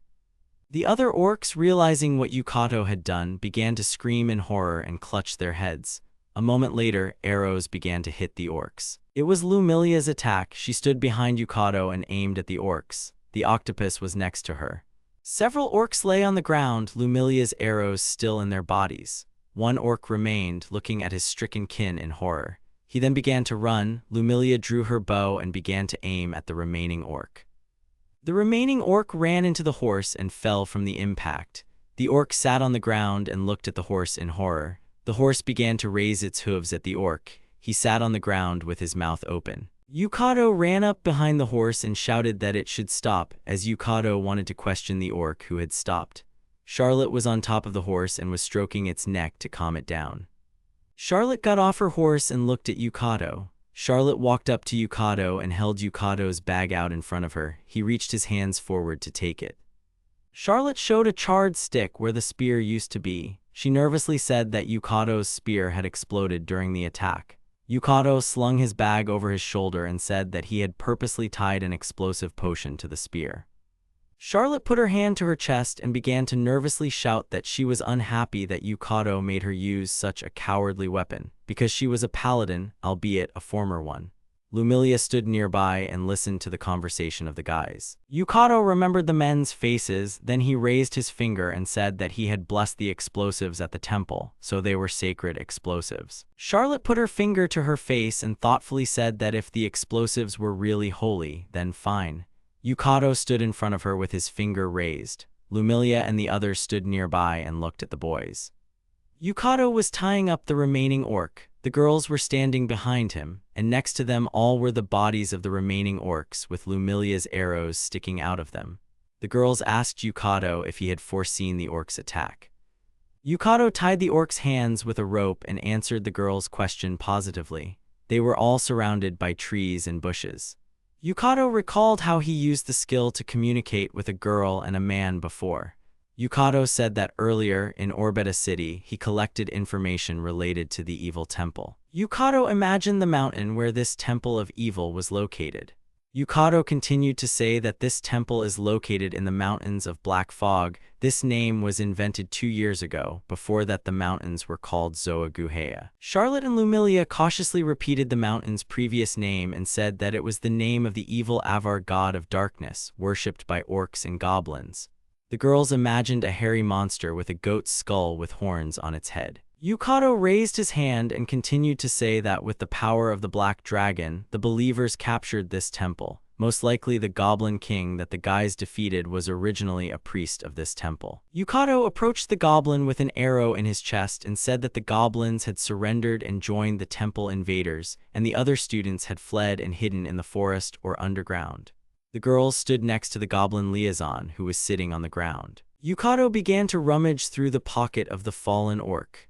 Yukito took out a medallion on a chain and approached the tied-up goblin and asked what this medallion could mean. Charlotte screamed in surprise that it was a deity's amulet. Yukito held an amulet with a skull on it with horns on it on a chain. The tied-up orc looked at Yukito with displeasure, then he turned away abruptly. Yukito held the amulet over the tied-up orc. Yukito held the amulet in his hands. He closed his eyes and began to say that in the end, they were unable to take back their temple and turned into bad bandits who attack adventurers. The tied-up orc got angry and began to call Yukito names. Yukito, without thinking twice, took the knife in his hands and pointed it at the tied-up orc with a serious expression.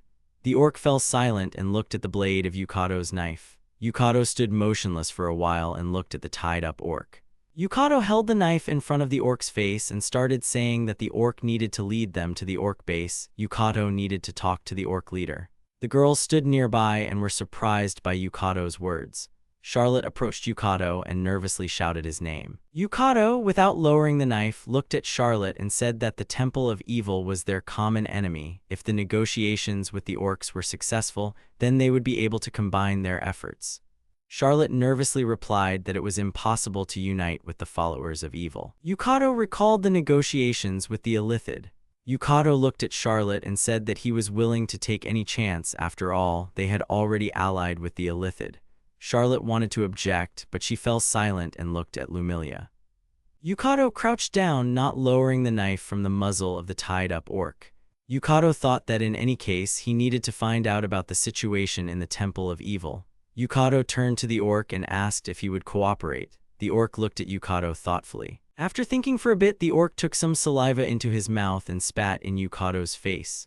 The girls' mouths dropped open in surprise. The tied-up orc began to laugh and say that Yukito really thought he would talk. Yukito picked up the knife and thought about it. Yukito then grabbed the orc by the mouth and threw him to the ground. Yukito held the orc down with one hand and held a paper bundle in the other. Yukito wiped his face with his sleeve and said that he was sure the orc would want to make contact right away. Yukito held the orc's muzzle and cast a spell to create food. Charlotte and Lumilia watched in shock. Yukito was sitting astride the orc. The orc was swinging its legs in different directions and hitting the ground with them. Yukito asked what the orc had decided to do now to make contact. Tears started to flow from the orc's eyes. Vegetables appeared in its mouth. Yukito looked at the orc. Tears appeared in his eyes, and Yukito said that it was all too sad. Because of the loud cry, birds from the high treetops rose into the air. Yukito continued to repeat the spells for creating food. A thick fog began to appear in the thicket of the dense forest. In the depths of the dark forest, a tall castle with many windows appeared. On the street in one of the walls of the castle, there was a wooden door. This door led down the steps. The passage became narrower and narrower into the depths of the cave. At the very bottom, a passage into a room appeared, which was illuminated by a small torch. There were several fire vats in the room. There were steps along one of the walls with a chair on it. This place was painted with dark fabrics. Someone was sitting on the chair by the wall. Several guards were standing at the entrance.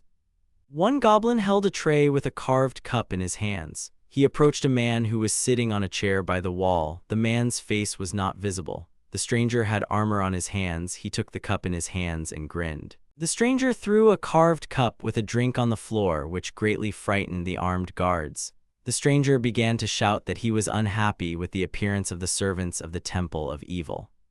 The stranger stood up, but his face was still invisible. The stranger extended his hand and began to shout that the minions of the Temple of Evil were not so difficult to deal with. The stranger clenched his fist. The stranger grabbed his head and bared his teeth. Then he introduced the Black Dragon and began to shout that the Black Dragon was to blame for everything. The stranger turned out to be Lady Riverna. The orc guards began to calm her down. The orc with a hammer in his hands dropped to one knee. An armed orc with a gray beard said that a group of orcs managed to capture several adventurers in the forest. Riverna stood in the semi-darkness and answered that why the group captured the adventurers and not just did not deal with them. The old man raised his head and looked forward. Then he said that he thought they had beheaded one of the men. They imagined a group of orcs surrounding the girls who were sitting on the ground. They looked at the girls and smiled. The old man introduced the girls with their hands shackled, and they also had a chain around their necks. The man said that the squad had found two beautiful girls, one a noblewoman, the other an elf. Riverna clasped her hands together and began to laugh evilly. Then she plopped down in her chair against the wall. Riverna put her hand to her face and said with a smile on her face that if they sold the girls to the slave trader, their chest would be filled with gold. Could they get a ransom for that noblewoman? Riverna held her hand out in front of her and said that she was ready to examine the girls. They needed to be brought to her. The older man was kneeling with his head bowed. He agreed to carry out Riverna's order. On a large chair sat a short girl in an unusual dress with lace and a bow on her neck. She smiled evilly. This girl was the mistress and priestess of darkness, named Riverna. The two beautiful girls that Lady Riverna's servants had brought stood right in front of her. They had iron collars around their necks, connected to each other by a fairly wide chain. Mistress Riverna grinned both contentedly and maliciously and put her finger to her chin. With a grin, she thoughtfully hummed and then said that the girls were certainly pretty. She smiled broadly and looked away. Lady Riverna told them that this was excellent and that she wished to reward Urud and then asked them to bring him. The servant told her that the warrior Urud had taken some of his subordinates and gone to plunder the village. Mistress Riverna closed her eyes and grinned, noting that he was very passionate about his work. After that, she added that the orcs were stupid and wild, but as fighters they were really good. Suddenly she noticed something. Her gaze became very serious and wary as she frowned. Riverna asked what it was. Behind the beautiful girls stood one of the orcs. He was holding something of impressive size in his hands, which was covered with a white kerchief. The noblewoman and the elf turned around and looked at the orc with interest. The orc, with a very satisfied, wide smile, told the lady that this was a gift for the priestess of darkness. After that, he pulled the white napkin from what was underneath it. The orc continued to smile contentedly. When the orc threw the napkin aside, underneath it was Yukito's bloody head with blood dripping from his lips. The handkerchief under his head was also bloody. The beautiful, shackled girls standing behind him turned their heads away in disgust and fear, closing their eyes and furrowing their brows. The orc standing next to them laughed quite happily, looking at such a gift. The servant with a very lush beard and mustache also laughed quite happily, closing his eyes. Mistress Riverna looked at what the orc showed her. After that, she sighed quietly. After that, the girl calmly and even a little proudly said that the adventurers were very stupid. She asked them if they took their equipment. Suddenly, Yukito suddenly and unexpectedly opened his eyes and grinned, looking angrily at Lady Riverna. He asked her seriously and quite contentedly which of them was stupid. Abruptly and unexpectedly for everyone, the scarf fell off and Yukito stood up from under it, after which he reached out his hand to Lady Riverna. She was very dumbfounded by this turn of events, from which she jumped up from her place and with bulging eyes looked at Yukito. He rushed at her with a brutal and very angry look. Lady Riverna tried to hit him in the face with her fist. From her face you can only say that she is very angry. She looked at the guy with a grin. In one movement, Yukito was already behind Lady Riverna. His face was still imperturbable but determined. He put his blade right to Riverna's neck. The girl was very surprised by his dexterity. But after that, Lady Riverna bared her teeth, gritting her teeth, and turned her evil gaze to Yukito's blade. She became wary and did not know what to do now. Seeing the hearts in his eyes, she realized it was charm personality. Components: B, C, M, ruby powder, cat hair. Range: 9 meters and duration: 1 hour. It can charm a humanoid creature within the radius of action. The charmed creature considers the caster a close friend. The other orcs grabbed their weapons tightly and rushed towards them quickly and aggressively, shouting that they needed to save Lady Riverna. The beautiful noblewoman, with an embittered and confident look, easily removed her shackles. The elf did the same, and with the same ease. Her look was just as embittered. The noblewoman swung her leg with all her might and hit one of the orcs who was about to attack them to protect his mistress. The elf, with a deft and quick movement, threw the blade at the second one, which pierced him right in the neck. The girls stood in a fighting stance with a very confident and angry look. Around them stood many more orcs who held their weapons in their hands and were ready to fight them at any moment. The other servants of Lady Riverna quickly ran towards them to protect the priestess of darkness. They bared their teeth and grunted angrily. Suddenly, Yukito very loudly and seriously ordered everyone not to move. The orc stopped and stood in a stupor. He told everyone with a very confident and serious look that this blade was covered with a deadly poison.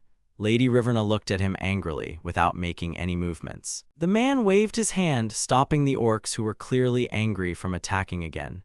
Yukito looked at Riverna, thinking that he had thought so, that they all valued this priestess of darkness very much. Ms. Riverna's lips lost that evil grin, but she continued to look at Yukito with confusion and a little interest. Suddenly, she looked down. She looked at her hand. Yukito took out the Zoaguheya amulet and showed it to the priestess of darkness. He calmly asked her if this was what she was looking for. The girl looked at the amulet in the guy's hand in shock, standing in a stupor for a moment. The girl made several not very deep wounds with her claws on her thigh. She asked him very angrily and loudly about when he managed to do this. Yukito brought the amulet closer to him and seriously told her that since she was a religious class, she definitely wouldn't be able to use spells without it. Lady Riverna was very angry and displeased with what this unfamiliar young man said. Riverna's servants, who were standing not far from them, asked if he was from the Temple of Evil. The young man confidently told her that it was not so and that everything was the other way around. The servants of Lady Riverna bared their teeth, gritting their teeth. Yukito kept his eyes on Lady Riverna and confidently said that he had come to discuss the possibility of an alliance with them. The Priestess of Darkness looked at the young stranger with an angry grin, frowning. Riverna the Dark, race, Duergar, Dark Cleric, Priestess of the Dark God Zoahuhai. Originally a princess of a small country in the underground depths, she later devoted herself to Zoaguhai and fled her kingdom. Settled in an underground cave but was defeated by the forces of the Temple of Evil and fled to this abandoned castle. The young man held the blade, the entire blade coated in poison, to Lady Riverna's neck. He asked if they would discuss the possibility of an alliance. The noblewoman and the elf stood in fighting stances, keeping the orcs away from Yukito. Mistress Riverna looked at the young man with a mocking smile. She asked if he was thinking about it after everything that had happened there. Afterwards, she finally agreed to his proposal. Yukito looked at the girl with all seriousness, telling her that he thought she wouldn't have given him a seat at the negotiating table if he hadn't done so. After his words, the girl silently and a little disappointedly looked down and thought about something. She looked a little upset. After that, an order was heard from Lady Riverna for everything to stop. Her servants were very surprised by her order. They tried to say something, but Lady Riverna interrupted them, saying that everything was fine. The girl waved her hand very proudly and confidently said that they understood that they would not leave here alive if they ended her life. Yukito still looked at the girl seriously. Then he turned his gaze to the servants of Lady Riverna and pointed at someone with a blade smeared with poison. A man with a very lush beard and mustache became wary, silently looking at the young guy. Afterwards, the same man waved his hand to prevent the warriors from attacking Yukito. After that, the servants of the Priestess of Darkness removed the orc who had been given the personality charm and dragged him back. Yukito still held the blade to the mistress's neck. After some time, all the warriors and the man with a very lush beard and mustache were already standing behind the door, and with worry and sadness they looked at their mistress Riverna. The door made a loud and drawn-out creak. After that, the door closed with a loud sound, but the beautiful girls in the middle of the room still stood in a fighting stance for a while. The young man and Mistress Riverna stood in place, not making any movements. When the door closed and silence fell in the room, the noblewoman and the elf sat down on the floor, leaning on each other, very tired and relieved. Yukito also sighed in relief and relaxed. Lady Riverna crossed her arms and looked at the young man who was still standing behind her. She asked him without much interest if everything was okay. Yukito said that it was. She frowned and looked at the stranger with a very intense gaze. She thought about how she could smell the same evil smell from this guy as she did. Meanwhile, the beautiful girls took the bag and said something to Yukito. The young man looked away somewhere. Lady Riverna thought about the fact that this guy was confronting the Temple of Evil. She was tormented by the question of who he really was. After that, she turned her gaze to the blade that was still pointed at her neck. The poison that the young man had spoken of was dripping from its blade. Lady Riverna told Yukito that he had said that he was not connected to the evil temple at all. Yukito looked at her without much emotion and calmly said that it was true and that they were their enemies and that Lady Riverna's base had been stolen by them. Yukito asked if she thought that they could unite against their common enemy. The girl looked away a little hesitantly, frowning and thinking about something. After that, Mistress Riverna grinned and laughed quietly. She closed her eyes and asked with the same mockery that he really wanted to say that the three of them were going to destroy the Temple of Evil. Then Riverna added, asking if they knew that a black dragon lived in the mountains of Black Fog. The young man, not particularly surprised, confidently told her that the three of them were able to defeat the Goblin King, who is a follower of the Temple of Evil, that is, their enemy. Lady Riverna turned to Yukito in shock and suddenly a soft knock was heard. The girl loudly asked if he was talking about Shimezu. She claimed that it was impossible. On his palm lay a small, simple ring. Yukito calmly said that it was a dwarven ring and that it belonged to the Goblin King they had defeated. The ring gave +1 defense. The young man carefully placed the ring in Lady Riverna's hand and said that he was returning it to her. The girl looked at the ring without saying a single word. She held this ring in her hands, thinking that this ring was proof that she was from a royal family. But when the underground temple fell before the temple of evil, Shameza stole it from her. The girl squeezed the ring in her palms, then pressed it to her chest, and tears of joy flowed down her cheek. Riverna lowered her head down so that her eyes were not visible. Afterwards, she turned away from the young man, still with her head down. She wiped the tears from her eyes with her finger, and her appearance was still just as pitiful, but at the same time a little happy. After that, she proudly and calmly raised her head, closing her eyes. Lady Riverna told them that if they were only going to talk, then she would definitely listen to them. The noblewoman and Yukito looked at the girl with a little surprise. The young man told her seriously that although it was unexpected, there was something he really wanted her to show him. Mistress Riverna looked at the young man with confusion but interest. After some time, they were already descending some stairs. The stairs themselves were very large. Lady Riverna walked quickly ahead of everyone. The elf looked around, and the noblewoman held a lamp in her hands from which a weak light emanated. Yukito, who was walking behind Lady Riverna, held the blade at the back of her head, the blade of which was completely coated in poison, so much so that it was dripping off of it. After some time, they came to a door. The area around this door was illuminated only by the light coming from the lamp in the hands of the noblewoman. Mrs. Riverna opened the door with a very serious, but at the same time very responsible look and looked forward. The young guy looked at the half-open door with interest and expectation. The four of them found themselves in a huge room in which there were some statues as well as many shelves with various books. The noblewoman raised the lamp up, illuminating the room. The noblewoman's attention was drawn to a statue of some creature, and she looked at it with surprise, her eyes bulging. The elf approached the skull of some huge animal. She looked at the creature on her shoulder with a little fear. Walking further into the room and looking around, the noblewoman placed her hand on her chest and told Yukito that this room had a very evil aura. The young man said absolutely calmly that there was a feeling that everything there would sparkle if you used evil detection. Ms. Riverna walked over to one of the shelves and pulled out a rolled-up paper. Yukito stood behind her and watched her actions. After that, they walked over to a small table, and Ms. Riverna placed the rolled-up papers on the table. Unfolding one of the papers, it turned out that there was a plan of some building drawn on it. Lady Riverna told them that it was a map of the Zoa Guhai Temple. The young guy took it in his hands and was very surprised by what he saw. Yukito said with delight in his eyes that this was exactly what they needed, and that the dungeon structures were not recorded in the Book of the World. He then added that the old way of creating maps could only be used against stupid creatures. Ms. Riverna picked up a piece of paper and confidently told the guy that this map would not be of much use. The girl crossed her arms over her chest and, looking down, said with a stern expression that the followers of the Temple of Evil could change Zoaguhai as they pleased, as well as change the location of the traps. The young man continued to study the map, telling her that it was sad, but at least they would be able to roughly imagine the layout. The beautiful girls looked at the map in Yukito's hands with interest. The noblewoman pointed to one of the places on the map and then said that the end of the dungeon was connected to an underground lake. The young man calmly agreed with her, saying that most likely there was a black dragon's lair there. The elf looked at the young man and asked him what he thought about where the prisoners might be. Yukito grabbed his chin and looked at the map carefully, asking her to give him some time to think. Two beautiful girls and a young guy were enthusiastically discussing something, looking at the map.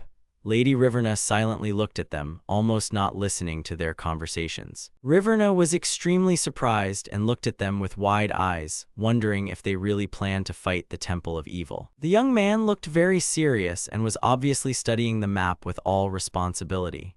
She wondered if he was really going to fight them and what this guy was trying to achieve. She continued to look at them discussing something among themselves in surprise for some time, after which she looked away a little sadly. The noblewoman and the elf actively participated in the discussion. Lady Riverna thought that, of course, the enemy of her enemy is her friend. After that, she closed her eyes and lowered her head in great disappointment, pressing her lips together. She remembered the sinister goblins and thought that she wasn't sure if she could trust them or not. She looked at her ring again and thought that despite everything, he had returned it to her. She looked again at the young guy who was enthusiastically talking to the girls and thought about him. Lady Riverna pressed the ring that lay in her palms to her chest and pressed her lips together. The girl's cheeks turned red and her heart began to beat fast. There was a clear misunderstanding in her eyes. Suddenly, her eyes widened in realization and she raised her head. There was only one thing in her mind, that she couldn't feel like this because she was a princess of the underground depths and he was a man who was too cruel. She remembered how he put a knife with poison to her throat and how angry she was because of it. When she looked at the young man again and thought about him, Yukito suddenly raised his interested gaze to her. The girl stood in a stupor from not understanding why he looked at her. Lady Riverna loudly asked what he wanted from her, calling him a moron. They looked at her in confusion, and Yukito calmly asked her if the Black Dragon was the one who brought the evil temple together. Lady Riverna calmed down and told them that this was not so, and that for them, the Black Dragon is something like a god who protects them, but in fact, the elf druid is at the head of the followers. When Lady Riverna told them that his name was Jaraza, the elf asked again, very shocked and indignant about his name. The noblewoman asked her, confused, what was the matter. Yukito, worried but at the same time serious, asked her if she knew him. Lumilia looked a little scared. She pressed herself against the noblewoman while looking at the young man. She started talking about Jaraz. Remembering what this Jaraz looked like, she told them a little hesitantly that he was her older brother. Meanwhile, in the Temple of El, the underground temple, a loud sound was heard.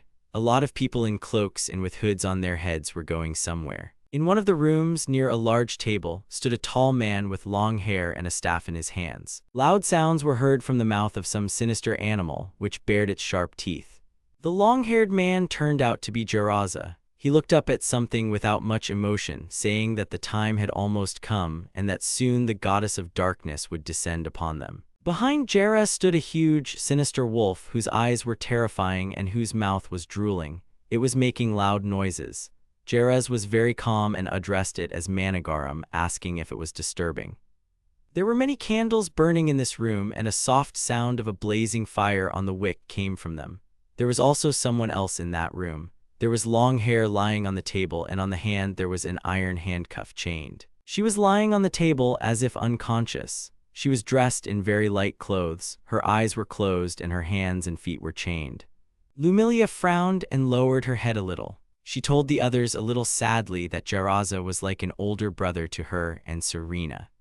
Lumilia began to remember the time when she was only 5 years old. With great interest in her eyes, she asked her brother Jaraz what kind of book he was reading. At that time, Jaraza was only 12 years old. He was sitting on the ground, holding a book in his hands.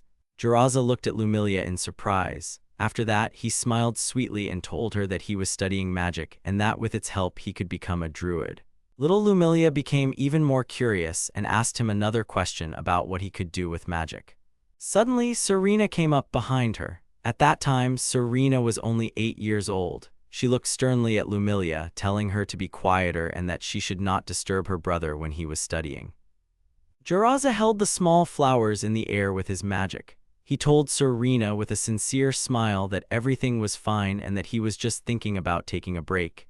He then added, asking Lumilia if she could lend him her flowers. He closed his eyes and made light movements with his hands, saying that now this was all he could do. Jaraza looked at the flowers and using magic, he began to do something. His hair was slightly fluttering in the wind and small sparks of magic appeared around the flowers. The flowers moved under the influence of magic, making quiet sounds. And so, after some time, a very beautiful, delicate wreath was already howling on Lumilia's head, and on Serena's neck there was an equally beautiful flower necklace. The girls were surprised, and they clearly liked their new decorations. Jaraza smiled contentedly. They were jumping up and down with happiness, saying that it was really cool and that Jaraza was an amazing guy. Some aunties and an archer standing nearby were looking at them with a smile. The archer folded his arms across his chest and with a wide smile told Jaraz that he was an amazingly beautiful child and that this was expected of a forest genius. Jaraza, embarrassed and a little uncertain, told him that this was not so. Suddenly, an auntie holding a small child by the hand called out to him. She told him that she needed help and that's why she wanted to ask him to come to their house later. Jaraza agreed to her request. Lumilia's brother was a nice and kind person. He learned magic by sitting with a bunch of different books when he was 12 years old, and after that he was called the forest genius and the villagers relied on him a lot. Lumilia, remembering her brother, said that Jeraza was constantly improving his magic. Remembering the happy faces of the people, she said that thanks to Jeraza, hunting became much easier because with the help of his magic he could determine where the animals were. Then she added that he could determine where the necessary grass was. He was very useful. She recalled a smiling Jeraza with a book, saying that in a little while he would become an elder. But one day, merchants came to their village on some big bulls. Serena and Lumilia were looking at the goods that the merchants brought. Suddenly, they found something among the previously unseen things. Lumilia looked at the find with interest. It turned out to be some kind of dark book. Its cover was a little worn. Her brother was very attracted to this book. He looked at the pages with bulging eyes. Lumilia looked at her brother in great surprise. She couldn't read what was written in the book because it was too small. However, when her brother read it, he laughed and a wicked smile appeared on his face. One of the hooded merchants looked at Jeraza. He told him that the book was too old for anyone to buy, and so since Jeraza was so interested, it would be his. Jeraza stood there dumbfounded, looking at the merchant with his mouth slightly open. That day was a turning point. Lumilia's brother began to sit in his room all day and avoid everyone. After that day, he began to go out into the forest when it was dark. Lumilia and Serena were very worried about him, watching their brother through the window with fear in their eyes. There were people who saw Jeraza in the forest and they saw what he was doing. On that person's face was fear and confusion about what was happening. Remembering Jeraza's face with its sly and frightening grin, they said that he was muttering something to himself and laughing. Soon, the entire village learned of the strange changes in Jeraza. At the same time, all the animals in the forest disappeared. Watching Jeraza's adventures in the forest, the villagers became worried. The villagers decided to follow Lumilia's brother to find out what he was doing in the forest. They saw Jeraza in the forest. He had crazy eyes as well as his smile. His face was smeared with something. He called out to Serena and Lumilia and then to everyone else. Then he asked what happened. There was some strange animal standing next to him which looked very dangerous. Jeraza kept smiling, putting his hands on it. He asked them about why they all came to the forest at such a time. Everyone was shocked and scared. His sisters asked him loudly and incomprehensibly what it was. Their brother, still smiling, asked if this was what they were talking about. He said that he had created it by crossing different animals and at first he had failed, but it had become alive. He asked them with complete delight if it was not amazing. His eyes were shining with happiness. He loudly told them that he was his valuable creation. He took his face in his hands, which was very happy, and his eyes were shining with admiration. He sighed contentedly and said that this book was amazing and that it helped his magic grow to become more amazing. Lumilia, with fear and indignation in her eyes, shouted at him that by ending the lives of forest animals for the sake of creating something so terrible, he was completely against the rules of the village. The rest of the villagers said that it was exactly as Lumilia had said. They indignantly asked him if he even understood what he had done by creating such a monster. Jeraza drooped a little and the smile disappeared from his lips. Jeraza's gaze became very angry and frightening. He frowned and asked them if they really called this amazing creature a monster. Jeraza told them that they were all very stubborn and that they did not understand anything at all. He spread his arms out to the sides and confidently told everyone that he wanted to send all the rules to hell because he was going to change them. Everyone was surprised by such a statement. He spoke very loudly about how the more he developed his magic, the more he could develop the village, and they would no longer have to hunt or do tedious things like gathering herbs, and if they obeyed him, they would be able to lead an easy life. His gaze was crazy and his appearance was terrifying. He shouted loudly that from now on he was an elder. He called everyone fools and then aggressively asked him if they understood him. When he noticed the arrows that were heading towards his created being, his eyes were filled with worry. After which, he frowned and rushed towards the being that had fallen to the ground. Lumilia looked at her brother with concern. Suddenly, a tall man came, looking at Jeraza very seriously. It turned out to be an elder whom everyone greeted. After some time, Jeraza was tied with a rope around his hands and then put in a cage. Jeraza was shocked by this turn of events and his eyes showed confusion. Jeraza frowned and shouted very loudly to be released. He asked them why him. The cage Jaraz was in was placed in a cart. The villagers gathered around, including the elder. Jaraza asked everyone with an angry look why they were just standing there and watching. He told them all to hurry up and help him. The elder and the villagers looked at him with frowns. The elder told him with a very serious expression that he had broken the law. Jaraza stood in a stupor and was shocked. The elder continued, saying that as punishment, he would be banished from the elven village. Jaraza's eyes widened and hesitantly asked him again whether he would really be expelled. After some time, the cart moved and went somewhere with a loud sound. The cart was driven by 2 elves. Jaraza sat in the cage completely empty. Then he hissed. He frowned and shouted loudly that they should not think that this was the end, for he would make them all regret that they had cast him out. The cart continued to move away, and the villagers watched as Jaraz was carried away from the village.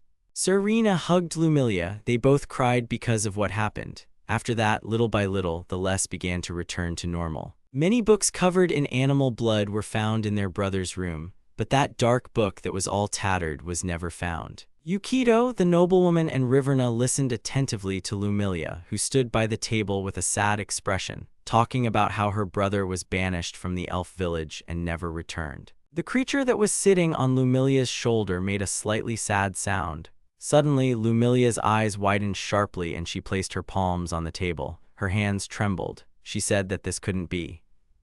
She said with fear in her eyes that the one who revealed the location of the elven village to the forces of the evil temple was precisely Jaraz, but she did not finish her thought. After some time, they were still in that room. Lumilia was sitting on the floor, hugging her knees, and her creature was looking at her very sadly, making some sounds.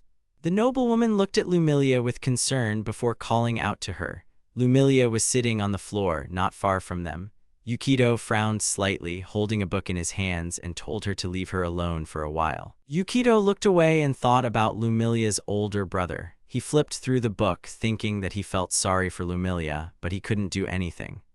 He stopped at a page where there was a picture of a beautiful elf girl next to a wolf. Yukito said that Jaraz's class was a druid. Druids specialize in using the powers of nature. They use nature magic and have animal companions. They can also transform into bears and wolves and fight in this form.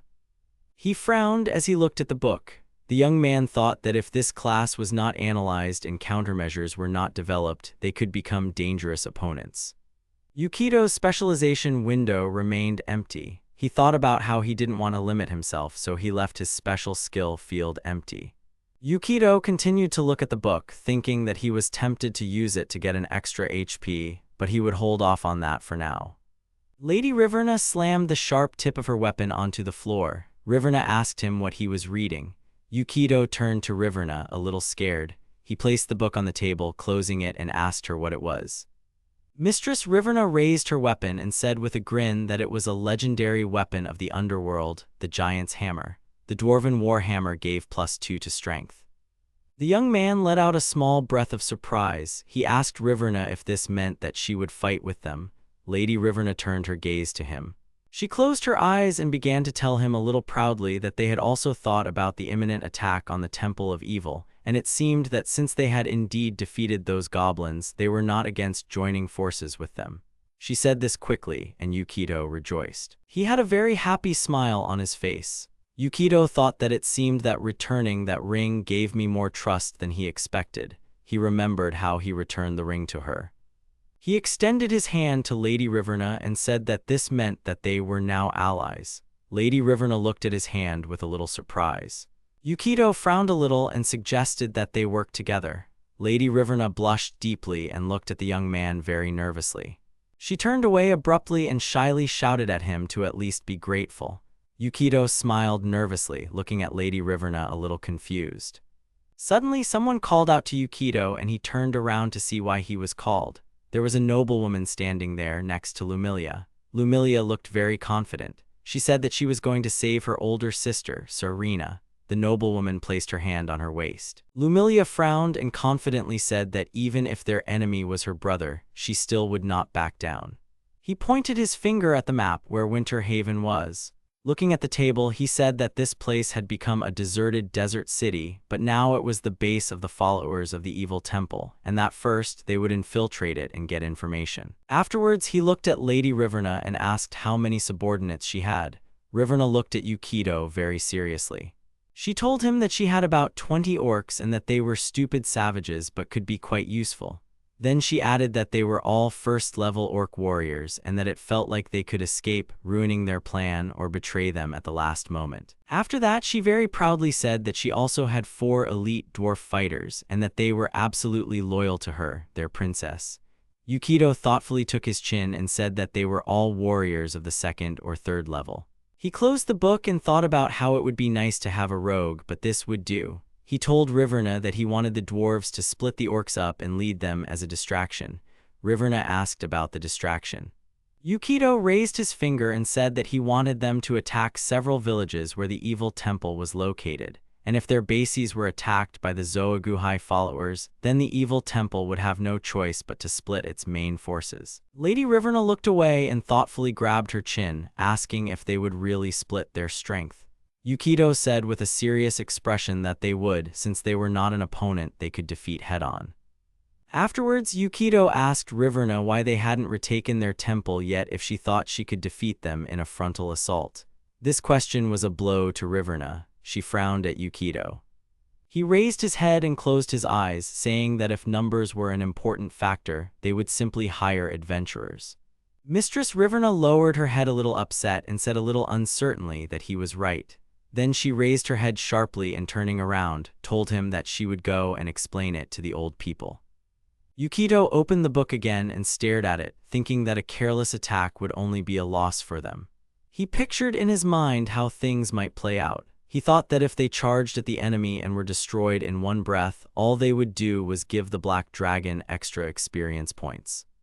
Mistress Riverna was saying something to her subordinates who were listening attentively. Suddenly, one of the subordinates looked at Yukito very sternly, and he frowned a little, covering his face with his hands.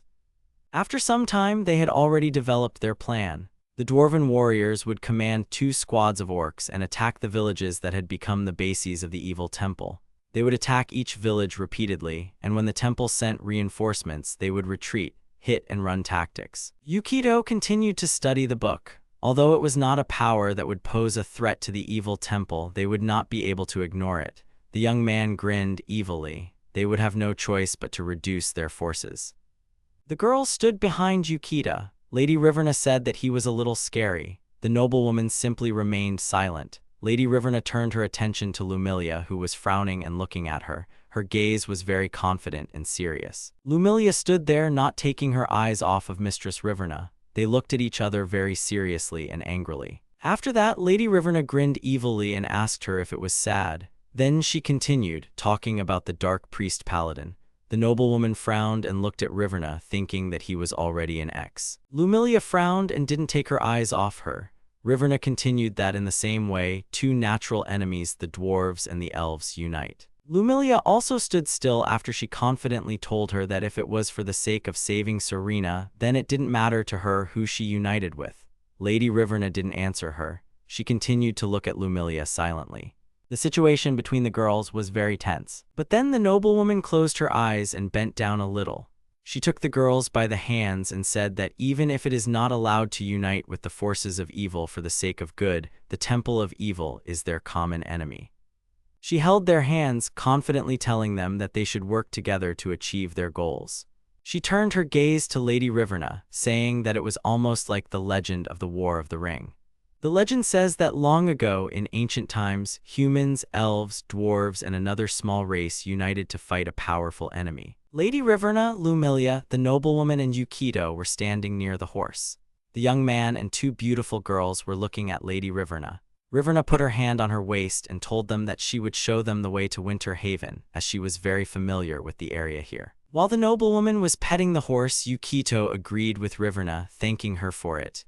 Riverna looked away, and the young man looked at the book where it was written about Lady Riverna. Yukito thought about how, when he thinks of a priest in an RPG, he imagines a rear guard who specializes in healing. Afterwards, he thought that despite this, the priest in this world is a stubborn vanguard who wears half-dresses and waves blunt weapons, and that the same applies to the Lang. Yukito looked at the book without much emotion, thinking about how many healing spells couldn't be used without directly touching someone, and how you couldn't be a healer without being a vanguard. Looking at all the special skills for a warrior, Riverna had a hammer listed in the lines about weapon mastery, weapon knowledge, and helmet crusher.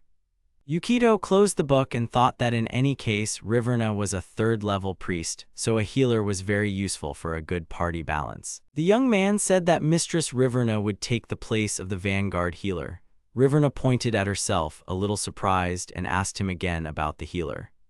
She told him a little confusedly that she couldn't use healing magic. Yukito stood in a stupor and smiled nervously while chuckling questioningly.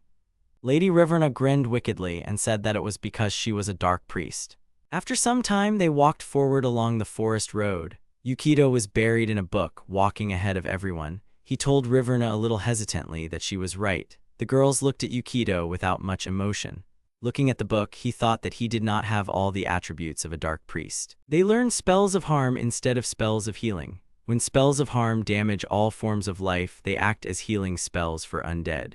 Yukito became very nervous, not knowing what to do at all. He thought that in this case, the priest in the title was completely meaningless. Yukito looked at Lady Riverna a little upset and uncertain and asked her if she couldn't at least learn the standard healing spells. Riverna smirked and said that it was impossible. Yukito turned away and grabbed his chin, thinking about something. After that, he suddenly grabbed Riverna by the shoulders with a very serious face.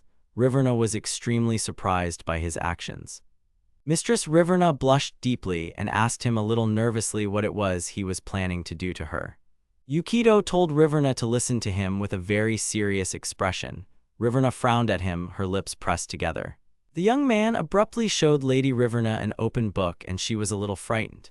He showed her a page with some god. He asked if she could worship Rondris, the god of order and goodness, from now on. He grinned very evilly and contentedly. He rattled off that calling on Rondris would increase the amount of healing spells she could use each day, and she would also be able to use the Detect Evil spell, which was very useful, and when she leveled up, she would be able to emit a holy beam from her eyes. Riverna told him sternly, and even more so she didn't understand what holy beam he was talking about, that she would never do that. Yukito thought that he thought so. Class skill, persuasion, was a complete failure. The noblewoman and Lumilia were riding a horse and galloping somewhere. A bag was attached to the side of the horse in which Lady Riverna and Yukito were sitting. The two beautiful girls looked straight ahead calmly. Suddenly, Riverna's loud cries were heard that she couldn't believe it. She screamed hysterically, asking Yukito why she, the princess of the underground depths, had to endure such treatment. Yukito sat with his face buried in his bag.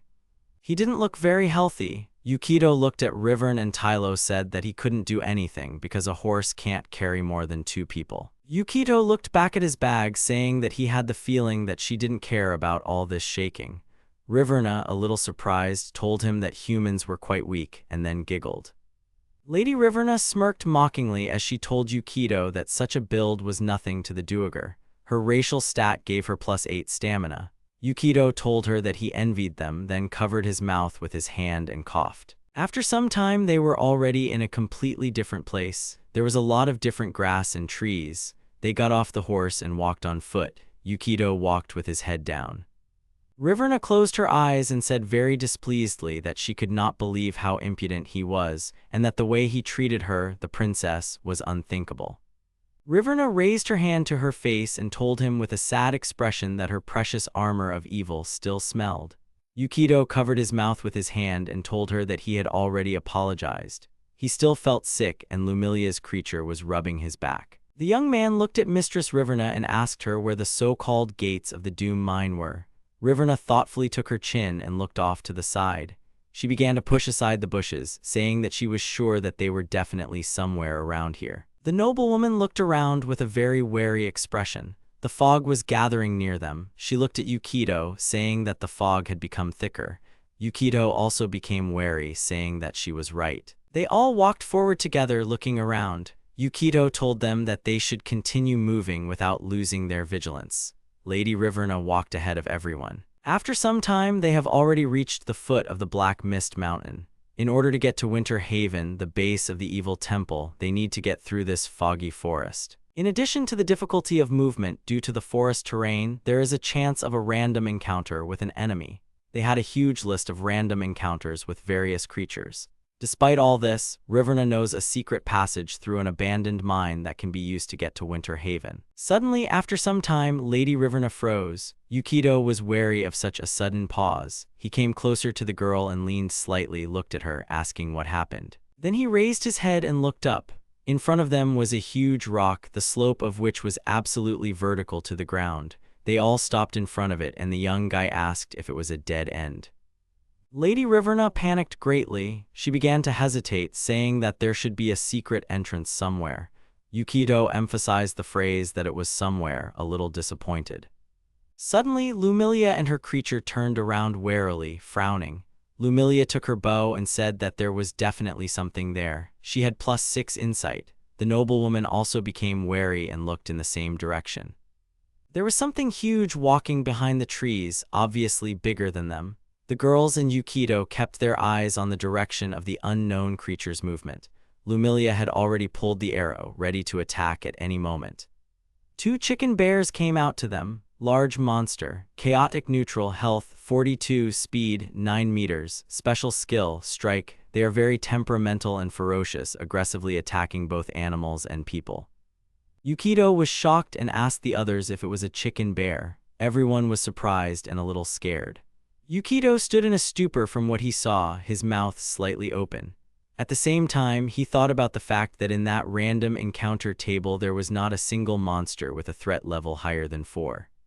The bear chickens noticed them and narrowed their eyes a little. They looked scary. Suddenly, one of them opened its mouth and started to attack with a loud sound. They were all scared of this monster, and Yukito stepped back, raising his head up, and Lumilia was ready to shoot. The chicken bear attacked the noblewoman with its huge paw, but its blow hit the girl's sword. The noblewoman flew back. Her gaze was very angry and wary. These monsters were preparing to attack the girl with the sword again. They were very aggressive towards them. The noblewoman was sitting on the ground and trying to get away from the blow, and Lumilia covered her, pulling her arrow and preparing to attack. She was serious. She shot her arrow at those horrible monsters, and they opened their mouths and retreated a little. But after that, their eyes became simply fierce. Lumilia gritted her teeth, looking at them with apprehension. These chicken bears rushed at them again with even greater aggression. They rushed at the girls with great speed, and they did not know what to do. The young guy reacted quickly and unrolled some kind of paper roll, shouting the spell web. The monsters suddenly stopped, and one of them rose up on its hind legs. They were chained to a large web. Web is a 2nd-level spell. Range, 15 meters, duration, 1 minute, saving throw, dexterity, and strength. This spell creates a mass of thick webbing at a point of your choice within 6 meters. These monsters tried to free themselves from this trap by twitching their heads and paws, but all to no avail. They opened their beaks and screamed very loudly, continuing to twitch. Yukito turned to Charlotte and Lumilia. He loudly ordered them to form an attack formation against the large monsters. He frowned and seemed confident in his actions. Charlotte took her weapon and stood up from the ground, telling him that she understood him. Lumilia pressed her lips together and her gaze became even more confident. Lady Riverna did not understand what formation they were talking about. She watched their actions in surprise. The beautiful girls quickly stood in their places and Lumilia jumped back a little. They took their weapons, ready to attack. The young man put his hand forward towards the girls and confidently shouted the spell increase. Some loud sounds were heard, and these terrible monsters stared at something in shock. Yukito calmly watched what was happening, but Lady Riverna was very surprised and her mouth was wide open. A large shadow fell on them. The girls grew much taller and even more terrifying. Their confident gaze never left these monsters. Enlargement, a 2nd-tier transformation spell.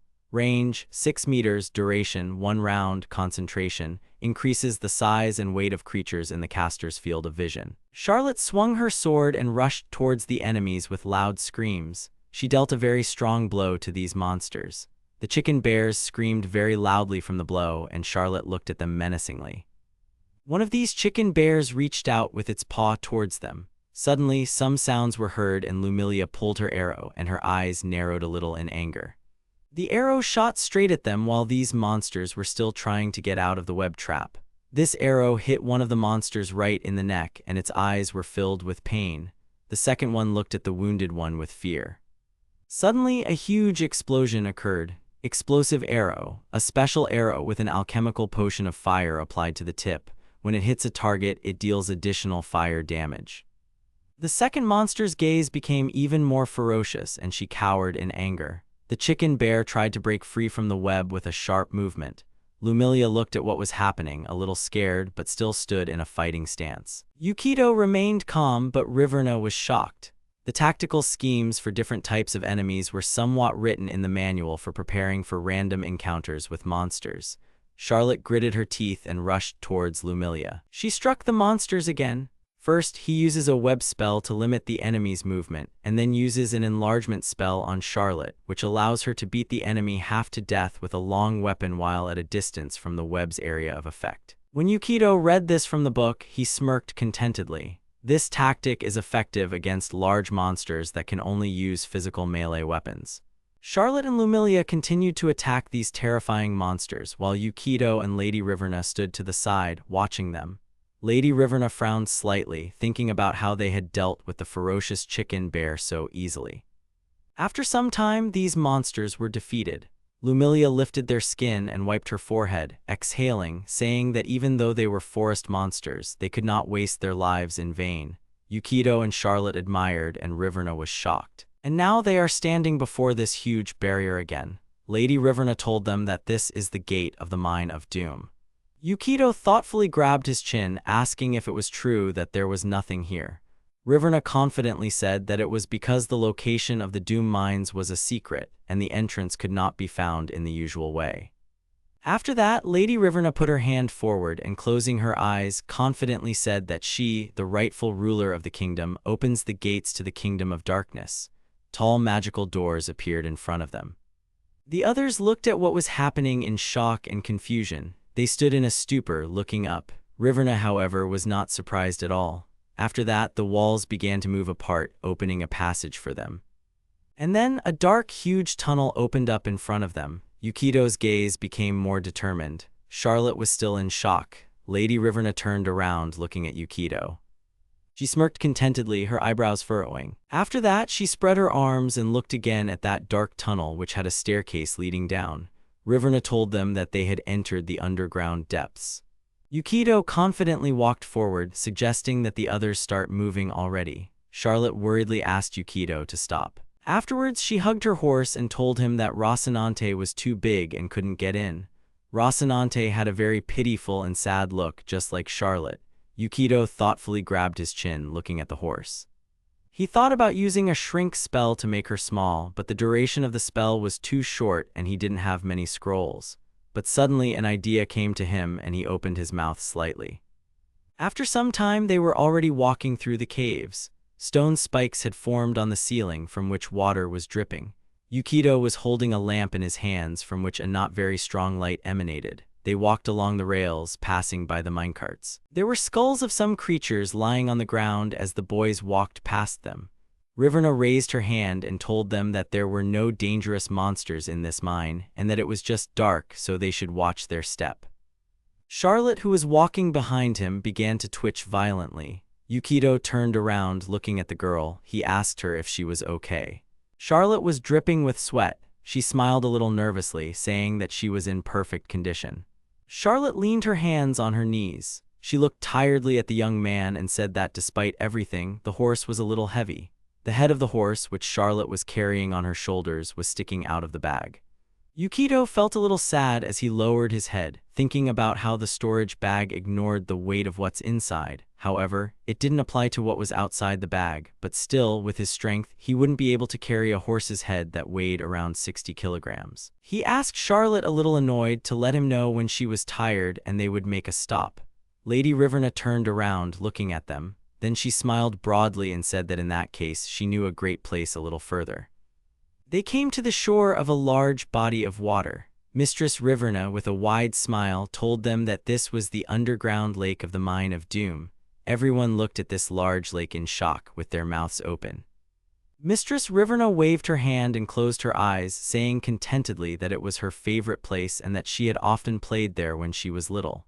Lumilia squatted down and reached her hand toward the water. She dipped her fingers into the water, then put her hand to her mouth and licked her fingers. She said that it was beautifully clean water with a huge amount of minerals. Yukito watched the girl with a little surprise. After that, the young guy put his hands on his waist and suggested that everyone take a short break.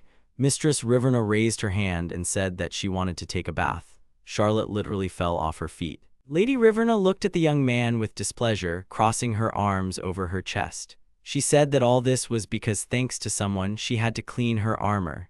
Yukito smiled a little nervously, looking at the girl.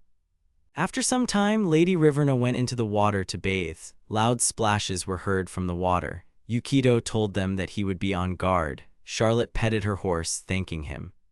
After some time, Riverna climbed out of the water onto dry land, but the water continued to splash as it crashed onto the shore. They put all their things and weapons near the rocks, including the lantern. The girls took off all their clothes and went swimming in the lake. The horse also got into the water, swimming not far from the others. Mistress Riverna let out a relaxed breath and smiled, telling them that she felt alive again. She was almost completely in the water, her hands on the shore and her head on them. Suddenly, Lumilia, sitting in the water, turned her gaze to Mrs. Riverna. After that, she reached out her hand to her. Lumilia poked Riverna lightly, looking at her body with interest. Lady Riverna screamed loudly from the touch. Her cheeks were covered with a slight blush. Mistress Riverna covered her chest and turned to Lumilia, asking her shyly what happened. Lumilia told her without much emotion that she had very nice skin. Riverna put her hand to her chin and proudly told her that it was natural because she was a princess of the underground depths.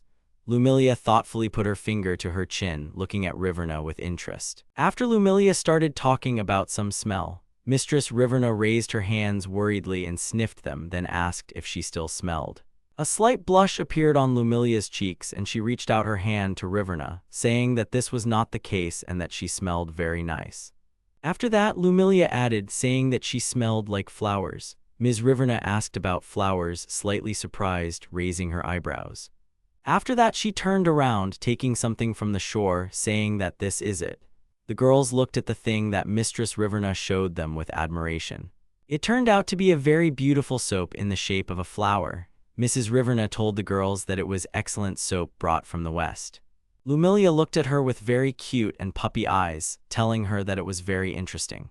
Riverna raised her head proudly and, closing her eyes, placed the soap in the girl's hand. She told her that if she was so interested, she wouldn't mind if she used it. Lumilia accepted the soap and thanked Riverna for it.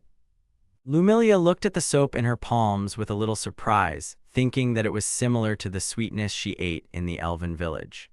After this, the beautiful girl bit into this soap. Mistress Riverna very worriedly and indignantly reached out to her hand, very loudly saying that this is not food. Charlotte approached Lumilia, asking her worriedly if she was okay. Lumilia quietly told them that it was very nasty. Suddenly they shouted that a huge wave was heading towards them.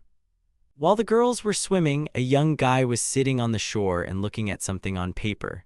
Very loud sounds were coming from behind the stones in the water. There were many scrolls and various items lying around Yukito. He thought about re-preparing his spells during a quick rest. Quick rest, the party takes a rest for at least 2 hours. The young man also thought that according to Lady Riverna, there were no dangerous monsters in this mine, so he didn't need sleep or a magic bolt. He looked at the pile of scrolls and thought that while they were still at rest, he would go through them again. Lumilia's being gave Yukito a scroll and he thanked it. Yukito thought about how he puts the scrolls he often uses in the holder on his cloak so that he can use them quickly. Yukito began to put the scrolls into the small pockets on his cloak. He thought about how most of the scrolls he bought were Tier 1 or Tier 2 spells, and that he could use Tier 3 or higher scrolls, but in order to use them, the success of using them would be based on his knowledge criteria. He imagined the unfortunate situation, thinking that it would be bad if he couldn't use it at a critical moment, and that if he failed the knowledge check, the scroll might explode. The young man pursed his lips, thinking that the damage from the random fire was not that big, but he only had 1 health, so he would end his life. Looking at the scrolls, he thought that high-level magic scrolls were also quite expensive, but he bought a few scrolls just in case to be on the safe side. After closing the bag, Yukito said that he would finish here. Lumilia's creature folded its tentacles and said that it was a good job. After that, he turned his gaze towards the girls, thinking that it was time for them to get out of the water.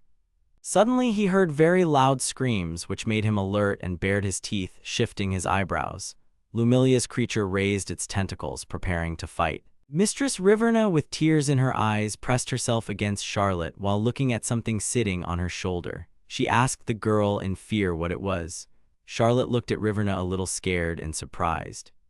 Lumilia calmly said that everything was fine and that a leech had simply attached itself to her. After that, she took the leech from Mistress Riverna's shoulder and threw it away. Mistress Riverna was shaking all over with fear.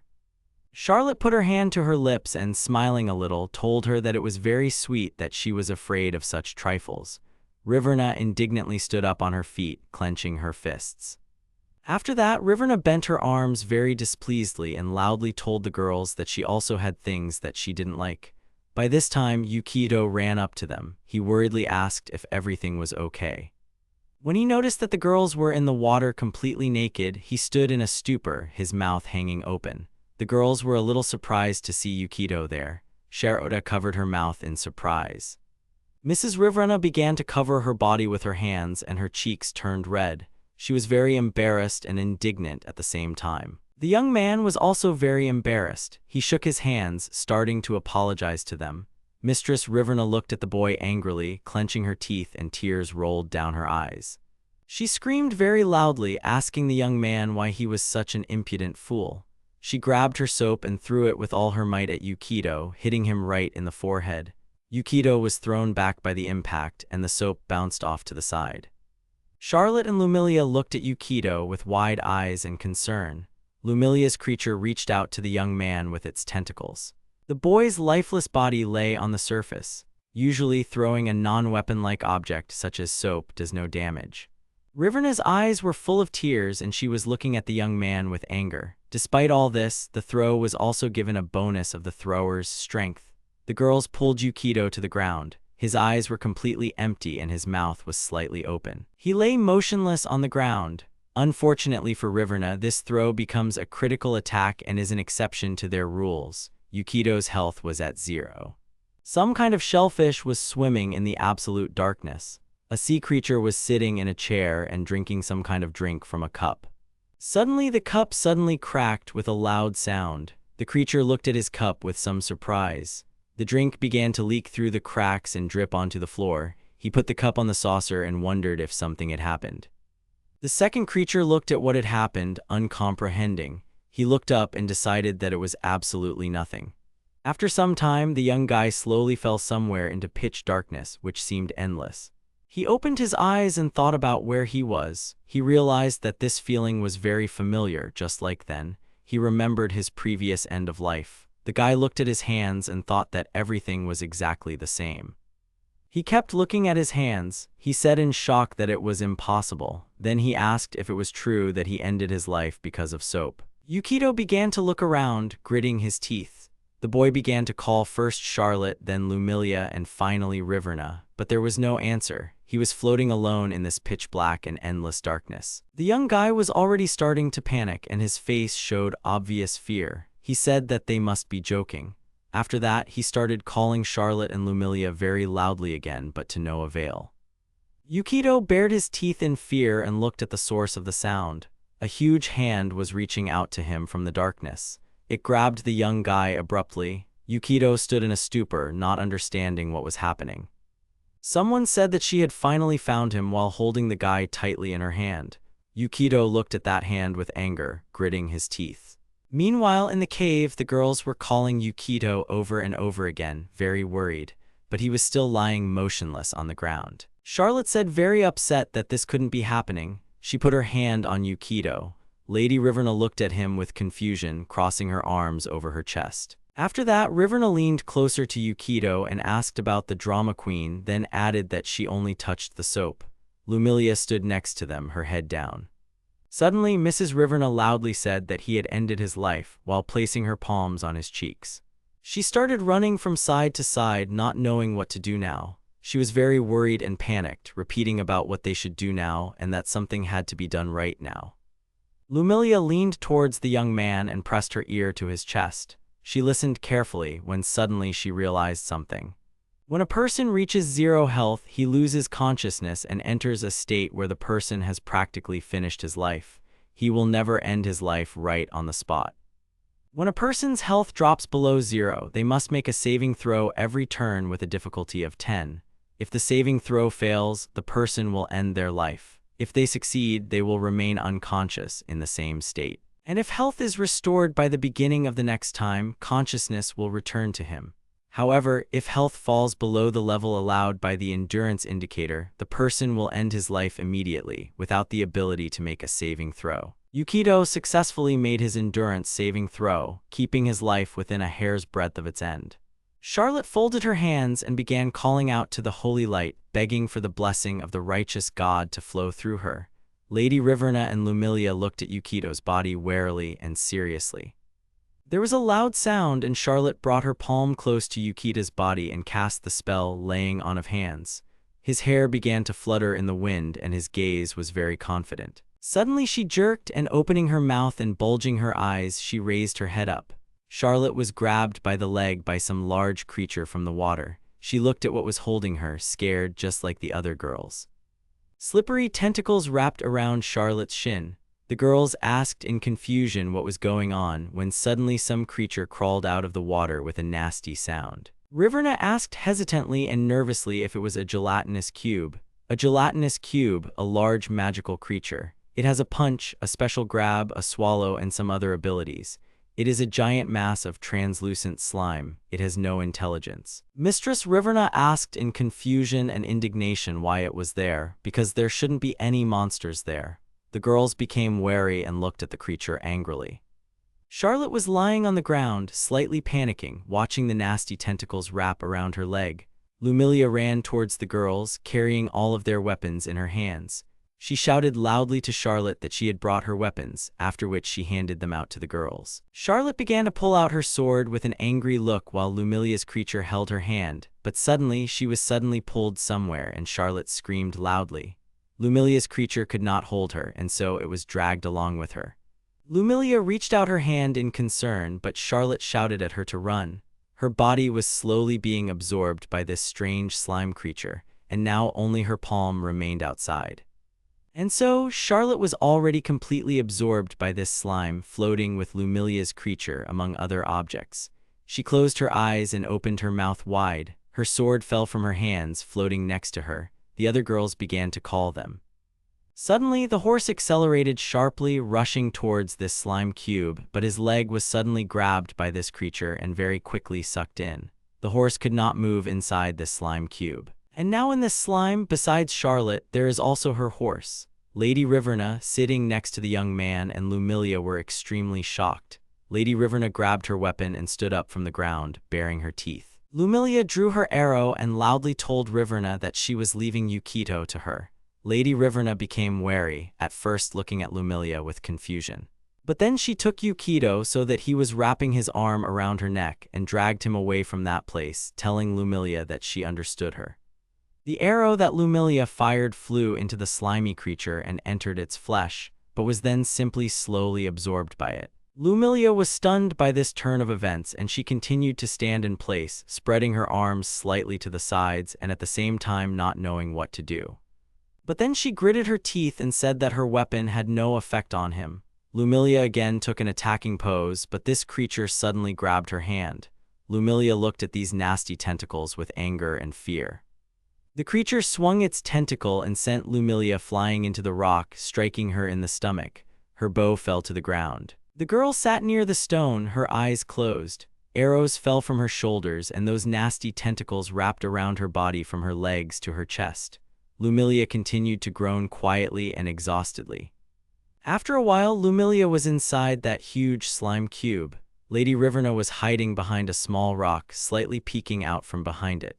Yukito's body was seated next to her, leaning against the rock behind her. Ms. Riverna suddenly opened Yukito's bag and started looking for something, asking about where those healing potions were. Afterwards, she finally found several vials and thought with delight that she had finally found them.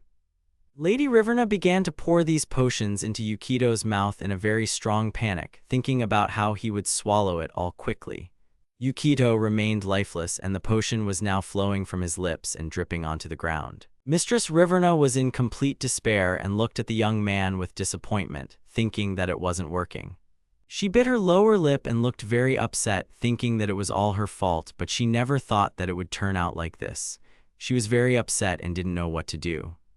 Lady Riverna continued to stare at Yukito's lifeless body, with the potion dripping from his lips. Suddenly, she frowned sharply and her gaze became a little more confident. She pressed her lips together and looked at the potion vials, thinking that of all creatures to do something like that to a human. She quickly turned the potion vials over and began drinking the potion from them. She grabbed Yukito by the hair on top of his head, squeezing it tightly into a fist. A blush appeared on Lady Riverna's cheeks, and she hesitantly placed her hand on her neck. After that, she finally made up her mind and pressed her lips to the young man's, placing her hand on his shoulder.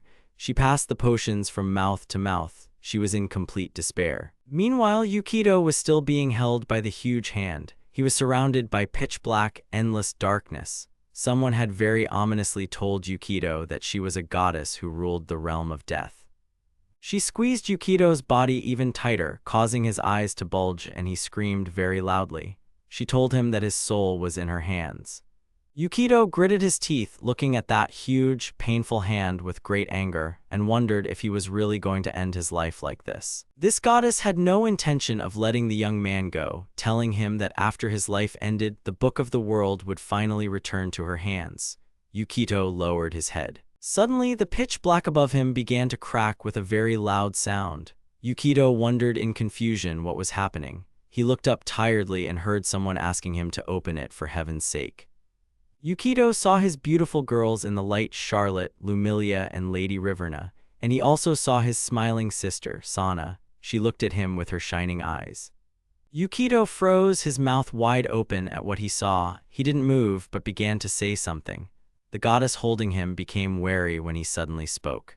The young man clenched his teeth in anger, after which he frowned and shouted very loudly that he would not allow himself to end his life in such a place, especially because of some soap. Yukito twitched from side to side, trying to get out of the grip of that huge hand. He tried with all his might to get out, but it didn't work. The goddess told him that it was all useless and that death had already bitten into his soul. Suddenly, the young man bit the hand that was holding him very hard and sharply. It trembled, and Yukito managed to get out of its grip and head somewhere away. He reached up with all his might, with hope and a little fear in his eyes, clenching his teeth. He reached for those cracks through which the bright light passed. The goddess reached for him again, cursing him and calling him all sorts of bad names. But the young man continued to reach with both hands, trying to reach the top until his fear left him. But now there were more and more cracks, more and more light was coming to Yukito. And then this black curtain was destroyed and Yukito was illuminated by a bright white light. The goddess had to retreat, but the guy did not stop, continuing to reach up. Meanwhile, Lady Riverna was thrown into the stone by this horrible creature. Riverna closed her eyes and covered her face with her hand. She stood up on her feet, exhausted, and exhaled heavily as the creature reached out to her with its tentacles. Lady Riverna gritted her teeth, turning to see if Yukito had woken up. Suddenly, this creature grabbed Mrs. Riverna by the leg with its nasty, slippery tentacles. Feeling this, Riverna was very scared. Mrs. Riverna screamed very angrily and scared for it not to do this. Suddenly, some loud sounds were heard, and then a loud magic bolt spell sounded. A magical attack flew past Lady Riverna, which easily cut through those tentacles that were holding Riverna. Riverna fell to the ground, looking at the severed tentacle. Her eyes widened in shock, and she asked loudly what that was, but she didn't finish her thought, turning back. Yukito stood behind her, holding out his hand. He said with confidence in his eyes that they probably had some problems there. He looked at Lady Riverna and grinned contentedly. A dark-haired guy stands in front of a small wall and looks at it. He asks about a gelatinous cube. A girl is sitting on the floor next to him. Unlike the normal games, the slimes in this world are dangerous, absorbing and dissolving objects. Some of them are harder to defeat than the demon lords. The girl got to her feet and now runs to the guy, shouting that he finally woke up from his sleep. The girl has a weapon in her hands. Suddenly, someone shouts very loudly for the girl to watch out. The face of this girl with long hair becomes very scared. The monster suddenly attacks the girl, knocking her to the ground. The girl, raising herself up, winces in pain, squinting one eye, and indignantly asks, "Who do you take me for?" This long-haired girl stands up and raises her staff onto her head. She addresses the evil god of darkness, Zo-Aguhai. The girl stares ahead and asks very loudly for this god of darkness to grant her the gift of his shadow. The tall girl jumps and starts screaming while swinging her staff to attack the monster that attacked them. Riverna lands a blow that is supposed to be a helmet breaker. The girl swings her staff, cutting the monster's body in half with a distinctive sound. However, it instantly regenerates. The boy and girl, looking forward, realize that the creature is capable of regeneration. The guy ponders that Riverna's hammer is a magical weapon that can deal damage to magical creatures, but the monster that attacked them can resist piercing and blunt damage, so it's useless. There is a magical creature somewhere nearby. Mind control magic does not work on this creature. The guy has a whistle with a fire-type spell, but Charlotte and the others are still inside this creature. The guy understands that this slime is very slow and they could have escaped long ago, but if they leave for a long time, their friends can dissolve completely. The guy even imagines the bones that are left of his friends. The guy stands still and doesn't understand what to do next. A sword is stuck into the ground a short distance from the guy. The guy thinks of something, his eyes widen. The monster begins to move. Riverna takes a stone from her pocket and approaches it. She thrusts the stone inside, preparing for another fight. The girl loudly pronounces the spell of inflicting wounds, activating it with a gesture. The effect is instantaneous and works at close range. The monster's eyes widen in surprise. Inflict wounds use negative energy and deal a lot of damage to all creatures. Using this spell on undead will restore their health. The girl stands with her hand outstretched forward, holding a stone tightly in it. Suddenly, Riverna flies back, trying to somehow protect herself from the monster with her staff. The girl stands next to the guy and shouts that it's all useless. Yukito stands next to her, never moving once. The boy asks Riverna to listen to him and asks if she, as a dark priest, can use necromancy. Riverna confirms, adding that all priests have mastered this art. The dark-haired boy leans towards Riverna's face, embarrassing her. They talk quietly, and Yukito is forced to bend down since he is taller than Riverna. Finally, the girl steps aside, rubbing her face and closing her eyes, saying that the guy's plan makes sense. The guy remains standing in place, one arm extended forward. The guy casts a shadow image spell, creating several phantom clones. If the enemy attacks, it is randomly determined who gets hit, the guy or one of the clones. The clones line up in front of the monster. The magical creature itself begins to move and make sounds. All of Yukito's clones, including himself, who is among them, jump high in order to deliver a powerful attack. The monster attacks all the clones. The monster's attacks land between them. The clones and Yukito run in different directions to avoid the attacks. Yukito suddenly stops. A monster's attack hits him. The guy excitedly says that it was pretty close.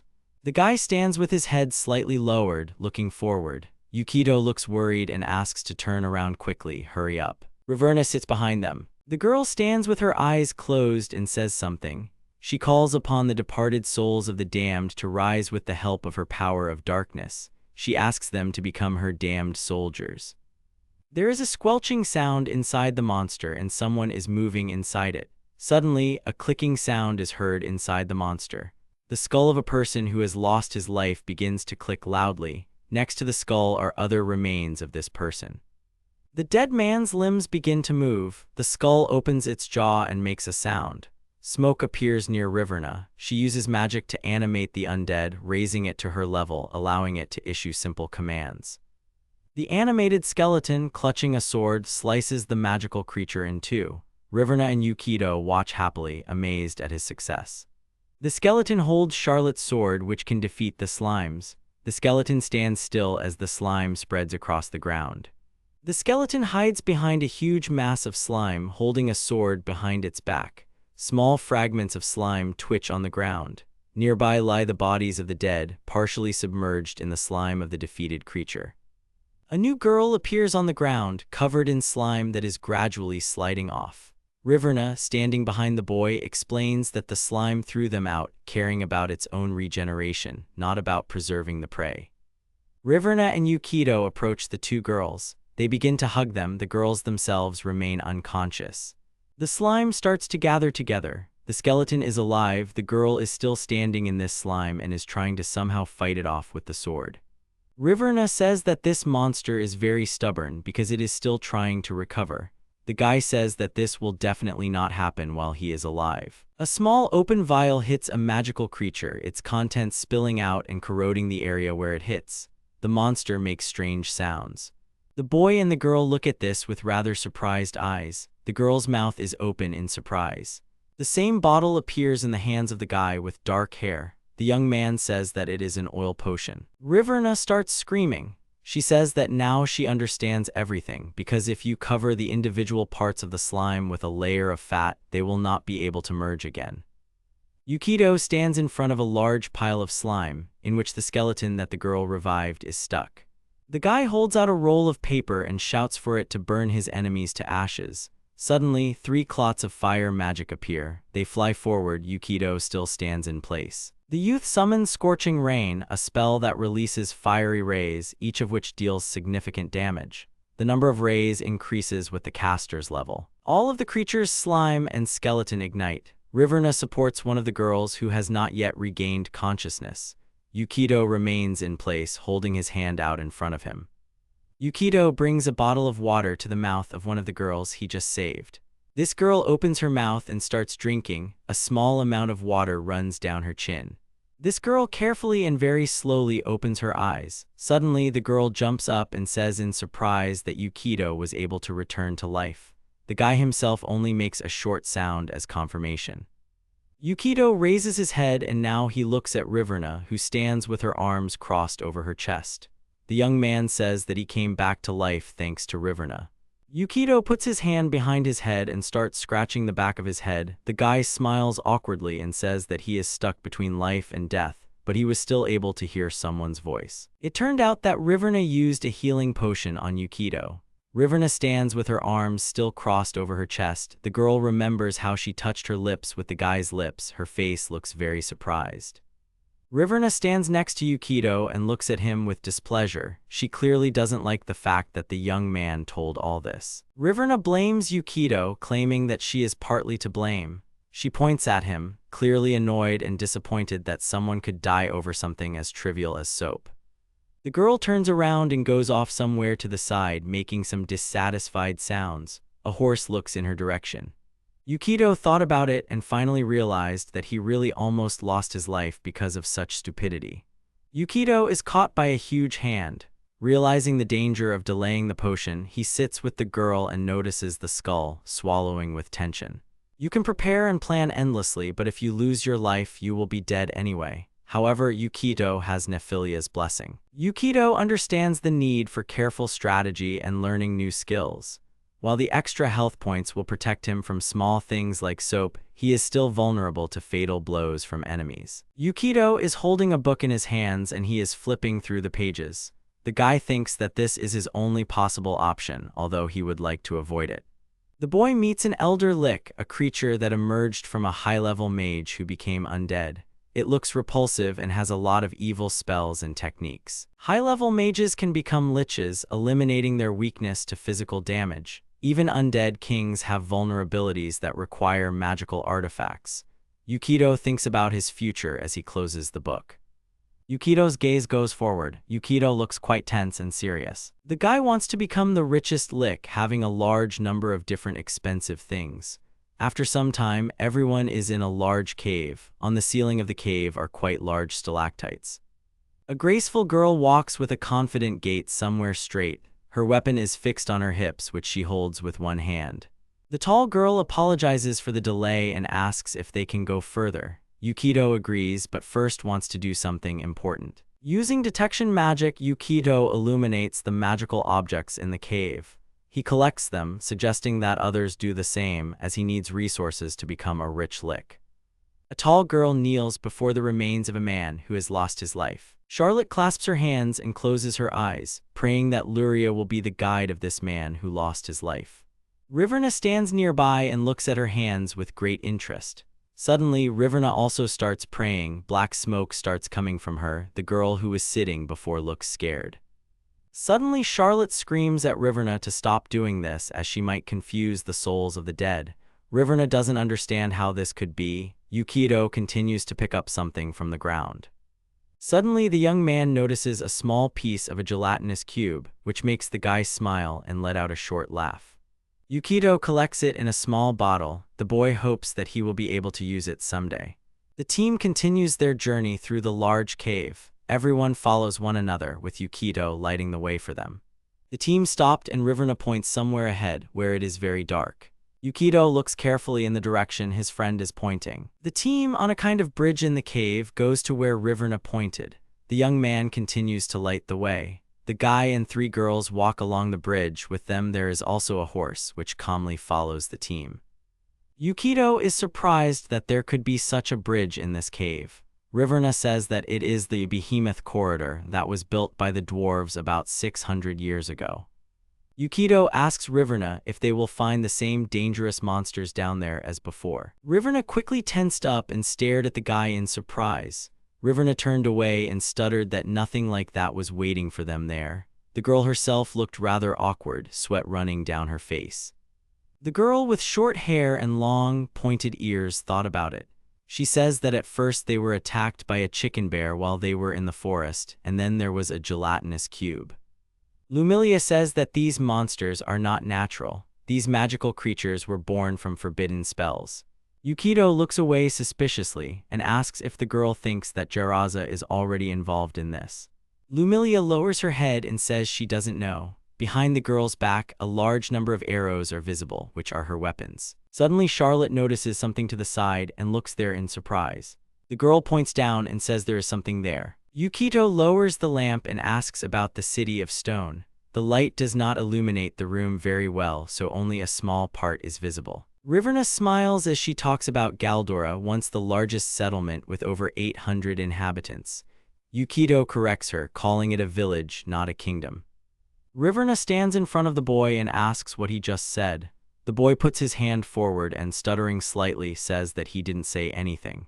A team of 3 girls and 1 guy goes down. Lighting the way, Yukito and the team approach the large gates guarding the Doom Mine. Everyone looks at the impressive structure in amazement. Suddenly, the eyes carved into the gate begin to open. Yukito and the 2 girls step back, looking forward in fear.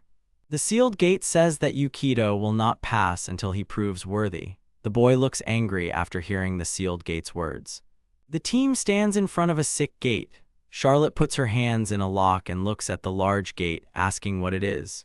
Riverna says that it is a sealed door that cuts off the great dungeons of the deep from the rest of the world. A glowing ring appears in Riverna's hand. Putting on a black glove, she raises her head and, introducing herself as the Princess of the Dark Realm, commands the doors to open. The 4 team members and the horse stand in front of the large gates, silently looking at them. A tall girl with long hair asks what is going on. Riverna stays ahead, studying the gates carefully. Suddenly, these gates say that this girl has no passage, and she is not worthy of it. Yukito asks what's going on. Riverna says she doesn't know and suggests that the door has forgotten her name. The gate keeps saying that it is a sealed door. It will never open itself to those who are not worthy. Riverna looks at this sealed gate with displeasure. Suddenly, Riverna gets angry and swings her leg at the gate to kick it. Riverna asks what's wrong with this stupid door. Riverna stands with her back to the rest of the team, slightly hunched over and making some sounds. Yukito looks at the girl's back and remains silent. Yukito approaches the girl and reaches out his hand to her. He assumes that when Riverna ran away, someone changed the locks.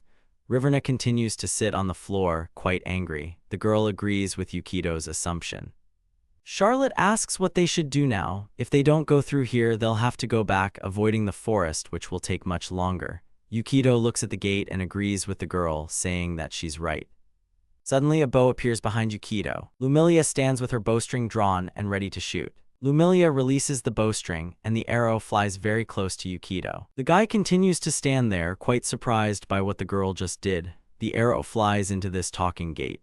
And a big explosion happens. The whole team looks at it, all rather stunned. Yukito, Riverna, and Charlotte turn around with rather scared faces. They run up to Lumilia. Everyone calls her by name, asking what she just did. When the smoke that was left behind from the explosion from Lumilia's arrows cleared, Yukito looked at that gate as he passed by. Yukito looks at this gate in surprise and thinks that there is not a scratch left on it. Yukito understands that it will not be possible to break through it. Suddenly, the voice of this gate is heard. This gate calls the team fools. They say that their brute force is useless and it will open only to the smart. Yukito looks at the gate in surprise and asks again about the smart ones. Meanwhile, behind the guy, a tall, long-haired girl tells Lumilia that you can't shoot at unfamiliar things. A glowing field appears under the guy's feet, which is divided into squares. Lumilia, Charlotte, and Yukito himself are in this field. Riverna stands aside and looks at this in surprise. The girl is shocked, her hair swaying in the wind. Yukito stands in front of the gate with a riddle, solving it. He remembered the crosswords from the dungeons. The door turns to the guy and asks him to answer a riddle. Yukito raises his head and looks forward a little angrily. The gates on begin to make a riddle, someone deeper than the Izan Valley, and surpasses the Iron Mountain Dragon in rigidity. He is hot like lava, but also cold like a sword. Who is he? Yukito looks up slightly, a little scared. Yukito didn't quite understand the riddle and asks what it could possibly mean. The dark-haired boy turns to Riverna and asks if she has any guesses. The girl smiles and replies that she has no guesses at all. Then the young man turns to the other two girls who are standing slightly behind him. He asks if they have any guesses. The girls stand a little stupefied and the guy realizes that they have nothing either. Yukito ponders the riddle but realizes that he doesn't know the answers as he is unfamiliar with this world. Raising his head, he realizes that the intelligence potion will only clarify his thoughts but will not provide a solution. The book of this world appears in the guy's hands. This book only contains an explanation of the rules of this world, but it will not answer Yukito's riddles either. Yukito repeats some parts of the riddle he just asked again, his face looking very serious and thoughtful at the same time. The rest of the team also begin to ponder the riddle that was just posed. Their faces look rather thoughtful. In the book that Yukito is holding, there is a drawing that looks very similar to the gate they are currently standing in front of. Yukito placed one finger on his cheek and began to study the page. The guy's face looks rather thoughtful. Suddenly, the guy finally notices something that really interests him. In a book with a certain language, it is written that health 100, resistance 50, physical magic damage. The rest of the team turns around at Yukito's loud voice. Their faces look quite surprised because they didn't expect Yukito to start shouting something. Yukito closes the book very hard and abruptly. The guy stares ahead. He says that he finally understood everything. Yukito approaches Riverna and asks her if she can borrow her hammer. The girl says that of course she can, but asks why the guy needs it and what he plans to do with it. A guy with dark hair starts to approach the gate with a face carved into it. Suddenly, Yukito swings the hammer he borrowed from Riverna. Yukito lands one very powerful punch that is aimed at this magical gate. Yukito's face is distorted with anger and rage. Charlotte stands next to her horse and looks at this in amazement. Lumilia is also very surprised by the guy's actions. Riverna stands next to the girls. Her face looks just as surprised. No one expected such an action from Yukito. Yukito picks up the hammer he borrowed from the girl and thinks that this door is not so easy to break through. The guy grips the hammer handle much tighter than he did before. Yukito starts hitting the magical gates many times again. All three girls run up to the guy, calling his name and asking what he is doing now. These gates say that all this is meaningless and call the guy a traveler. The gates will open only to the smart. Yukito starts to attack multiple times without any pauses in between. Yukito looks serious. The door sees all the movements the guy makes and says that it's all pretty reckless on Yukito's part. The guy is standing on two legs and breathing heavily. He is still clutching the hammer he borrowed from Riverna. Suddenly, the boy started screaming loudly and running very fast at the same time. The boy swung the borrowed hammer again. Yukito delivers another very powerful blow to the magic gate. A small piece from the cheek of this gate falls off. A small sign appears which says that the health of this magic gate has decreased by 1. Riverna, Charlotte, and Lumilia, who are standing slightly behind, look at what the guy just did, surprised and even very stunned. The eyes of the magic gate also widen from the fact that the guy was still able to hurt them. Yukito stands near the gate and continues to breathe very heavily. The hammer he borrowed from Riverna is still clutched in his hands. The guy lifts his head slightly and now he looks at this magical gate from under his brows. There is a weak grin on his face. The guy thinks that this is exactly what he knew. The gate is dented by the guy's blow. He understands that the door with 50 defense points is almost indestructible, but a critical hit can reduce its durability by 1 point. Sweat is running down the guy's face and there is a rather wide smile on his lips. His eyebrows are furrowed and the guy starts walking forward again. The door says that it will repeat itself and say again that Yukito is a stupid and indifferent traveler. The door says that Yukito must first prove his wisdom by solving the dungeon master's riddle. The boy approaches the gate again, about to strike. Yukito calls out to REBORN and says that a little damage doesn't mean anything. The dark-haired boy stops and turns to face where REBORN is standing. Yukito returns the hammer he borrowed from the girl and says that it is her turn to attack the magic gate. Yukito stands with his back to the gate and points his thumb, saying that they should keep hitting that thing until its health drops to 0. 3 girls stand next to each other and look at the guy in surprise. Suddenly, these 3 girls all start asking what the guy meant. The magical gate turns to Yukito and asks him to stop, because all he has to do is solve the riddle that was given to them and the gate will be able to open. Yukito turns around and apologizes to the magic gate and says that they don't have time for this. Yukito stands behind REBORN and says that they need to push themselves a little. It's a great way to relieve stress. REBORN remembers the time when the door wouldn't open even though she said her name. Suddenly, a girl with a hammer jumps very high and swings hard to deliver a fairly strong blow. The girl says that this is because the door forgot her name. REBORN continues to attack. The door continues to say only that the team must first prove their intelligence. The dark-haired guy stands to the side and supports REBORN, saying that she is doing well and needs to continue in the same spirit. Lumilia and Charlotte stand next to the guy and have rather scared faces. Suddenly, another small piece of the magic gate falls off. REBORN says that she was able to break this door after all. Yukito continues to stand aside. He claps his hands and says that it was cool. Usually using this method, the weapon will break faster than the door, but not magic-buffed weapons like REBORN's hammers. Lumilia assumes that it is her turn and gives her arrows to Yukito. REBORN turns to the girl and agrees with her. Charlotte awkwardly raises her hand and says, slightly stammering, that she will be after Lumilia. Door is surprised that this team is lining up to attack her. Yukito steps back as the 3 girls stand in front of the door. The magical door asks if they are seriously going to attack her now. Yukito sits down on the ground next to a small lantern he brought with him. Yukito looks relaxed. After some time, a guy with dark hair lights a fire. Next to him is a large white horse.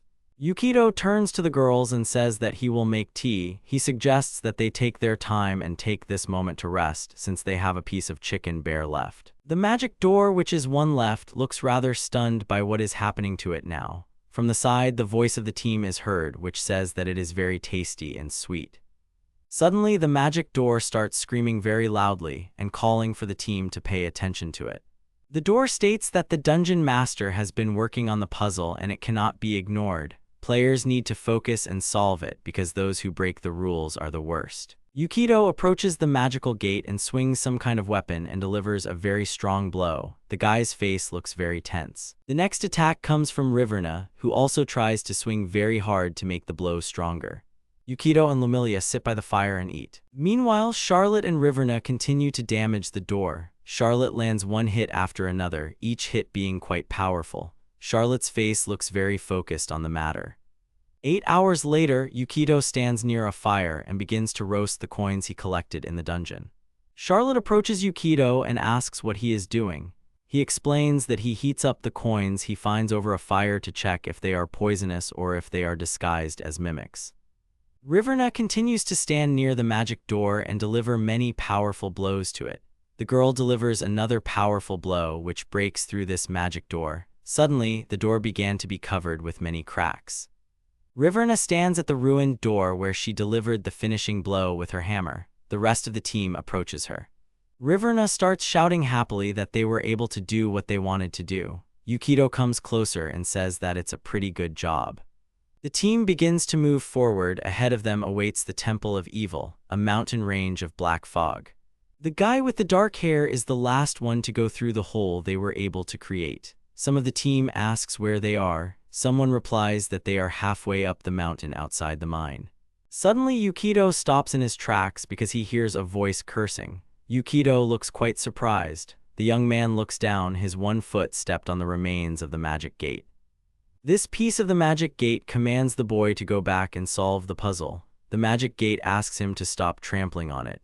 The dark-haired guy, Lumilia, and Charlotte look at all this with a very surprised look and wide eyes.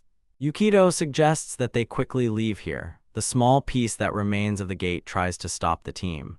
The team continues walking along a small path that is located on a high mountain. Under their feet is a very deep gorge. Suddenly, a very strong wind blew towards the team. The hair of all the team members rose up. All the team members tried to protect themselves from the wind with their hands. The guy thinks that this wind is quite unpleasant and wet. It seems to him that this wind remains on the skin. The guy's face looks unhappy with what he felt. Yukito remembers the moment when he encountered a similar wind sometime in the past. Suddenly, Raverna points somewhere ahead with her index finger and says that they have arrived at the appointed place.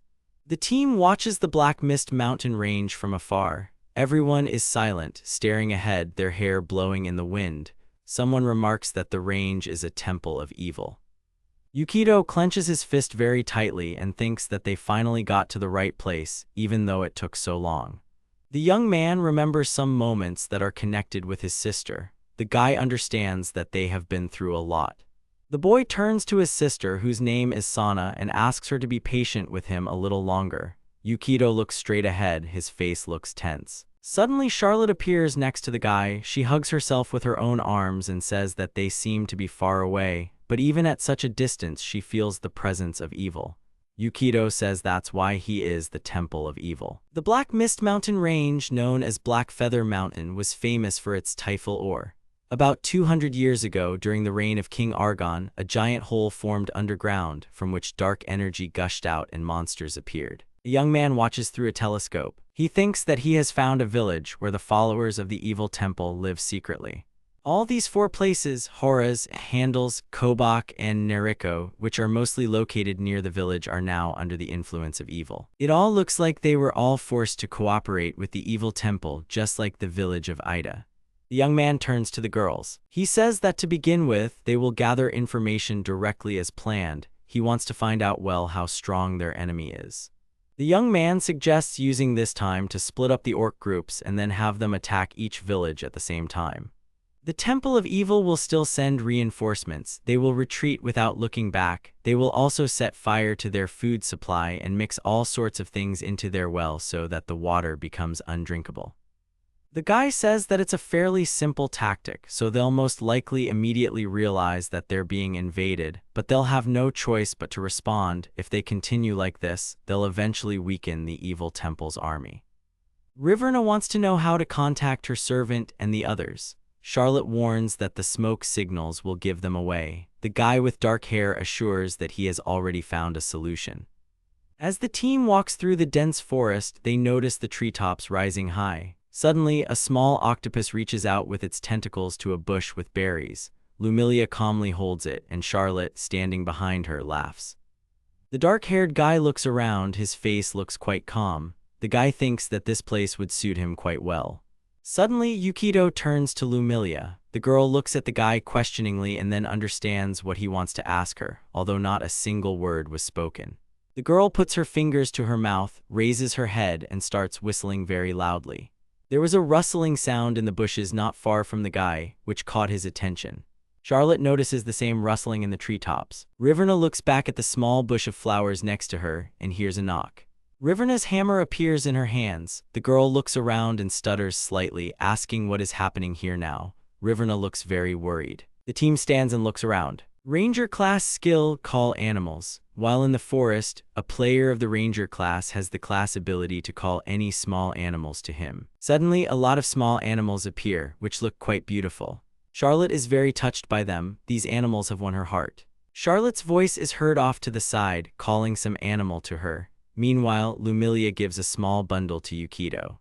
Lumilia used the spell Carrier Animal. This spell causes small creatures to seek out any person the caster chooses. Charmed animals can carry small items with them. The guy carefully opens the package he received. Yukito looks at it curiously and reads it carefully. Yukito brings this small piece of paper to Lumilia and asks what it is. The girl says that these are numerous orders to all their squads. Suddenly, a small creature approached the piece of paper and began to sniff it. Suddenly, this animal grabbed the paper and began to chew it. Charlotte was very surprised by this. Lumilia says that she asked the animals to deliver their messages for them, so the enemy would not understand what they were up to. Charlotte stands next to the little animals, her eyes shining with joy, and has fun with them. Yukito also plays with small creatures with a smile on his face. Riverna stands alone with a dissatisfied face, although small animals sit even on her face, but it does not bring her pleasure. Riverna gets angry and chases all the small animals off of her, saying that she is not a tree. Yukito says that the animals are cute and they could just sit on her. Suddenly, Riverna turned around, a small blush visible on her cheeks. The girl wonders if Yukito really called her cute. Riverna began to smile widely and, raising her hands to her face, said that she would let the animals sit on her.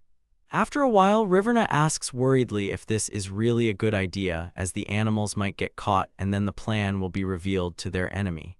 Yukito says that he has already thought of a solution in this case. 9 out of 10 of these notes are fakes. If the enemy does catch the animals, the false information will light them out of the way. Yukito himself says so. There is a small bird sitting on Charlotte's shoulder. Charlotte, looking at the bird, asks how their troops will distinguish real notes from fakes. Yukito says that he has coded their orders in a cipher that only their allies know. Each squad leader must have a copy of the Zoaguhai book. If you read it with the right page, everything will become clear. Lumilia extends one hand. She tells the little bird sitting on her hand to let it and all its relatives fly. Many birds took off from the ground and flew at high speed to where they were ordered. The team stands on the ground and looks at these birds. Lumilia continues to look at the birds, which have already flown quite far away. Suddenly, she hears some kind of splashing sound to the side. The girl with short hair turns around and notices a small octopus. This octopus moves its legs and tries to get off the ground to catch up with the birds that have already flown away. Lumilia tells it to stay here. The two-legged wolves with weapons notice the footsteps behind them and attack the motionless man. Rudy's draws a glowing sword, illuminating his gloomy face. Attacking the attacking creatures, he confidently uses a powerful attack, Smite Evil. The man turns around as more people appear behind him. Next to the man lies the magical creature he defeated a few seconds ago. The man's name is Rudy's Caburn, a level 5 paladin. The man stands firmly on his feet and looks forward warily. Rudy says that there is and was no mistake here and that here, in this place, there really was the head of some sect. Lando is surprised by the vastness of the underground areas beneath the black fog. Chase mentions that many women have disappeared here recently. Ramira urges everyone to move. Rudy's turns away from everyone and, looking ahead, asks if it is possible that Madame Charlotte could be in such a place. Chase says that the first time a girl resembling the Duke's daughter was spotted was in Orbetta, where she left her horse as collateral. Rudy's doubts that Charlotte would do the same to Rocinante. Lando says that they then saw her in Ida and then in Alda, and there was a boy and an elf with her. Ramira says that their trajectory was heading towards the Black Mist Mountain. The man, very short in stature, simply said that he had heard that the locals would be holding a sacrificial ritual in the next few days. Rudy's puts his foot forward and says that no matter what happens, they must hurry immediately. Rudy's goes ahead of everyone and says that their goal is to find Mrs. Charlotte and return her to the Brania house. Rudy's goes on to say that after the Duke ordered them to find Charlotte, he doesn't know how to present himself to him if it turns out that something terrible happened to her. Lando comes closer to the man and talks about his injury. Rudy's says that he is fine because there were no problems with that kobold. Lando offers to heal Rudy's. The man refuses. They still have a long way to go. Lando should save his spells. Lando agrees and in this case suggests using potions. A middle-aged man asks if these potions are healing potions. Ramira stands nearby and listens attentively to the conversation of the two men. Lando says it's an acid resistance potion. The black dragon in the mountains is said to be spitting acid. The potion that provides protection only lasts for an hour and the team decides to take it. After some time, the team moved on. They walk along a dark corridor. A small ball flies in front of them, which lights their way. Chase ran ahead of everyone and began to look around. This man stood behind the wall and began to look out from behind it. He looked at the door. Rudy's appears next to this short man, saying that the only guards they have are kobolds and that they are rather weak. Chase says he heard that groups of orcs were looting local temple-related villages, so it's possible they sent all their forces there to defend them. Lando says that this is a great stroke of luck, and all thanks to the divine grace of Luria. Lando and Rudy's have their hands clasped together over their chests, their eyes closed and smiles on their faces. Suddenly, Chase turns around and puts his index finger to his lips, hissing at the rest of the team, silencing them. Chase leans against the door, surprised. The party enters the room, noticing the unlocked door and suspecting kobolds inside.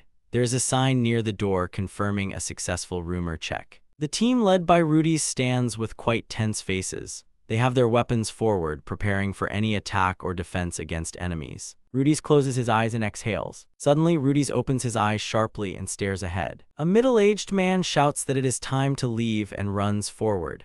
Magical creatures with unusual bodies and heads watch in amazement, making strange sounds.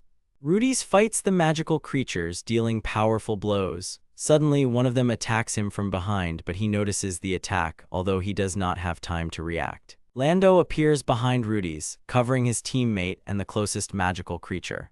Chase stares at these monsters and shoots them with his weapon. Some of the monsters were hit by his arrows. One of the magical creatures watches this with a rather frightened face. Suddenly, the monsters began to retreat back. One of them began to make some sounds that only they understand. Lando realizes that these magical creatures are taking up their weapons. Rudy says that it won't be on his watch. Suddenly, a female voice is heard behind the two men, asking them to wait a little. Rymra stretches one hand forward, closes her eyes, and asks for the flames to tear her enemies into tiny pieces. The girl concentrates, creating a glowing flame above her hand. She then releases a fireball that explodes with a loud roar and hits enemies within 6 meters. Targets can mitigate the blow with a successful dexterity saving throw. Rhaenyra continues to stand with one hand outstretched in front of her. Chase turns around and says it's a pleasure doing business with her. The team continues to move forward. One of them looks around, says that this place was like a warehouse for them. Lando steps forward, tells Mr. Rudy's that there is a passage further on that leads deeper. The middle-aged man offers to check it out. Chase steps forward and asks Rudy's to wait. Chase's face looks serious as he makes this request. The team stands in front of the entrance to a small tunnel. Chase says it smells like fish. Chase reached into his pack and pulled out a 10-meter wooden pole. He stepped forward and began swinging it, checking the walls for traps. Suddenly, very fast arrows flew out of the walls, crashing into the opposite walls and getting stuck there. Chase walks ahead of everyone and, looking back, is surprised that these were poisoned arrows and they could have stumbled upon them.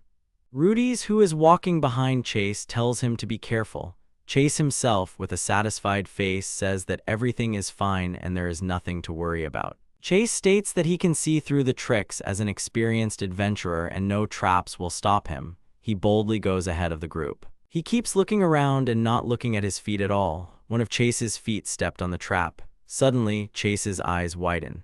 Chase is confused and screams in fear, not understanding what is happening. Suddenly, his feet leave the ground and he flies forward. Rhaenyra recognizes the gelatinous cube and is quite surprised by it. Chase flies into this gelatinous cube and tries to reach out to the team members with his hand. Rudy starts running forward to help his teammate. Rudy's realizes that the poisoned arrow was just a decoy to distract them from the real trap, which was a little further away. Rhaenyra, who remains where she is, calls out loudly for Rudy's. The team looks around and notices people in black cloaks quietly watching them from the top of the crates. One of the team members says that this is an ambush and these people knew about their infiltration. The whole team stands in tense poses, ready to defend themselves from these people at any moment. The men in black robes put their hands forward. Rhaenyra orders her men to stand behind her. Suddenly, someone casts a fireball spell, sending it towards the team, but Rhaenyra remains in the foreground. The team is hit by the magic of the fireball and they begin to burn alive, screaming loudly in pain. Unknown people continue to stand in their places and just watch. Rudy starts to crawl through the fire and shout for someone to wait for him. The man's face looks scared. Suddenly, Rhaenyra's hand appears from behind the fire. Rudy's recognizes it and turns around. Rhaenyra calls the man by name. Rudy's falls to the floor, face down.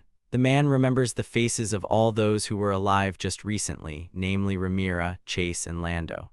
Suddenly, laughter is heard and Rudy's raises his head. The stranger is surprised that Rudy's is still alive and regrets his strength. He admits that he lured them into a trap, thinking himself a coward. Lando stands in front of Rudy's with a very strong fire burning behind him. Rudy's is clearly surprised that a young guy is standing in front of him. Lando looks down at Rudy's with disdain and says that he is alive because while everyone else was drinking acid resistance potions, he drank a fire resistance potion. Rudy's looks in surprise at the boy standing there. Lando remembers something and shows a small pendant, saying that he won't need it anymore. The same thing that the guy threw away falls to the ground in front of Rudy's. The middle-aged man looks at it in surprise. Rudy's raises his head and starts screaming very angrily that Lando is a slimy piece of crap. Lando throws his head back and starts laughing really loudly, saying that Rudy's needs to see his face right now. The middle-aged man does not believe this because Master Lando is a leading figure in the house of Bronya. He is a good priest who worships the divine light of Luria just like him. Rudy's raises his head again, calling Lando a scumbag and asking him who he really is. Lando starts to smile really wide and brings one of my hands up to his face, completely hiding his face. Rudy looks forward in surprise in the direction where the guy is and says that this can't be. A man with dark hair appears in the place where Lando stood just recently. Rudy's recognizes him as a shapeshifter. The shapeshifter laughs, claiming that he enjoys the opportunity to take the lives of those who anger him with impunity. The man falls, blood pouring from his mouth. Suddenly, the changeling appears with a book floating above his palm. The changeling laughs and says that everything that was written in this thing turned out to be quite useful. The little book contains world statistics. The shapeshifter stands with one foot on a middle-aged man, fire blazing around them. Rudy's, in a barely alive voice, begs forgiveness from Mrs. Charlotte. Meanwhile, the team with Yukito walks through the forest and doesn't even suspect anything. Charlotte continues to walk next to them with a rather tense face. In the Temple of Evil, in the underground altar, there is a man in black. Someone calls him the great goddess of death, Nephilia, and says that the cup of blood will soon be filled. Suddenly, this human skull starts talking and says that Mr. High Priest, but he doesn't have time to finish speaking because the priest interrupts him. The skull continues to say that this is Shameza, his master, the goblin shaman of Fort Amog. He wishes to speak with the man. The man with the pointy ears turns to the skull and asks about Shameza. He is concerned about the lack of news from Fort Amog. After stroking his wolf, he says thoughtfully, "Excellent," and leaves. This man entered one of the rooms where there was a mirror and came closer to it. The man stretches one hand forward, holding his staff in the other. Suddenly, the mirror begins to glow very brightly, but the man continues to stand in his place and does not move. A goblin appears in the mirror, looking ahead intently. This goblin offers his deepest apologies for the delay in reporting and addresses this man as Lord High Priest. The man tells the goblin to keep this apology to himself and asks why he hasn't been in touch. The goblin begins to tell that their fort was unexpectedly attacked by a small group of adventurers. It seems like the kidnapping of local women has attracted too much attention. The Lord High Priest watches the goblin closely and asks him if he dealt with those adventurers without any mercy. Goblin admits that they suffered heavy losses and were forced to abandon the fort. If they stayed there, they risked losing all the terrorist hostages they had captured. The High Priest says the fort is of no importance. Eventually, the entire kingdom will be consumed by death and ruin when the ritual is completed. The High Priest turns to the goblin again and asks him to tell him about the sacrifices. Will they be able to deliver someone to him in time? After all, there is not much time left. The goblin assures that he will make it in time and his troops are already marching through the mountains of black fog. By the full moon, he will have provided the required number of victims. The priest warns that otherwise the goblin's head will be at risk. The goblin states that he understands the High Priest and suddenly remembers something important. He asks to tell the priest that it seems that the kingdom of Renibble has sent rat spies into his entourage. Suddenly, the High Priest suddenly opens his eyes and stares intently at where the goblin is. The goblin goes on to say that when they were torturing the adventurers who attacked their fort, one of them spoke. The goblin continues to say that it looks like he didn't know who it was, but the goblin fears that the rat may be hunting the High Priest's life. The goblin begins to disappear in the mirror and asks the master to be extremely careful. The high priest stands in front of the mirror for some time. His animal continues to stand next to him. The high priest thinks about what the goblin told him, namely about the rats in the kingdom. The high priest realizes that there are spies among them. The high priest looks at his animal, which has begun to growl. The priest begins to pet his wolf and says that he thought he had already turned all the suspects into dog food. Suddenly, someone's leg appears on the high priest's back, wrapped in various iron armor. A shapeshifter appears. He says, smiling, that he got rid of Bronia's dogs that were prowling around. Unexpectedly, Rudy's head appears in the hands of the shapeshifter, which he holds by the hair.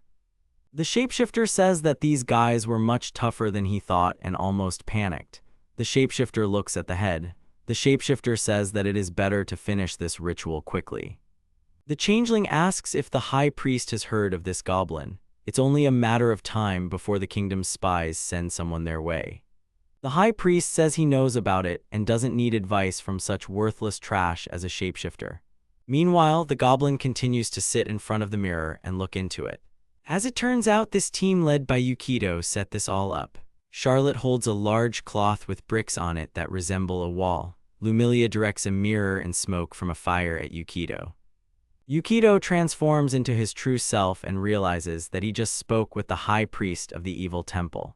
It's quite dark outside, and the team continues on their way through the dense and dark forest, with almost no moonlight penetrating the treetops. Yukito updates the high priest's data in the Book of Peace.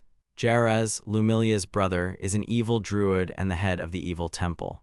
The dark-haired guy thinks that ordinary druids can control the power of nature, but Jerez's case is special.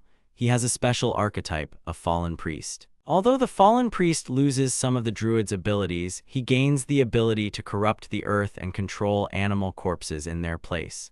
This is similar to necromancy as a class. Lumilia's brother is level 6, which is almost twice as much as everyone else. He is an elf, so his natural health is not that high, but he is still stronger than them in terms of strength.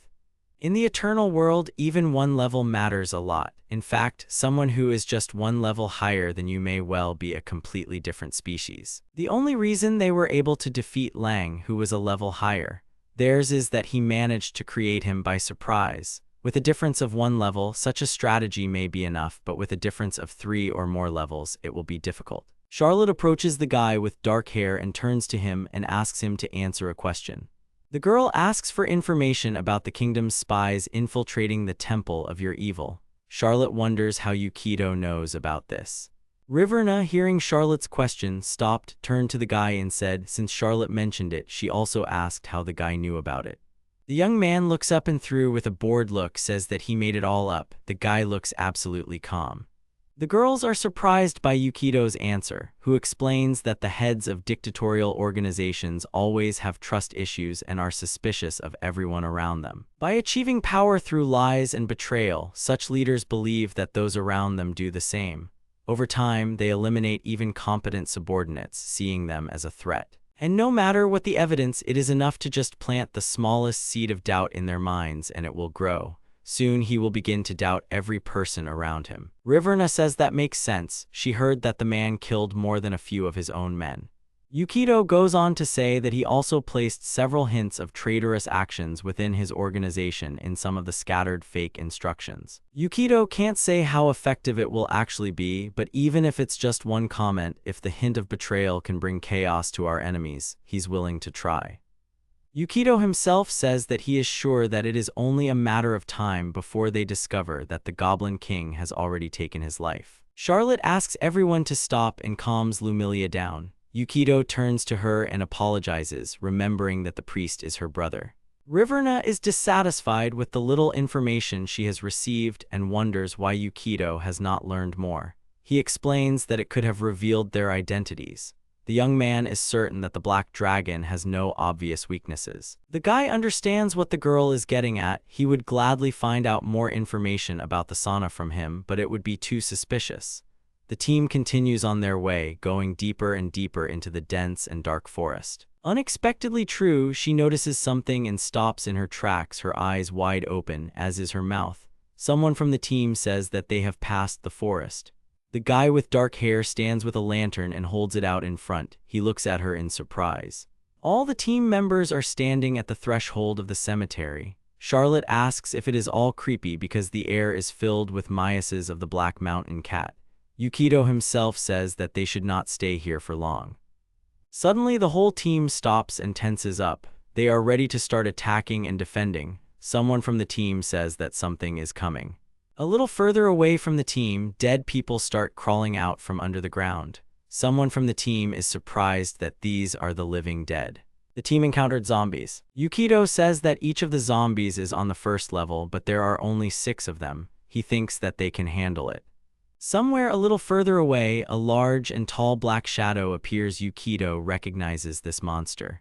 3 of the team notices this and, surprised, frightened, look forward. The dark-haired guy recognizes the monster as a lick. The monsters continue to advance towards the guy, and the guy himself froze in place from fear. The team continues to stand still as the people who have already lost their lives approach them.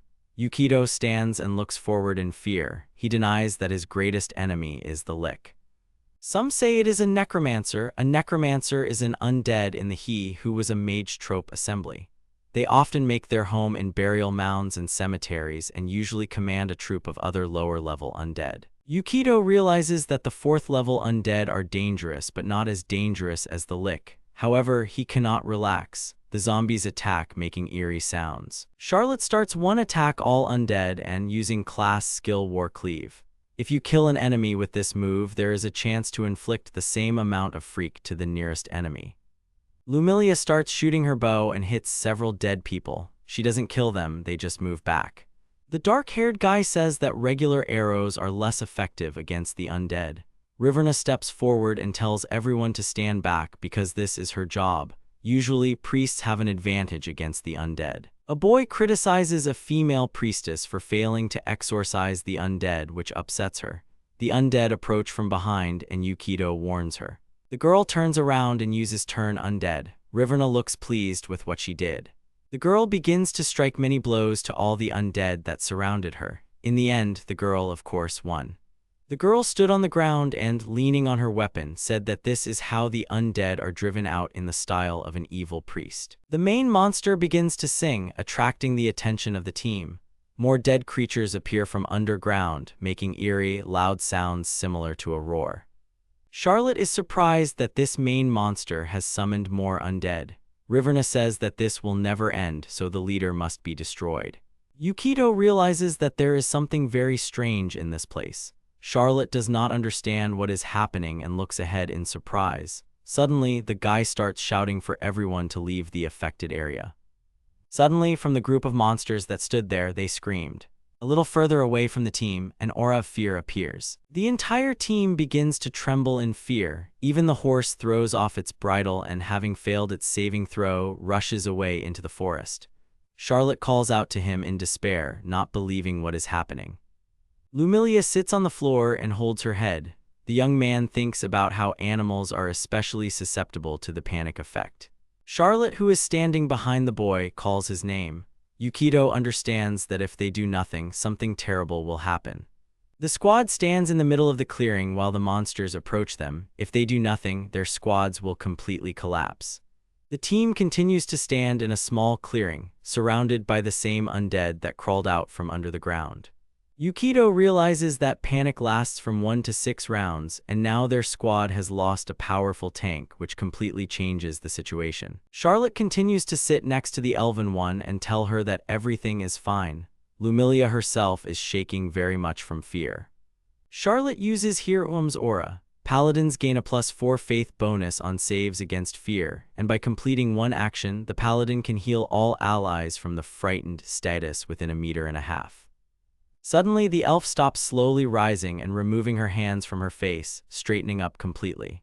Riverna steps forward and asks everyone to come closer. She calls upon the evil king, asking him to bless them with divine darkness, giving everyone nearby a +1 bonus to attacks, damage, and saving throws. Yukito is glad that they actually used the blessing. It should give them all a bonus, like a saving throw against fear. Suddenly, Charlotte starts screaming very loudly that there is an evil curse on her. Charlotte begins to hit herself all over her arms and body and roll on the ground in fear. Yukito approaches Charlotte, saying that it's okay, blessings don't become evil if an evil mage uses them. Their effect will remain the same regardless of the caster's deity. Charlotte calms down and asks if this is true. The guy turns back and says that the same undead has already come to them. Suddenly, Charlotte appears in front of the guy with dark hair, covering him with her body. Charlotte closes her eyes and calls upon Lurius, the god of justice and mercy, to forgive her for accepting the blessing of the one who worships evil. The dark-haired boy rummages through his bag and calls the elf by name. The girl looks at the boy. Suddenly, Yukito takes a whistle out of his bag and throws it forcefully at Lumilia, ordering her to use it. Lumilia begins to use the whistle. She summons powerful fetters. She commands them to bind all who defile their land with their existence. The thorn entangling magic creates ivy that entangles the targets. Everyone in the area must make a dexterity saving throw or be caught. Yukito charges towards the lick with determination, looking serious. The rest of the team, who remain standing, look at the guy in surprise and call him by name. Meanwhile, the guy himself continues to run very quickly forward for what he himself decided to do. Yukito watches as the thorn plants engulf the undead, realizing that the spell is dangerous to everyone in the radius. Suddenly, a plant catches on his leg, causing him to lose his balance. The dark-haired guy still managed to break free from whatever had entangled him and left his boot there. Luckily, with the help of the rogue class, he has high agility and acrobatics, so he doesn't have to worry about failing his saving throws. Yukito noticed that the monster was using level drain. Here in the Eternal World, there are monsters with the most different types of attacks: poisoning, paralysis, confusion, sleep, petrification, instant death, disintegration ray. Even more rare are those similar to metal corrosion. Undead level drain is a deadly threat to adventurers. Failing a save reduces the level, and at 0, the hero dies permanently. The dark-haired guy dodges the lick's attacks. A normal attack would kill him outright, but draining levels leaves a chance for survival through a successful save. Yukito has the 3rd level, giving a chance to survive even with 2 failures. The black lick grabs the guy in the glove. Charlotte, trapped, calls for help. The young man realizes the need for action. The boy successfully escapes and wounds the lick, but falls. The lick retreats and makes sounds, presumably summoning undead. The lick continues to make strange sounds. The young man looks at it carefully, guessing that this is not a summoning of the undead, but something else. Finally, Yukito understands that the lick considers them pawns of the Temple of Evil and threatens revenge. The lick calls the people present vile minions of the Temple of Evil and curses them, promising to never forgive them. Yukito is surprised that he understands him thanks to the bonus of the terrible goddess's faith. Zombies and skeletons are unable to understand speech due to their low intelligence. However, this lick has intelligence, and the guy now realizes who he is dealing with. This same evil lick again calls everyone pathetic pawns of the Temple of Evil and orders them to sacrifice themselves. Yukito stretches out one hand forward and asks this lick to stand still for a bit and wait. The monster itself looks surprised by such a request. Yukito realizes and understands that the lick heard him and even understood him, and it seems that this terrible bonus of faith is worth at least something. The young man drools heavily and understands that now he is either doomed or lost. The young man begins to say in the language of that very lick that they are enemies of the Temple of Evil. The lick screams loudly, enraged by the youth's words, accusing him of lying. The screams become louder, and the lick orders the undead to attack the arriving group. The dark-haired guy understands that it is all useless because this lick's hatred for the Temple of Evil is too great. The only thing that Yukito does not understand is why he heals. He hates this temple so much. The dark-haired guy begins to realize that all these people were once deprived of life by the minions of the Temple of Evil. The young man is very surprised by this. His eyes widen and his eyebrows rise up. Behind the guy, Charlotte starts screaming, calling him by name. The girl is still trapped and can't escape. Yukito takes out a book and starts reading it, not paying attention to anything. The boy notices changes in the book, surprised and tense. He finds a new page and wonders if it is related to the conversation with the lick. The updated page of the dead increases his anxiety, and the lick becomes even louder. The people who had already lost their lives continue to approach the squad. Yukito stares ahead, his brows furrowed.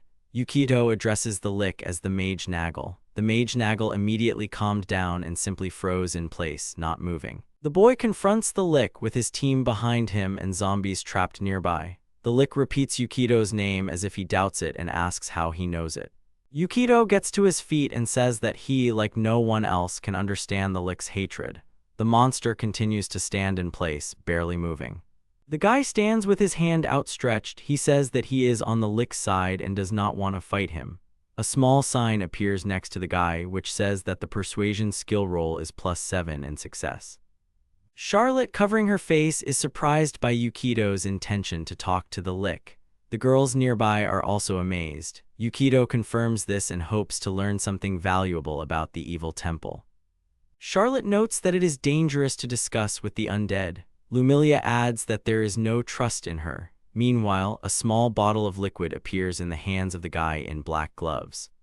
The guy understands that zombies have an insane hatred for the Temple of Evil, which is why they are very similar. When both sides have the same interests, negotiations are almost always possible. The young man says that they definitely couldn't unite with the Illithid there. The guy remembers some fragments of that meeting when they were able to unite. Yukito says that he can think of something. Charlotte agrees, but she says that they still can't let one Yukito go. This is roughly confirmed and says that they will go with him.